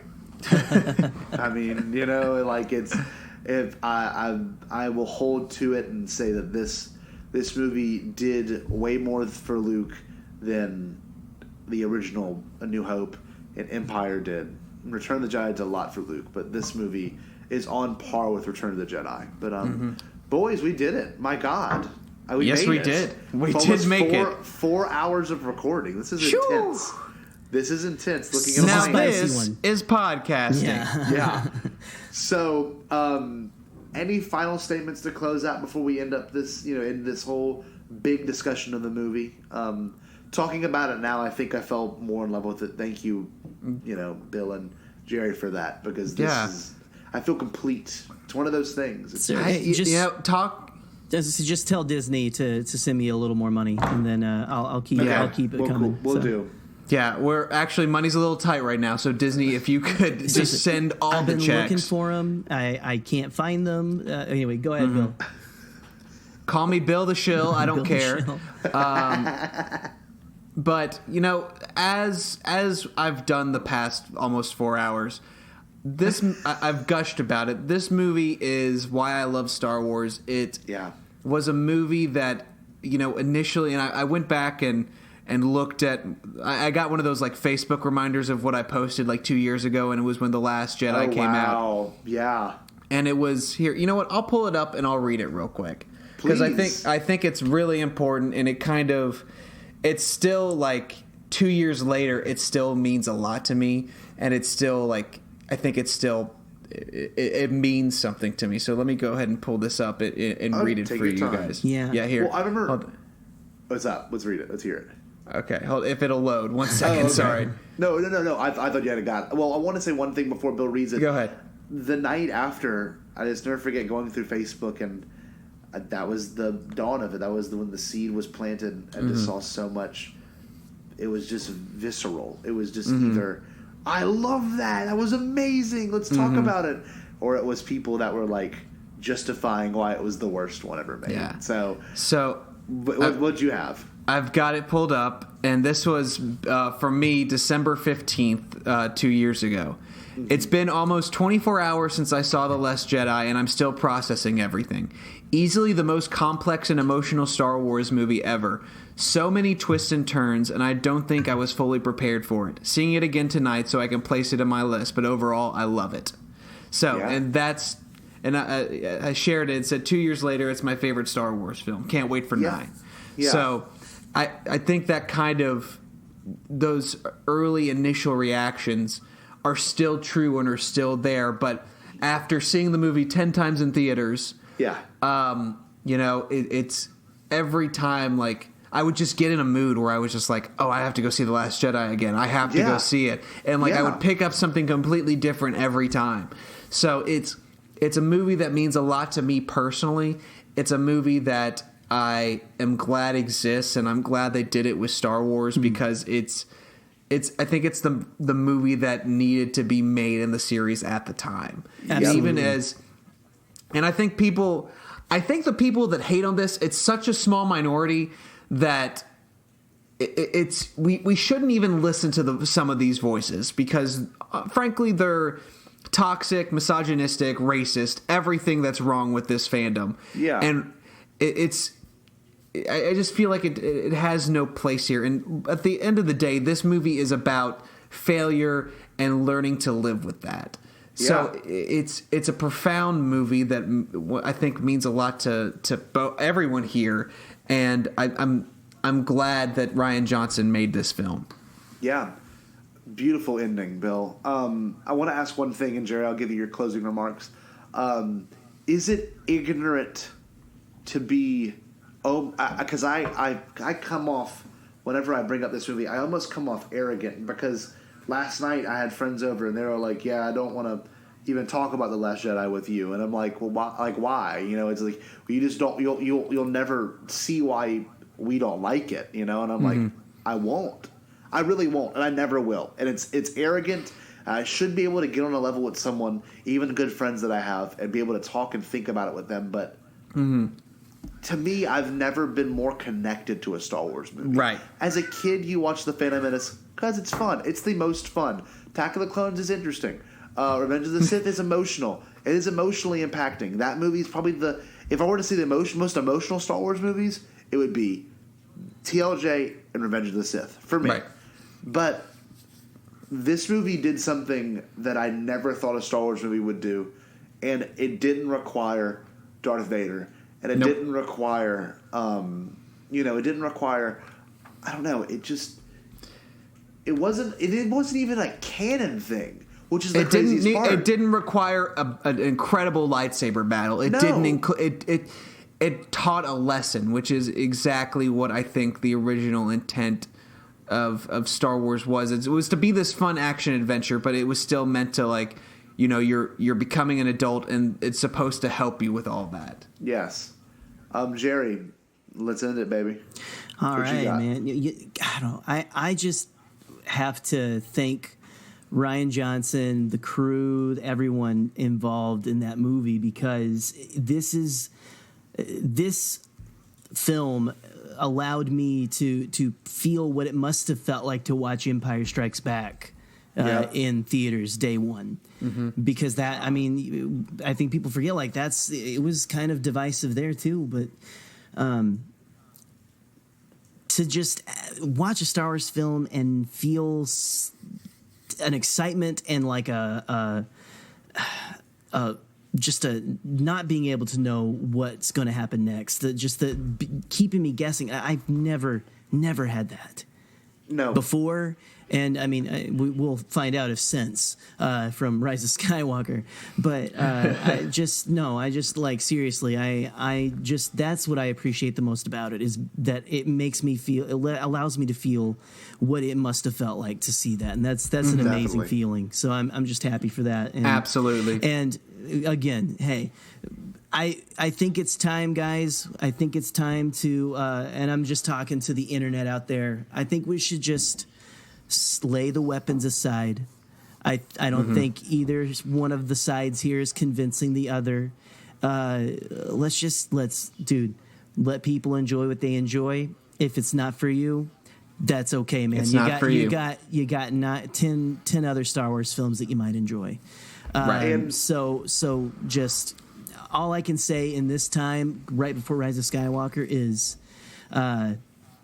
let's be, as they say, luminous. And let's be luminous. Let's be luminous. As the shout out to Black Series Rebels, and you know what? Let's have the discourse. Let's disagree, but let's do it respectfully, guys. Let's do it. Let's do it the Jedi way. And Jerry, to your point, you honestly cannot argue the validity of this series or the sequel trilogy being bad until you see all three sequences. I heard a lot of people didn't like The Force Awakens. A lot of people did not like TLJ. But the only way you can truly take a step back and retrospectively think about this entire sequel trilogy story as a whole is really when this third one comes out, okay? That's truly the only time you can then make a pure and realistic judgment that this might be, and I'm not going to ever say this, but if someone were to say, the prequels were better, or this was worse. You can't say that yet until Thursday, and you finally see all three of them together, because I think we're going to see a lot of completion of arcs. We're going to get a return of Luke. He's not going to be Super Saiyan Luke. I can't say that for a fact, but if it's going to stick true to what we know, it won't be like that. But there will be no Kamehameha in Star Wars. I will put $100 on that right now. The entire first hour of Rise of Skywalker is Rey and Kylo just powering up. So Wow, this is weird. Frieza showed up in episode 9. Yeah. What a bold move. No, that's awesome, Scotty. Though, like that's actually the perspective of my good buddy and neighbor Devin O'Mara, who I'm going to be going to see this movie with. Guys, you remember he was on that first live stream. He was on that first live stream with me with A New Hope. A great guy, and he told me. I said, "What do you think of The Last Jedi?" He's like, "Well, I see Skywalker first." Because he said when you saw Empire Strikes Back, he agrees. Anyway, I think that's a solid perspective to have, and I respect it. So, generally in this moment of the episode, we kind of go into speculation. If there's anything I do want to say, one thing, the other two things I have listed, gentlemen, are not that important. But how do you think Palpatine will have influenced this movie in particular? I think it's just the idea of Snoke and maybe the voices inside Kylo Ren's head, to smash the helmet or to strike down, Rey or whatever the situation Snoke is the key, definitely, and I can't wait for them to unlock that door finally. I think we'll figure out. I think we've already talked a little bit about this theory that like the voice that is talking to him in Vader's helmet is Palpatine, and that's why he's so conflicted. That voice is inside of his head because of some. The reason that Ben Solo turns to the dark side is ultimately it's his decisions, but he's had somebody there pushing him there the exact same way that he'd pushed Anakin, but just in a different way. So I think that's what it is, and I think Snoke was probably in on it the whole time, as we've talked about it a little bit. So we'll see. We'll see. We will definitely see. But gentlemen, my God, we did the Bombad Buildup. Jerry is literally complete. We have done it. We did. We have built up. Now we must knock it down. Sheehy. Yes. Knock the whole thing down. Run it back. Must knock this unholy Jenga tower to the ground and all melt into a pile of crying goo after Thursday. I got to say one thing, Bill, and I'm so happy you could join us because you were our first guest. And to close out this year of guests, we end with Bill Sheehy. It's been 6 months since he was last on, and I'm just absolutely honored to know that we've got a friend like you in the pod, and we can do this and talk with you for almost 4.5 hours about a movie that's. We talked for 4.5 hours about the last time you were on here. I think we did. Right? So. We did. Sure, we cut into 2 episodes. I love it. So I just want to say thank you guys so much for having me. You said I don't deserve that kind of respect. It's an honor for me to be on here. You guys, the highlight of my celebration was meeting you guys, and I've interacted with you on Twitter before, Scotty, before meeting you at Celebration, but I just want to tell you, you both are the most genuine, nice, wonderful people that that make this fandom so special. We can say the same for you. I mean, it's the same sentiment, man. Shut up, you ninnies. Come on. No, I'm just playing. Bill, dude, seriously, it doesn't take one to know one. Thank you so much for having me on. It's always nice to come on. I'm always honored when people want me to come on and talk about Star Wars and deal with my bullshit for almost 4.5 hours. So I appreciate it, guys. Thank you so much. And I got to talk about my favorite Star Wars movie. Exactly. So it's just a wonderful, wonderful night. It's a wonderful time to be a Star Wars fan, and I love talking to you guys. Thank you so much. That's awesome. Hey, huzzah to that! I say, huzzah! It's weird because if I'm going to go through our guests and just to make sure we get everyone, if you haven't listened to the Bombad Buildup, maybe now's the time to start. You can do a 24-hour play before the Don't Rise of watch the Skywalker. movies. Just leave it Just on. listen to our podcast. Right? Yeah, exactly. Yeah. That's all you need. That's all you need. It's like We Lord just- of the we've Rings had- times 20. So many great people on the show, like Pete Fletzer. We got Force Toast. We had Eric Cotterman, and we had a good friend of mine. We had, of course, Alex from Star Wars Explained. We had John Hoey. We had Brad Whipple, Lacey Gillerin, and we ended it with Bill Sheehy. And to hype our fans up, on the this wonderful next Sunday of Star Wars goodness. Yes, So. yes. We ended it so nice and beautiful, and it's been a great meal. But we're ending it probably with an episode that just features me and Jerry, just to close everything out, and just to keep everyone in touch and stay tuned.